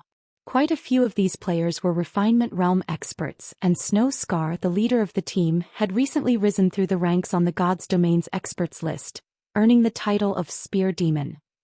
So it's true, as the report stated, the War Riders have joined the Starlight Alliance. Zero Wing is in for a tough fight. Zero Wing is pitiful. It's going to lose its position as Star Moon Kingdom's #1 guild before we even have a chance to take action. That's right. Sin Realm has deep connections with Beast Emperor, so the guild has gotten its hands on the power to transform players into monsters. Based on what we've learned, the Star Alliance has prepared over 3,000 monster players to ensure Zero Wing's destruction. It's also dispatched another 20,000 experts, and the War Riders are providing reinforcements. As long as Zero Wing leaves this city, the Starlight Alliance will devour it. I've heard that Roaring Flame, the War Riders' commander, is exceptionally strong. Seeing him now, he truly seems powerful. It's no wonder why he dared to reject the Vice Guild leader's recruitment offer. Seeing his strength makes me want to challenge him to a duel. I'd rather duel Black Flame. I want to see if he is as powerful as the rumors make him out to be. Alright, enough. Don't forget our task. As the discussion reached a tipping point, Snow Scar interjected. Everyone on the team immediately shut their mouths. Unlike when the Heavenly Eagle Legion had initially been established, this team was convinced of Snow Scar's strength and followed his leadership obediently. Head to your respective positions and wait. Be prepared to act as soon as Zero Wing sends its army out of Zero Wing City. Snow Scar snapped through the team chat. Whether Zero Wing wins or loses, we are going to sever its income source. Understood. The team members then split up and headed toward each of the elemental towers. Once they received the command, they'd destroy Zero Wing City's 4 towers of elements, the city's greatest income source. Zero Wing. Although our plan is despicable, you only have yourself to blame for standing in Blackwater's way. Snow Scar glanced at the distant Zero Wing residence one final time before heading to his appointed location. While the various major powers were paying close attention to the situation in the Witch's Hill, 1,000 Tier 2 shield warriors and berserkers had gathered in the second-floor hall of Zero Wing's residence. Even now, they didn't know why Shi Feng had called them there, and they couldn't help but discuss the situation amongst themselves. They had only fallen quiet after Shi Feng and Aqua Rose had entered the hall. Since everyone here is a core member of our guild, I'll just come out with it. We want you to fulfill a specific task, but it requires that you convert to the giant race, gaining far greater strength. If you do not wish to convert, you may leave. I'll find a replacement later. If there are no problems, line up before me to complete the conversion, Shi Feng stated after sweeping a glance over the players in the hall. Convert to the giant race? Aqua Rose was stunned when she heard Shi Feng's intentions. She knew a little about race conversion, so she understood the benefits of converting to a neutral race, especially the giants. The giant race had been fathered by the Titans and wielded incredibly strong combat power. The giants were far superior to humans. However, a race conversion wasn't accomplished so easily. The players in the hall remained silent for some time, but once they recovered from their daze, they expressed their shock. They were all core members, so they knew about the benefits of converting to a neutral race, not to mention the legendary giant race. The giants were a mysterious race and even more powerful than beastkin and half-elves. After a moment of processing Shi Feng's offer, they rushed to line up before their guild leader, hoping to be the first to become a giant. Seeing his players' excitement regarding the conversion, Shi Feng retrieved the giant's holy stone and began to change the players before him. After 10 minutes or so, all 1,000 shield warriors and berserkers had become 4-meter-tall giants, and with so many of them, the hall seemed a little crowded. So strong! Aqua Rose exclaimed as she examined the giant players. She could feel an intense pressure radiating from every one of the Tier 2 giants. With all 1,000 in one place, their combined aura was astounding. Good. Let's head to WildhammerTown and pay the Starlight Alliance a visit. Feng nodded approvingly at the 1,000 Tier 2 giants before him.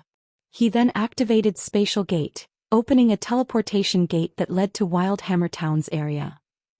Chapter 2017 Giant Raid Witches Hill WildhammerTown. Due to its proximity to the Million Forest, which made travel to the Otherworld Gate considerably easier, and the investments from multiple corporations, WildhammerTown's player population had grown past 600,000.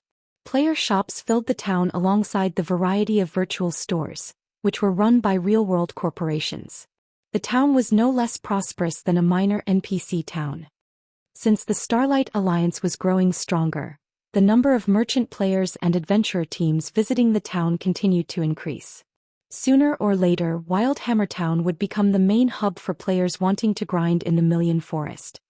Although the town had to deal with the occasional monster siege, the Starlight Alliance had solid fortifications. Despite being a basic town, WildhammerTown was surrounded by tall, solid walls, and over a dozen defense turrets and another dozen or so arrow towers had been built along the walls. The Starlight Alliance had also ensured that more than 20,000 players protected the town constantly.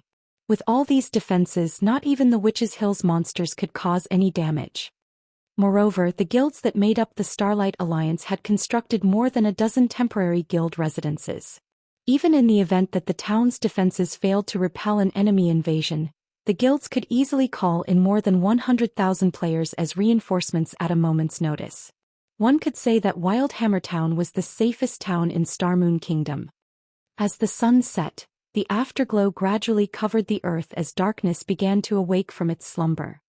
Currently, a robust man carrying a silver longbow climbed atop one of WildhammerTown's defense turrets and quietly observed the distant forest. The six-man party that guarded the turrets stopped slacking the moment they noticed this man, growing nervous. Although this Tier 2 ranger was only level 57, an insignificant level in a guild like Knight's Judgment since so many Tier 2 players had already reached level 58 and beyond, the six-man party only had admiration and respect for the man before him. This man was one of the only 6 players in Knight's Judgment that had obtained an advanced legacy. He was also the only expert in the guild to complete the Hell Mode promotion quest. He had been dubbed Soul Chaser in Starmoon Kingdom 8 Feathers.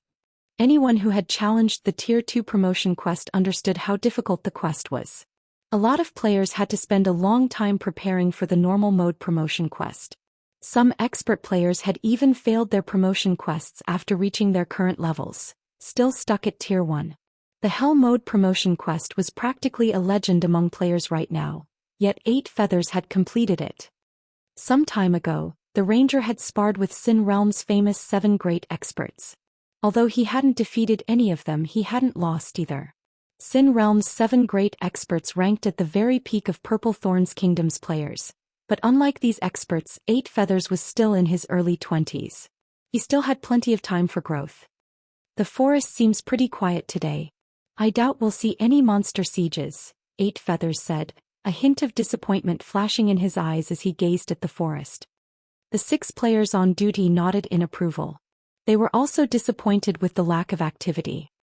Although fending off monster sieges was troublesome, it was an opportunity to obtain treasures and train. The players on duty yesterday were so lucky. They got to participate in a monster siege. Why don't we get to have any fun? I've heard that Commander 8 made a killing yesterday. He even managed to obtain a piece of level 55 secret silver equipment and over 20 primordial crystal fragments. I heard the same. The players on duty also earned 2 or 3 fragments each. They're so lucky. With a few more fragments, they can synthesize them into a full crystal and upgrade their guild mounts to bronze rank. The bronze guild mounts' speed and appearances are to die for. I wonder when I'll get to synthesize my own crystal? There's no need to be in such a hurry. Zero Wing has decided to fight the Starlight Alliance. Once it's defeated, the Witches' Hills resources will be ours for the taking. Obtaining a primordial crystal will be a piece of cake. I guess you're right. But isn't Zero Wing full of itself? Just because it is Starmoon Kingdom's #1 guild, it is taking us lightly. Doesn't the guild realize that we've entered a new era? Tier 2 players have already become commonplace.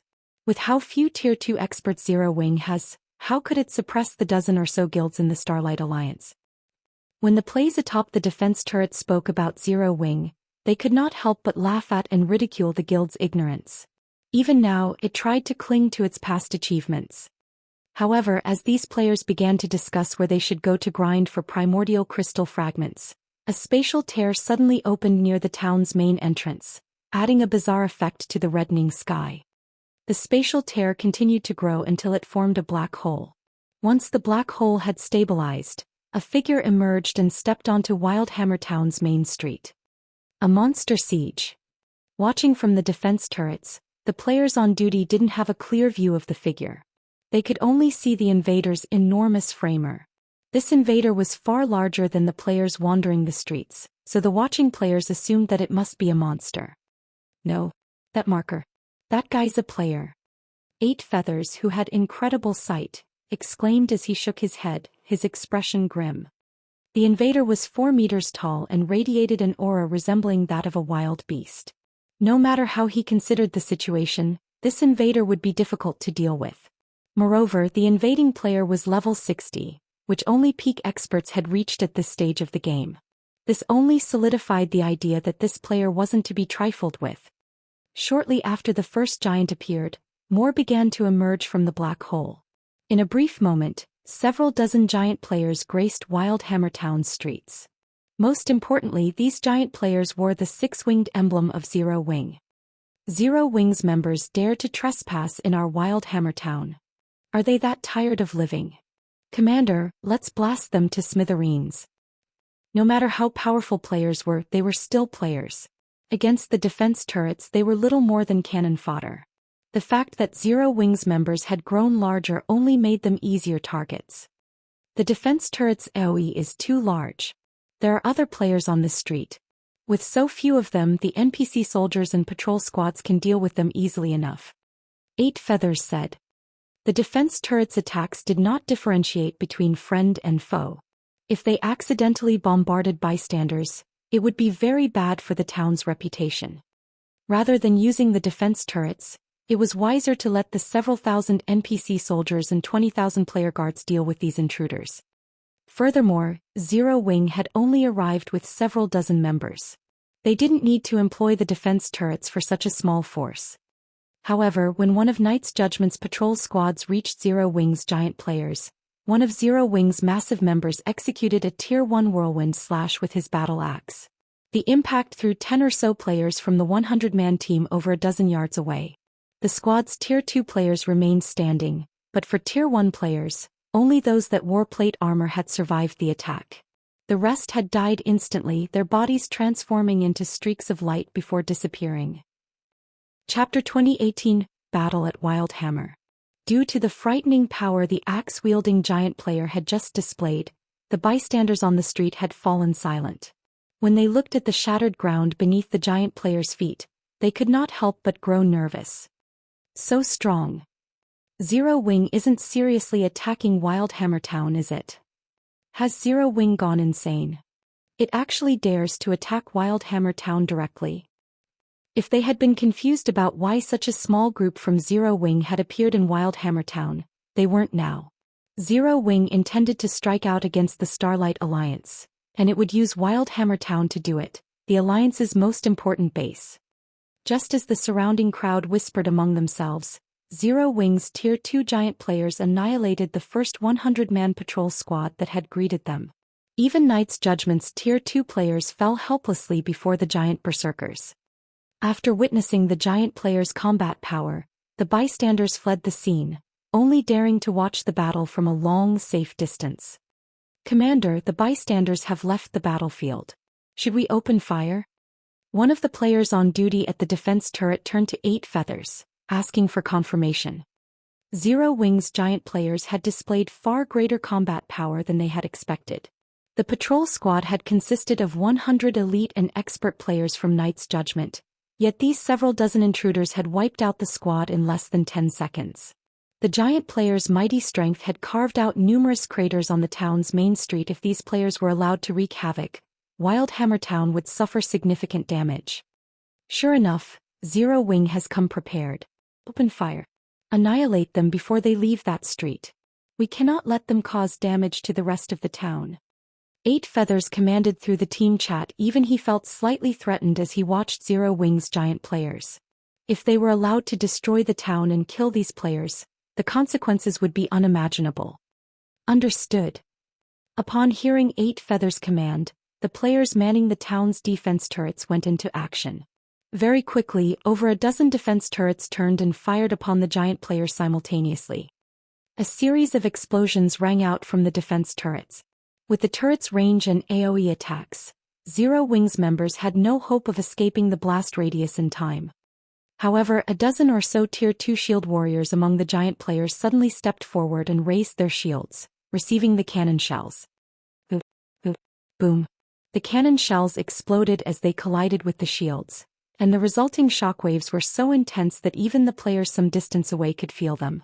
However, once the dust settled, the revealed scene stupefied the watching players. Not only had the giant shield warriors survived the attacks, but they also remained in their original positions. Not one of them had taken a single step back. Moreover, the shield warriors hadn't even lost 10% of their HPs. How high is their defense? Those were Tier 3 attacks. The players manning the defense turrets stared at the barely injured intruders in astonishment. The defense turrets' cannon shells could even deal over -300,000 damage to Tier 3 NPCs. The attacks would kill players instantly if they landed. A Tier 2 shield warrior with both a berserk skill and a life-saving skill might survive, but only barely. However, the giant players had taken almost no damage after receiving the defense turrets' attacks. They would look as good as new if they simply dusted off their armor. "Commander, what should we do?" the players manning the defense turrets asked 8 Feathers desperately. "Prepare to fire another round. Once the cooldown ends, fire." Even 8 Feathers watched Zero Wing's giant players with a grim expression. Finishing them off would take quite some time with how high these giants' defense and strength were. Meanwhile, these dozen or so giant players would wreak havoc in WildhammerTown. The moment 8 Feathers finished issuing his command, he caught sight of more giant players emerging from the black hole. He was so shocked that his mind froze momentarily. But contrary to his expectations, these giant players didn't start a rampant slaughter. After exiting the black hole, the new arrivals guarded their position alongside the first group of giants. "Quick! Notify the guild leader. Request reinforcements to WildhammerTown immediately." 8 Feathers barked as a foreboding feeling overwhelmed him.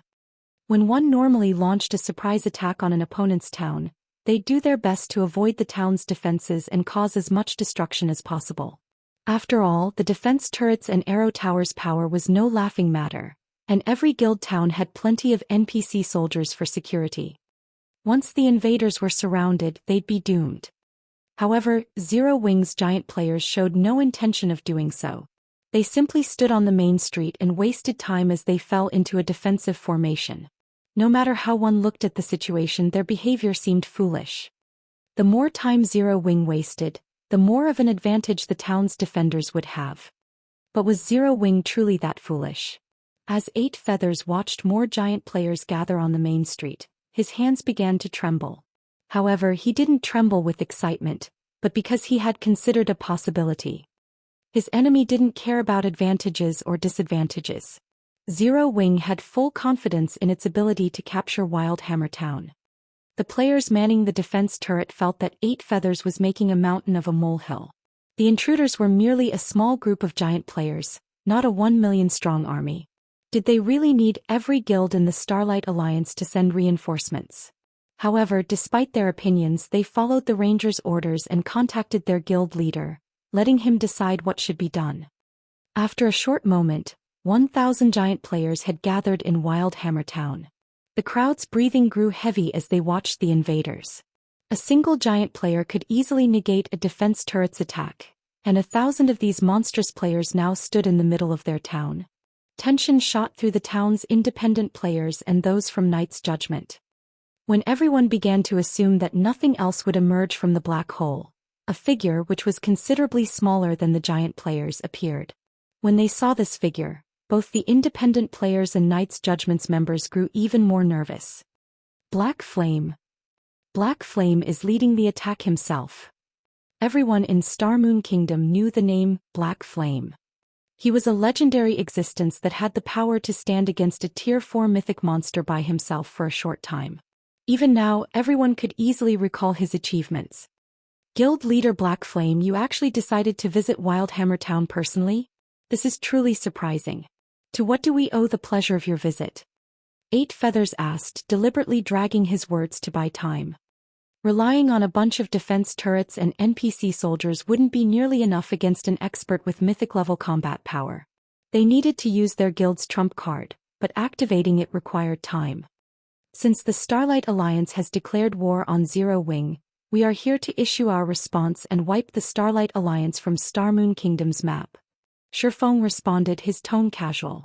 It was as if he knew that 8 Feathers was trying to buy time and didn't mind at all. Do you think that's really possible with just 1,000 players? Glancing at the time, 8 Feathers grinned and shouted, activate the magic array. Suddenly, a gigantic magic array manifested, enveloping the main street and several adjacent streets. The intruding expert's basic attributes plummeted as the powerful pressure from the array washed over them. This was WildhammerTown's trump card _ large-scale intermediate magic array that could even survive against a mythic monster's attacks for a considerable amount of time. The enemy players caught within the array would lose at least 20% of their basic attributes. Why not? Shifeng responded by activating Miniature World and Ring of Brilliance. Chapter 2019 Destruction of Wildhammer. The instant Shifeng activated Miniature World and Ring of Brilliance, a silver ripple spread out from him.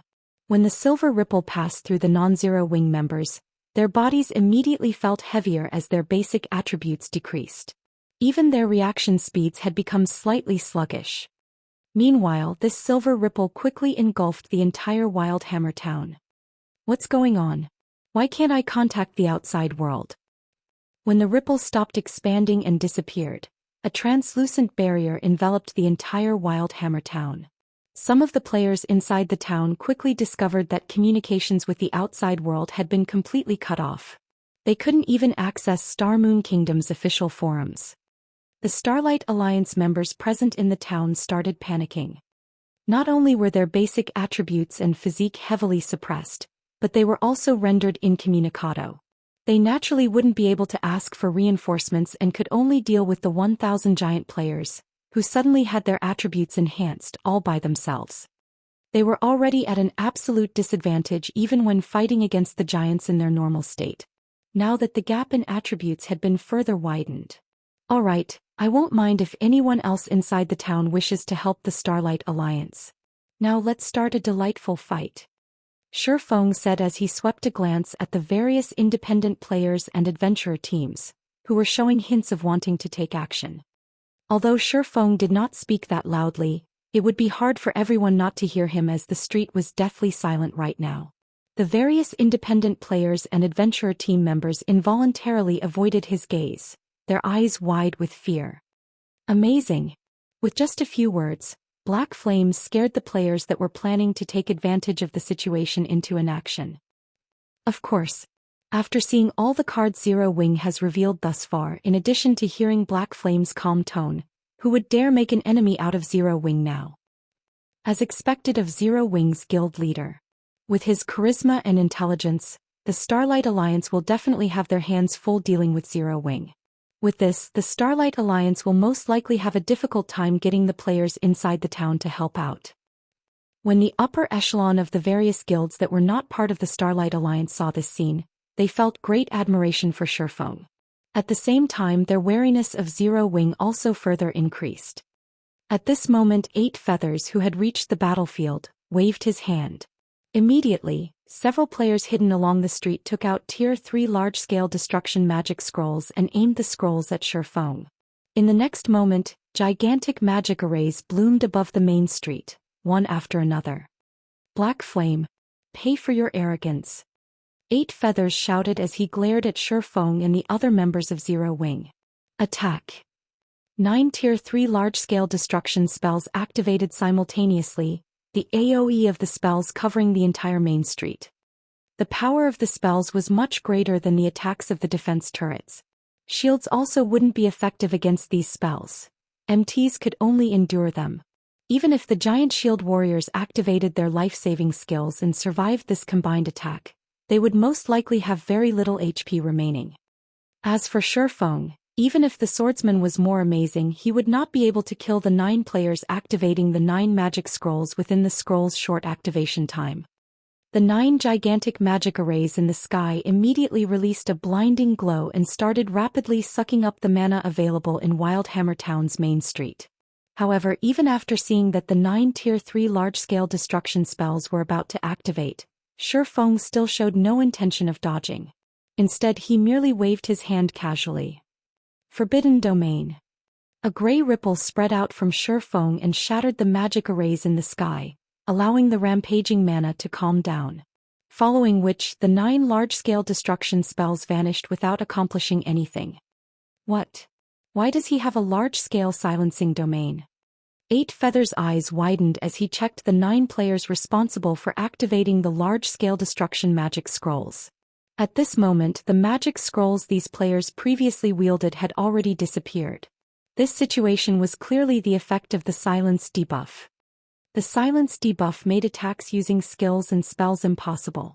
If they were to fight inside this silencing domain's AoE, they would be in an extremely disadvantageous position. Now their only way to repulse Zero Wings members was by utilizing the defense turrets and arrow towers. Although these defensive structures would have little to no effect against Zero Wings giant players, these defensive structures could still buy them time to escape the silencing domain's AoE. Just as 8 Feathers was about to have the defense turrets and arrow towers bombard the main street, a clear and crisp voice suddenly entered his ears. Now that you're done attacking, it's my turn now. Hopefully this spell will be to your satisfaction. Shifeng said as he pointed a finger to the sky. Flame Domain. Immediately after, 8 Feathers saw a massive crimson magic array appear overhead, covering nearly half of the entire main street. Not good.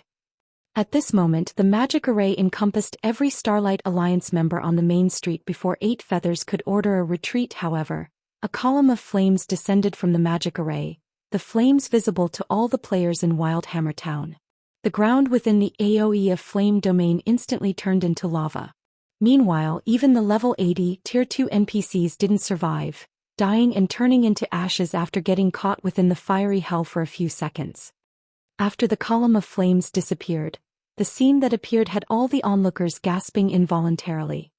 Several thousand players and a few hundred NPC soldiers had disappeared just like that.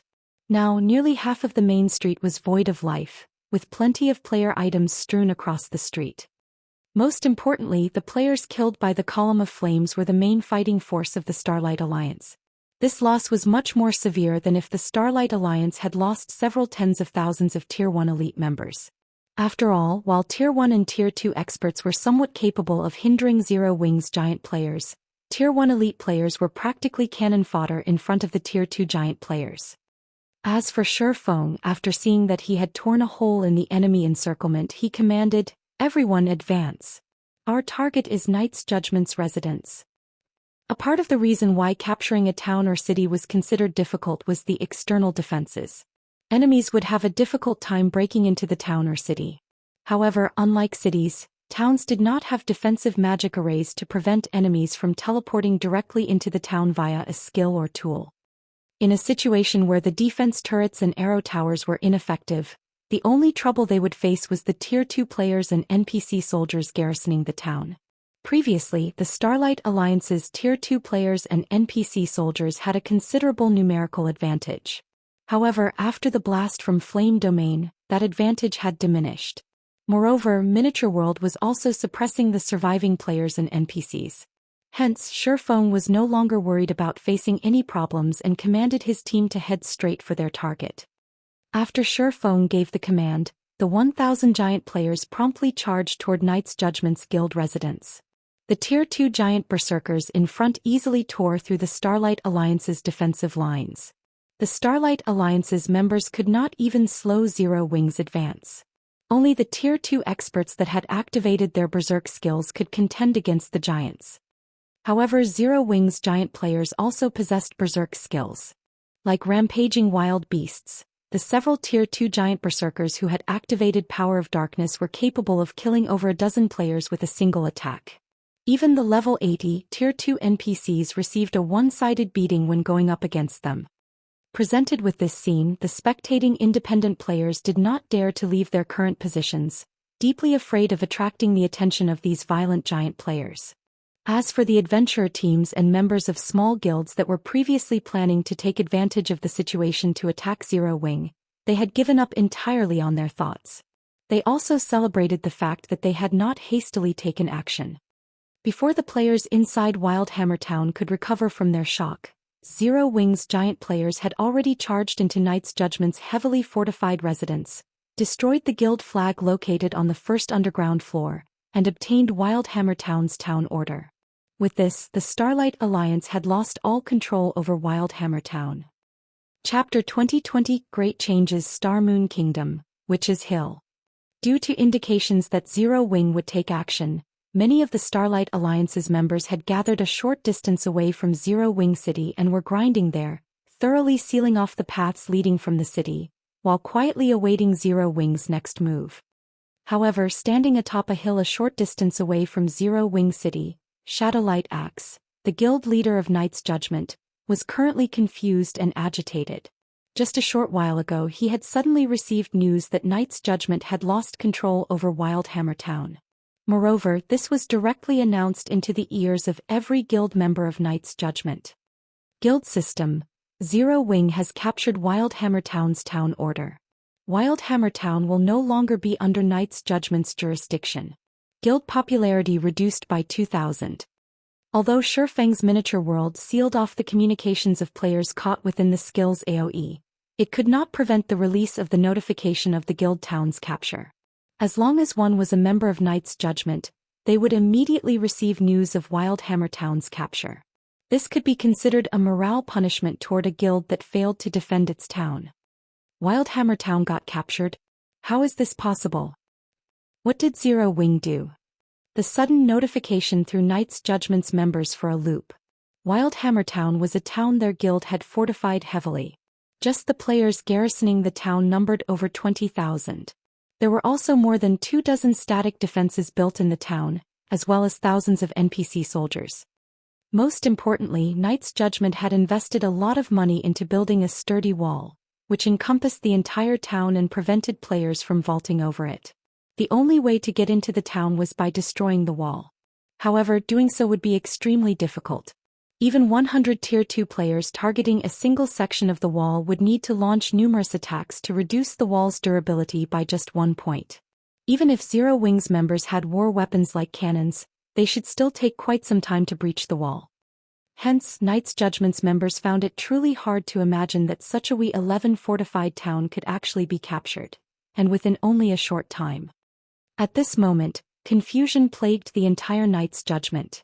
Even Shadowlight Axe, who had experienced countless trials and tribulations, wore an ashen complexion, a cold glint flashing across his eyes.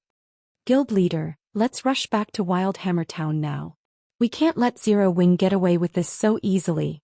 A level 59, Tier 2 male cleric urged anxiously.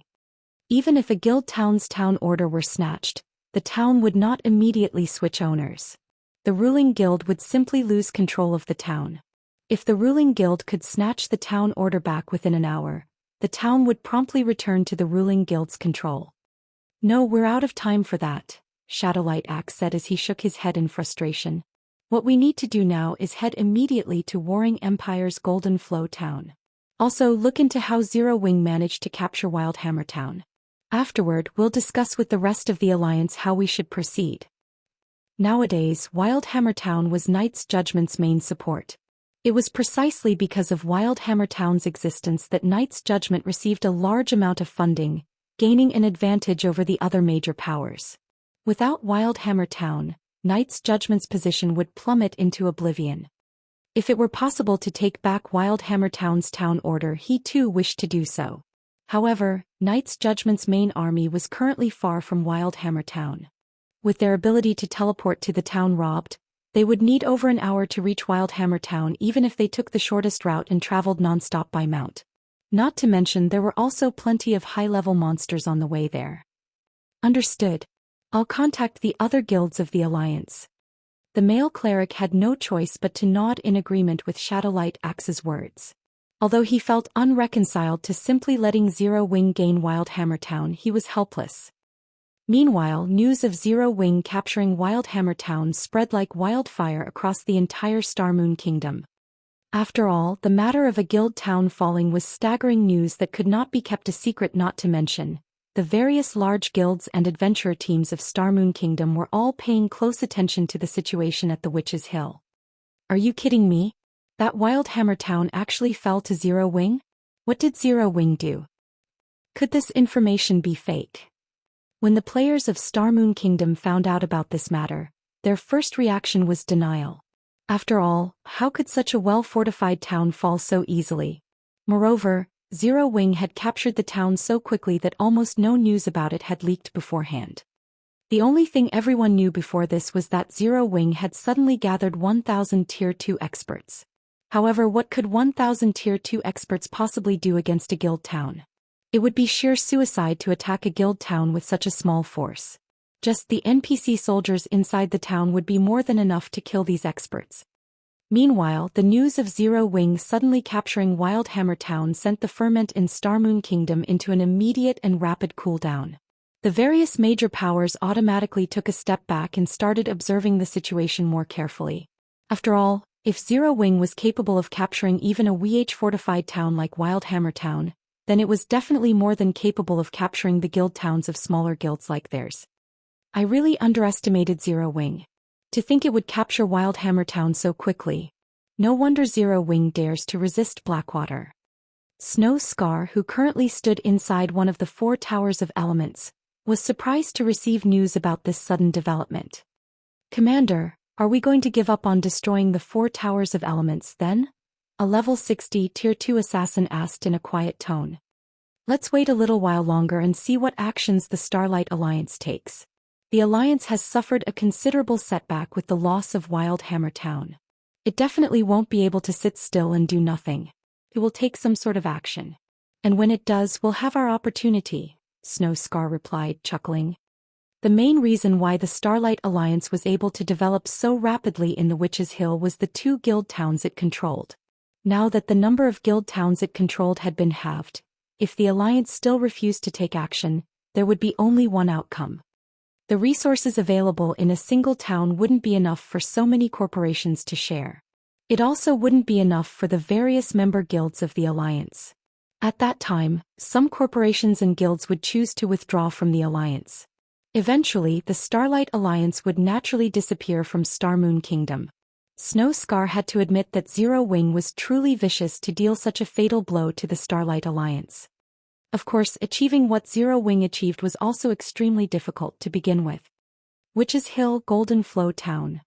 Due to WildhammerTown's capture, the entire Starlight Alliance was currently in chaos.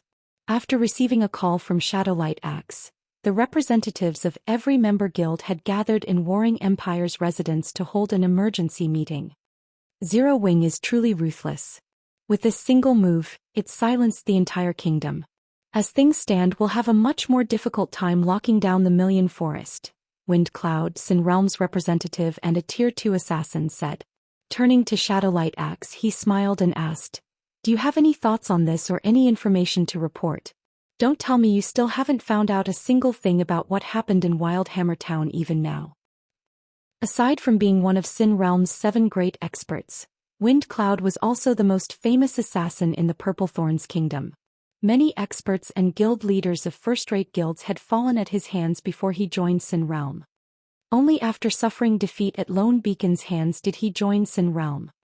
My side has already received a report on what happened in WildhammerTown. According to the report, Zero Wing raided WildhammerTown suddenly by means of teleportation. Although only 1,000 people were teleported into the town, these 1,000 people were no ordinary players. They were all 4 meters tall and possessed extraordinary strength and defense. They could contend against level 80, Tier 2 NPCs head-on and survive the attacks of defense turrets without receiving much damage, Shadowlight Axe said. He also did not forget to show the battle videos recorded. So, the equivalent of 1,000 monster players? Roaring Flame, War Rider's commander, said frowning. What frightening combat power. If the fight occurs in a narrow place like the street of a town, they will indeed be very difficult to deal with. Roaring Flame frequently fought large-scale battles, so he understood very clearly how powerful these 1,000 giant players would be in an urban battle. Battles inside of towns were different from battles out in the fields. Executing large-scale battle formations was extremely difficult inside a town. Rather, units of several hundred or several thousand players would be more suitable in such a situation. We have too little information. We have never before heard about any of the cards Zero Wing has just shown. If we had, Zero Wing never would have succeeded. Shadowlight Axe exclaimed. That's right. However, what we need to do now is take back WildhammerTown. Although Zero Wing has these giant players, we have monster players on our side. Moreover, we outnumber Zero Wing considerably. The only problem is that domain skill Black Flame used. Its suppression effect is simply too powerful. If we have some way to resist it, the problem would be solved much more easily, Skyview, Warring Empire's guild leader, said as he nodded in agreement with Shadowlight Axe's words. Dealing with the giant players was not a problem. After all, their side had monster players. According to the information they received, the combat power of their monster players should be equal to that of Zero Wing's giant players. No need to worry about this. I have a tool here that has a powerful suppression force, although the cost of activating it is very high. This tool can also summon powerful monsters. Although it can't summon a lot of monsters, their quality is top-notch. They are much more powerful than even the evil beasts found in Ancient Rock City. In the past, when Zero Wing launched a large-scale attack against Ancient Rock City, it could only retreat in defeat when faced with those evil beasts.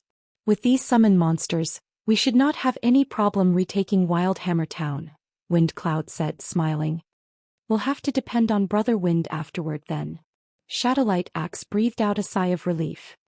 WildhammerTown's defenses were far from being a match for Ancient Rock Cities. It also didn't have a defensive magic array protecting it. Although Windcloud wouldn't be able to summon many monsters, if they included the support of a large number of monster players, retaking WildhammerTown should be feasible. After all, Zero Wing lacked numbers. However, just as the gathered representatives were about to discuss further how they should retake WildhammerTown, a person suddenly barged into the room with a panicked expression. When this person entered, everyone inside the room could hear quite the commotion coming from outside. What's going on outside? Why is it so noisy? Don't they know that we're holding an important meeting? Skyview demanded of the guild member that barged in. Guild leader. Not good. Outside. A large number of giant players have suddenly appeared outside. The level 57 Berserker reported while panting. Chapter 2021, Sudden Appearance in Golden Flow Town. After the jittery Berserker reported what was happening outside the residence, the entire meeting room fell silent. How is this possible? Why would Zero Wing's members be here? Didn't they just capture WildhammerTown? Are you sure you saw correctly? This sudden development stupefied everyone inside the meeting room. Their minds simply could not process this turn of events.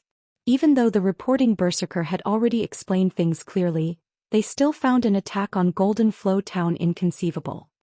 Zero Wing had just fought a battle in WildhammerTown. No matter how powerful Zero Wing's giant players were, they would definitely have suffered some losses.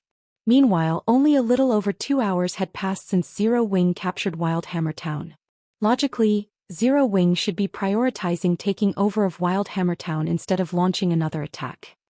Zero Wing's unconventional way of doing things messed up their original plans.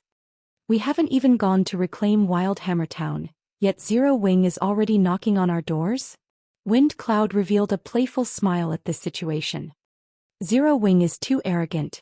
As soon as it captured WildhammerTown, it is trying to take Golden Flow Town? Is Zero Wing planning on annihilating the Starlight Alliance in one fell swoop? Shadowlight Axe, on the other hand, revealed a dark expression. In his opinion, the main reason why Zero Wing was able to capture WildhammerTown before was the Starlight Alliance's ignorance of the existence of the giant players and of Zero Wing's ability to teleport 1,000 players directly into a town. Had the Alliance known about these things and prepared beforehand, Zero Wing wouldn't have been able to take down WildhammerTown at all. Zero Wing most likely doesn't know that we have already gathered our combat power in Golden Flow Town and is launching a preemptive strike, Skyview said, frowning as a hint of rage flashed across his eyes. Hurriedly, he turned to the reporting berserker and ordered, "Relay my commands. Have every expert in the guild gather in Golden Flow Town. I want Zero Wing's visit here to be a one-way trip. However, it is best if we proceed with caution. We should not take Black Flame lightly. He might have some traps set up for us," Wind Cloud cautioned. WildhammerTown and Golden Flow Town served as the Starlight Alliance's foundation. Even the loss of one could push the Alliance to the brink of annihilation. If both towns were lost, the Starlight Alliance would be done for. Hence, they needed to be extra careful in this upcoming battle. "This is certain. I will have everyone in Star Moon Kingdom understand that Zero Wing is already old news. The future Star Moon Kingdom will belong to the Starlight Alliance," Skyview said, sneering. "Gather every monster player inside the town. Prepare all the war weapons and magic scrolls we have. Let's go and meet Zero Wing." "Let's hope that's the case," Wind Cloud muttered in exasperation. He felt that Skyview wasn't listening to him at all. However, he also had to admit that the current Golden Flow Town was quite unlike the lightly defended WildhammerTown of before, what with the Starlight Alliance's upper echelon experts and elites all gathered here. Afterward, the Starlight Alliance's upper echelon went into action, ordering their guild experts to gather at Golden Flow Town. At the same time, they also had their subordinates who were already in town form an encirclement around Zero Wing's giant players, to prevent Zero Wing from wreaking havoc on the town. Meanwhile, Zero Wing's 1,000 giant players were already engaged in battle all over Golden Flow Town. Due to the effects of Miniature World and Ring of Brilliance, the Starlight Alliance's members and NPC soldiers were at a total disadvantage. Giants sent players flying all around. Craters pocked the various streets. Rather than a battle between players, this scene looked more like a monster siege instead. The independent players inside the town could not help but be stunned upon seeing this scene. The strength and defense that Zero Wing's giant players possessed were absurd. The town's level 80 NPC soldiers were simply a joke before these giants. However, under the commands of the Starlight Alliance's upper echelon, a defensive encirclement quickly formed around Zero Wing's members. Multiple teams led by Tier 2 experts started using magic arrays to suppress the giant players and then engage these giant players in battle. Among the various teams, the ones led by guild upper echelons possessed the greatest strength. Not only were these teams composed entirely of Tier 2 players, but every team member was also an expert that was capable of reaching the late stage of the Trial Tower's 5th floor at the very least. Due to the assistance of magic barriers, these experts could cooperate with each other to take advantage of the giant players' slow movement speed and reaction speed. Each expert team could go up against several giant players at a time. The teams led by the Starlight Alliance's 4 strongest powers performed even more fiercely. Wielding a flaming magic staff, Skyview, Warring Empire's guild leader, released one fire-type spell after another, the power of each spell rivaling that of Tier 3 spells. Moreover, his attacks were extremely fast, a perfect counter to the slow giant players. All by himself, Skyview managed to deplete a Tier 2 giant player's HP in just a dozen seconds or so. After battling for around 3 minutes, Skyview's 100-man team killed a giant team made up of a dozen or so giant players. Skyview then led his team to patch up the holes that had formed in the defensive encirclement, preventing other giant teams from advancing. However, although the Starlight Alliance's upper echelon teams performed well against the giant players, their efforts were negligible as they could cover only so much ground at a time. The corpses of the Starlight Alliance's members filled many other locations in the town. Zero Wing. Skyview's complexion turned very ugly as he looked at the corpses of his guildmates strewn across the street he stood on. "In the name of the Warring Empire, I definitely will not let any of you leave this place alive." This situation was simply horrible. Every Warring Empire member currently fighting in the town was an elite player at the very minimum. Among them, many were even expert players. These players were the mainstays of the guild. With so many of these elite and expert players dying, Warring Empire would need a very long time to recover afterward. At this moment, the other guild upper echelons were also experiencing the might of the giant players and Shifeng's Miniature World. This situation was indeed outside of their expectations. "Brother Wind, are you still not ready?" Skyview asked through a call with Wind Cloud. It's done. Wind Cloud, who was currently holding a ceremony in Warring Empire's residence, replied, smiling. As soon as Wind Cloud said so, the sky above Golden Flow Town suddenly darkened. At the same time, the 5,000 level 50-plus players taking part in the ceremony in the residence disintegrated instantly, their bodies transforming into pitch-black smoke that gathered in the sky. Afterward, the smoke started descending in streams one after another. Upon reaching the ground, each stream of smoke took on a humanoid shape. Even the weakest among these humanoid gas lifeforms was a level 70 Great Lord, with several among them being level 70-plus Grand Lords. These gas lifeforms easily numbered in the hundreds. Moreover, the eyes of every one of these smoke monsters shone with intelligence. In addition to the appearance of these smoke monsters, the suppression effect of Miniature World also vanished without a trace. This move was none other than Sin Realm's strongest trump card, Death's Praise. It was a super rare epic item that could be used only once every 10 days. This move from Sin Realm is amazing. The smoke monsters astonished Roaring Flame, who was commanding the members of the War Riders. Even an army of 3,000 Tier 2 players would most likely fall if attacked by so many of these smoke monsters. Good. Everyone tighten the encirclement and kill every giant player in sight. Skyview commanded. Without the suppression of Miniature World, even the Great Lord-ranked smoke monsters would be able to go toe-to-toe against the giant players. As for the Grand Lords, they possessed combat power superior to the giant players, and there were more than 50 of these Grand Lords. After just a short moment, Zero Wing's giant players started getting pushed back. Now these giant players no longer dared to operate in parties or small teams, as they would be killed off easily if they did so. Zero Wing sure is gullible. Does it really think it can take down Golden Flow Town as easily as it did WildhammerTown, using just 1,000 players? Since Zero Wing dares to look down on our Starlight Alliance, we should teach Zero Wing's members the consequences of overreaching. I'm really looking forward to the expression of regret Black Flame is going to make. After this battle, I'll definitely compile a close-up video of this battle and post it onto the official forums for him. While the Starlight Alliance's upper echelons were merrily chatting among themselves, the Starlight Alliance's army cornered Zero Wing's forces at the town's central plaza.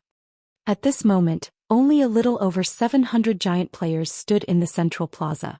Standing among these giant players was a cloaked man carrying 2 exquisite long swords at his waist. The cloaked man was currently observing the situation with a calm gaze. Meanwhile, this cloaked man was none other than Black Flame, a person everyone in Starmoon Kingdom was familiar with. Guild leader Black Flame. I'm sure you never thought that such a day would come for you, right? Skyview said excitedly as he looked at Shurfeng. Unfortunately, it is too late for regrets. Everyone charge. Let Guild leader Black Flame know how laughable his arrogance is. Chapter 2022, True Slaughter. As soon as Skyview gave the command, the monster players and Tier 2 experts under his lead charged toward the central plaza. Black Flame, surrender your life. Once Skyview was within 50 yards of Shurfeng, he activated his Berserk skill, and the surrounding mana surged toward him. His aura intensified until it was no weaker than the monster players around him. He then pointed his staff at Shurfeng. Small crimson magic arrays began to surround Shurfeng. Spears of raging fire then flew from the arrays, one after another. Tier 2 Curse, Violent Flame Spears. This curse was normally as powerful as a Tier 3 attack, and with the effects of Skyview's special Berserk skill, it had grown even more powerful. Now each flame spear had the power to rival an attack from a Grand Lord of the same level. Even a Tier 2 metric tons with active Berserk and life-saving skills would die instantly if they faced 28 flame spears from multiple directions. However, Shurfeng effortlessly deflected the spears with his swords. Moreover, he had done so without moving. In the end, every flame spear had brushed past him and crashed into the ground without accomplishing anything. Seeing that his first attack had failed, Skyview promptly cast his second ultimate move, the Tier 2 Curse Flaming Fangs. Although Flaming Fangs only consisted of 5 attacks, far fewer than Violent Flame Spears, Skyview had full control of all 5. In comparison, he could only aim the Violent Flame Spears when he activated the spell. Once the spell launched the attacks, the spears' trajectories couldn't be altered. The 5 flaming fangs circled Shifeng like a crimson ring around him. With how fast the flaming fangs moved, guessing where and when they'd strike was almost impossible. Die. Once he found an opportunity, Skyview swung his staff. The 5 flaming fangs flew toward Shifeng's blind spots, altering their trajectories multiple times as they approached. Boom, boom, boom. A round of explosions shook the battlefield, but Skyview didn't express joy even after releasing his attacks. He had practiced flaming fangs tirelessly to master the spell.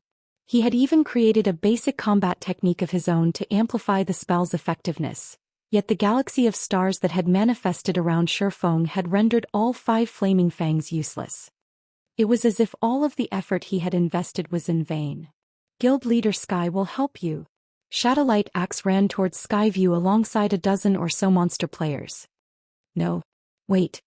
Skyview yelled at Shadowlight Axe to stop as he watched Shifeng, who remained unharmed. With the experience of countless life-or-death battles in God's domain, Skyview had honed his instincts to an extraordinary level. He was particularly sensitive to the threat of death and danger. After his brief clash with Shifeng, he knew that the man wasn't as simple as rumors had made him seem. His Flaming Fang's attacks had the strength of a Grand Lord of the same level, yet Shifeng had blocked all 5 of without any skills. The man had simply relied on his own strength. Shifeng's strength definitely shouldn't be underestimated. With a single mistake they could all die in an instant. If they wanted to contend with a player of such strength, they would need multiple Great Lord-ranked monster players or the Starlight Alliance's peak experts with active berserk skills. However, only one of the dozen or so monster players accompanying Shadowlight Axe was at the Great Lord standard. Based on Shifeng's serene performance, the 3 of them wouldn't be enough to take the swordsman down. Furthermore, Shifeng hadn't activated a berserk skill. Skyview realized that he'd need many more people to defeat this man. He's already honed his instincts to such a beast-like level? Shifeng flashed Skyview a surprised look as the man kept his distance. While Skyview and Shadowlight Axe watched Shifeng warily, Roaring Flame and Wind Cloud had arrived with their respective teams. Black Flame, we've sealed off all paths out of this plaza. You and your guild members have no hope of escape. Wind Cloud shouted, smiling faintly at Shifeng. The town only had 6 paths that led to the central plaza, and the Starlight Alliance's monster players had blocked all 6. Moreover, they had used a spatial seal to lock down Golden Flow Town, preventing players from using teleportation skills or tools. Not even Tier 3 instantaneous movement magic scrolls would be effective within the seal. Now all they had to do was eliminate Shifeng and his giant players. The seal's complete already? Skyview could not help his grin after hearing Wind Cloud's declaration. Guild leader Black Flame, it would seem that today you will finally fall. Are you going to hand your life over obediently? Or should we take our time with killing you? Make your choice. If Shifeng's giant players had any hope of fleeing Golden Flow Town before, the Starlight Alliance's players had dashed it. Now that the seal was in place, it was only a matter of time before Shifeng and his force fell. Skyview, why are you wasting your words on him? Why don't we just kill him? Shadowlight Axe asked. What a pity. I really wanted an exciting battle, but I guess that won't be possible. Roaring Flame sighed as he glanced at the eager crowd around him. Black Flame, how can you appear so calm in the face of death? Truly arrogant. Skyview was displeased with what he saw as he watched Shifeng, who still maintained his composure. He then laughed and ridiculed. Or is the almighty guild leader Black Flame scared stiff? Do you think you can turn the tables by using the same large-scale destruction spell you used in WildhammerTown? Even if you do, it will be futile. We aren't going to stand still and let you destroy us. Even with that spell, we won't let you accomplish anything here. The Starlight Alliance members nodded in agreement. They then began to spread out. When they had learned about the means Zero Wing had used to capture WildhammerTown, they had organized appropriate countermeasures. They had divided their main combat power into several groups. They would not let Zero Wing destroy their main combatants so easily again. It seems that everyone is here now, Shifeng said as he eyed the hundreds of monster players and smoke monsters around him. In a mild tone he continued, in that case let's begin the real battle. Still so calm in the face of death? Do you truly think that you have a chance? Black Flame, your arrogance ends here. Get out of the way. I'll hack him down with my axe. The Starlight Alliance's upper echelons were enraged when they heard Shifeng's reply. They clearly had the upper hand, yet Shifeng remained defiant. However, as the Starlight Alliance's ranged members moved within 40 yards of the swordsman, beginning to cast their spells and nock their arrows, Shifeng pulled a crimson globe from his bag. Suddenly, a colossal magic array formed above the crowd, driving the ambient fire-type mana berserk. In the blink of an eye, the fire-type mana gathered before Shifeng and formed an 8-meter-tall flame dragon. Once the fire spirit took shape, it released a deafening roar. It seems that you're all mistaken about something. I haven't remained here because I couldn't leave. Rather, I've been waiting for you to gather around me. Let me say it again. Let's begin the real battle. Chapter 2023, Misconceived Victory. Everyone in the central plaza fell silent as the fire spirit's thunderous roar echoed through the town, its powerful aura making every player feel uncomfortable. However, the pressure they felt wasn't just due to the flame dragon's high level, but also due to the creature's superior life rating. Waiting for us to gather? Are you claiming that you're so much stronger than us? Wind Cloud questioned as he eyed the fire spirit. He then returned his gaze to Shifeng and laughed, saying, "Since that is the case, show me how this Tier 3 archaic species of yours will defeat our monster army. Smoke monsters." As Wind Cloud gave the command, the humanoid smoke monsters charged past him, running at the fire spirit. These smoke monsters were more like NPCs than ordinary monsters. They did not charge at the fire spirit as a disorderly mob. Rather, they fell into proper offensive formations. 8 level 75 Grand Lord ranked smoke monsters led the charge, smoke pulling away from their forms to create shields and spears. Like a group of hunters chasing after a large beast, they quickly surrounded the flame dragon. Behind these Grand Lords, multiple groups of 10 Great Lord-ranked smoke monsters transformed parts of their bodies into longbows. In organized rows, they nocked their arrows and prepared to launch a concentrated attack. Intense killing intent filled the central plaza. A chilling sensation encompassed the players standing close to the monsters. The smoke monsters' formation shocked everyone watching. Even the Starlight Alliance's upper echelons were stupefied. What high intellect! Roaring Flame was just as stunned to see the smoke monsters move like an orderly army. He wasn't incredibly familiar with Sin Realm's trump card. It had been mentioned briefly during the meeting, but he hadn't dreamed that it would be this powerful. Militaristic formations were a large part of the reason that players could defeat a large number of powerful monsters in God's domain. Players would be able to exert greater combat power when they used such tactics than without. This was also why players could fend off monster sieges despite being outnumbered. The weakest of the hundreds of smoke monsters was a level 70 Great Lord. If these smoke monsters worked together and fought like players, they could even defeat a level 80 mythic monster, let alone a level 80 Tier 3 archaic species. Good.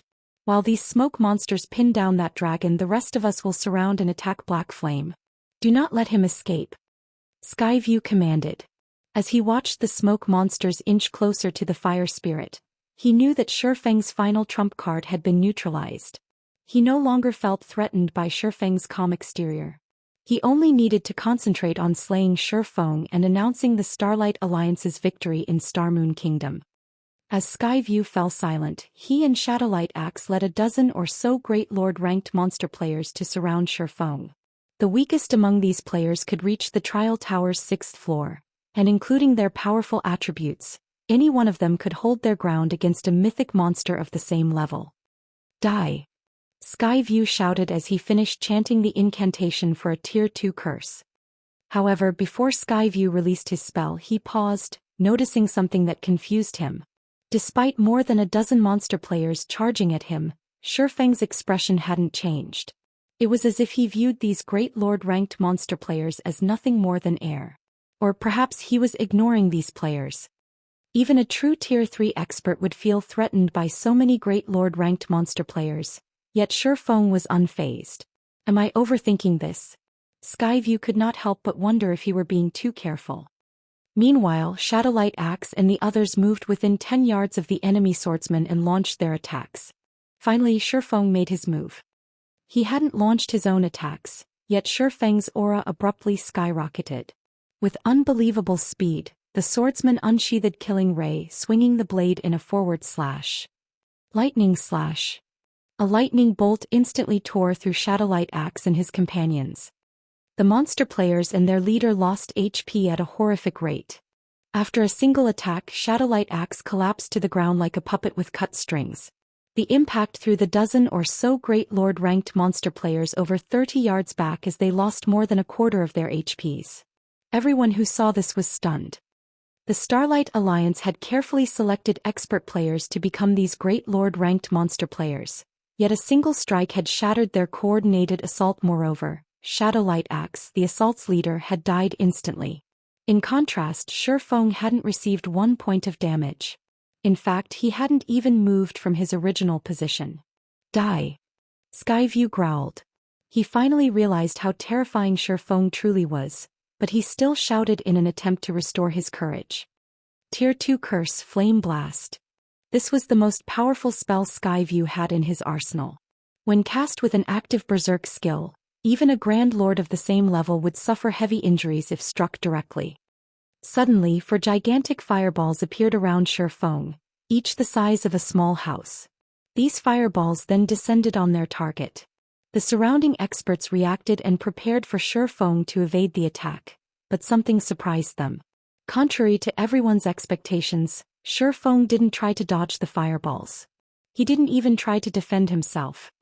Suddenly, 4 sword lights blinded the crowd, carrying enough power to split the 4 fireballs in half.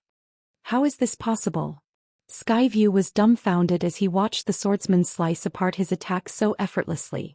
Before today he had felt that even the various superpowers old monsters would flee from this attack, but now he found the idea laughable. He also viewed all of the effort he had spent trying to master the spell as one big joke. The strength to fight monster-level experts. That had only been wishful thinking. However, Skyview didn't know that Shifeng had already reached level 70. Wearing equipment that not even Super Guild's guild leaders could dream of equipping.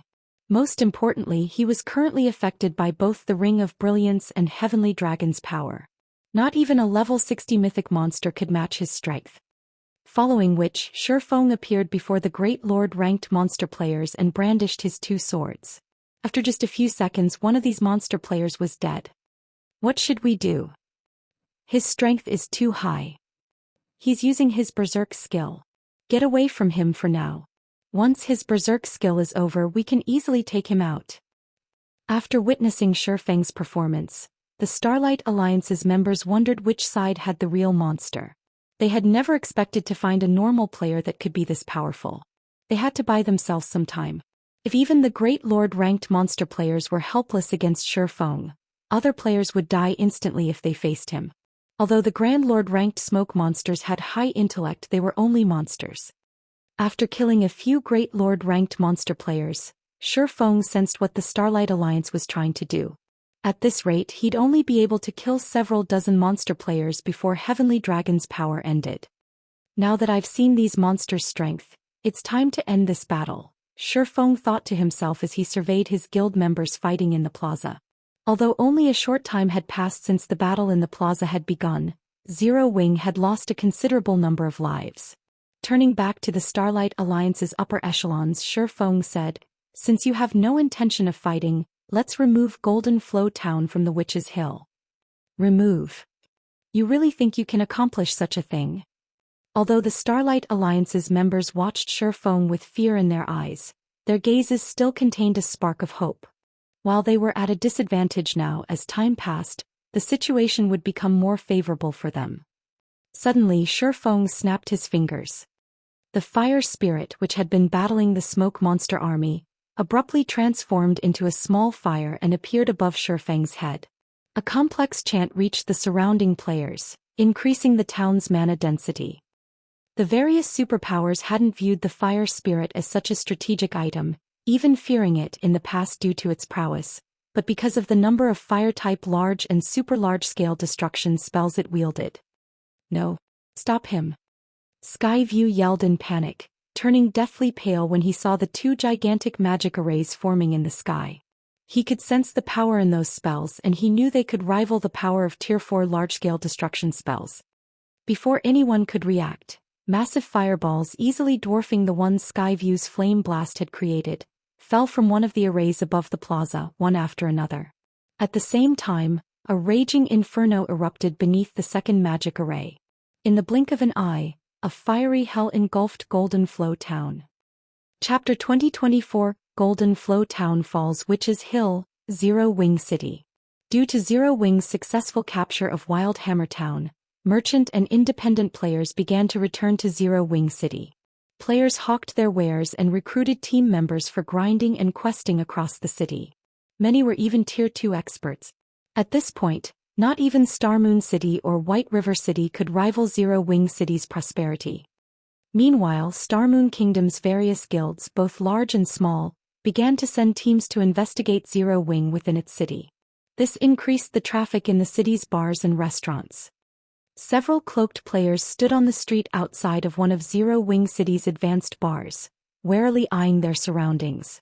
They only entered the bar after ensuring that they were safe. Players crowded the bar, most wearing black cloaks. If a player used a skill that could see through a black cloak's concealment, they discovered that the cloaked players within weren't independent players. Rather, they were from the kingdom's various guilds and they were all impressively powerful, with the weakest being a level 58 Tier 2 player. To survive in God's domain, small guilds generally formed secret alliances to withstand larger guilds. These guilds would exchange information to further their development as well. This advanced bar had become a hub for these guild members to do just that. Meanwhile, the new group of cloaked players quickly headed for a corner of the bar after entering, approaching a stone table with a single occupant. After taking a seat, the Tier 2 female elementalist that led the group looked at the assassin with a tattoo on his face and asked, "How is your investigation going? Have you learned how Zero Wing captured WildhammerTown yet?" Unlike the majority of the players in the bar, this assassin did not bother to hide his identity, boldly revealing his status as an independent player. However, despite doing so, none of the guild players present dared to look down on him. This independent player was the host of this information center, the middleman for the information gatherers and buyers.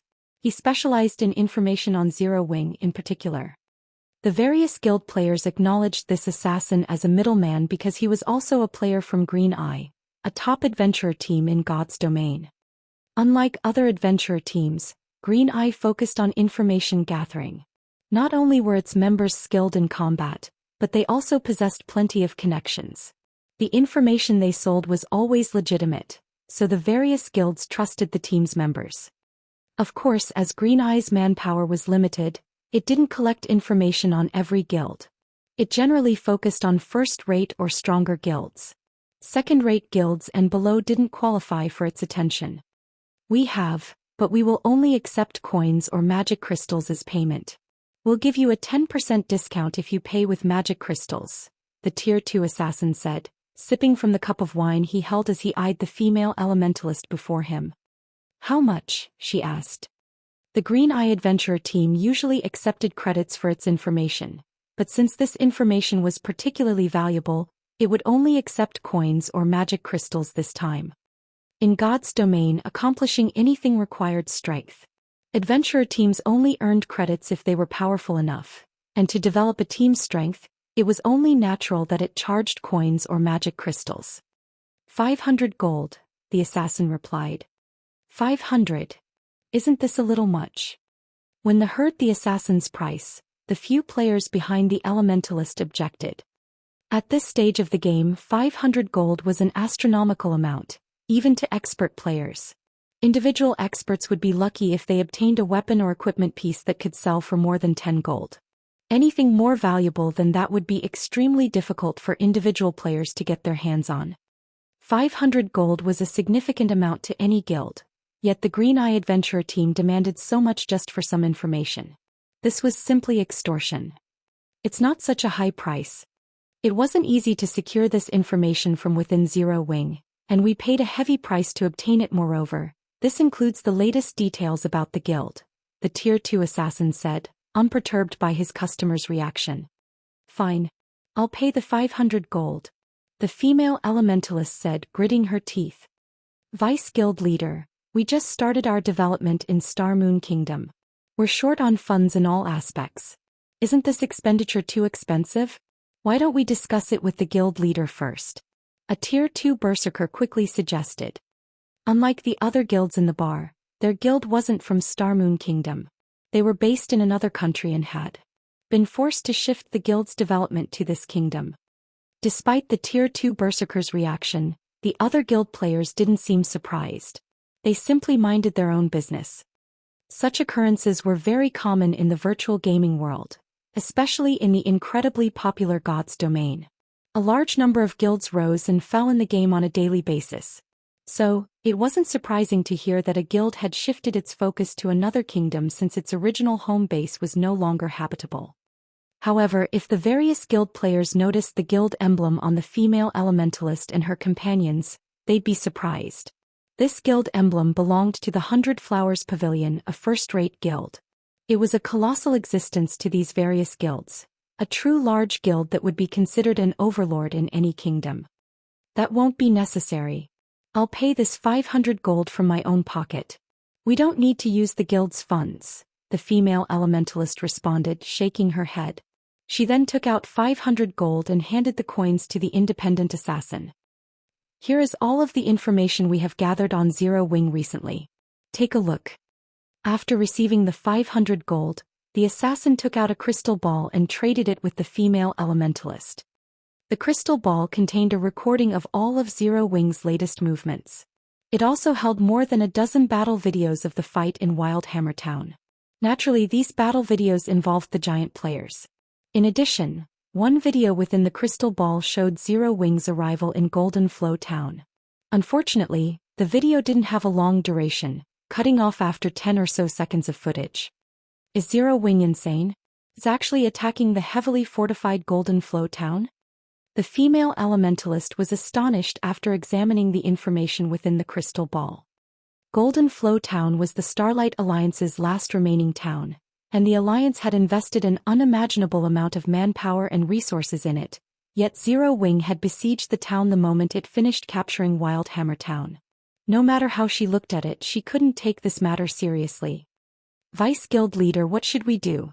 Should we move to another kingdom or stay here? The other upper echelons from the 100 Flowers Pavilion asked softly. The 100 Flowers Pavilion had decided that the chaos in Star Moon Kingdom made for an excellent opportunity to leave the Dark Knight Empire. Although the kingdom didn't have as many resources as the Empire, it had grown into a considerably powerful country after several major events. If the 100 Flowers Pavilion could secure a foothold in Star Moon Kingdom, it could rise to power once more. As Cleansed Rue, the 100 Flowers Pavilion's vice guild leader, decided her guild's future, the bar's atmosphere changed. Suddenly, a heavy sensation enveloped the bar. What's happening? Cleansed Rue wondered aloud as she looked around at the bar's customers. What? Your guild didn't receive the announcement? The assassin from Green Eye asked, giving Cleansed Rue a strange look. Every guild member from the Warring Empire has just received a message stating that Golden Flow Town has fallen.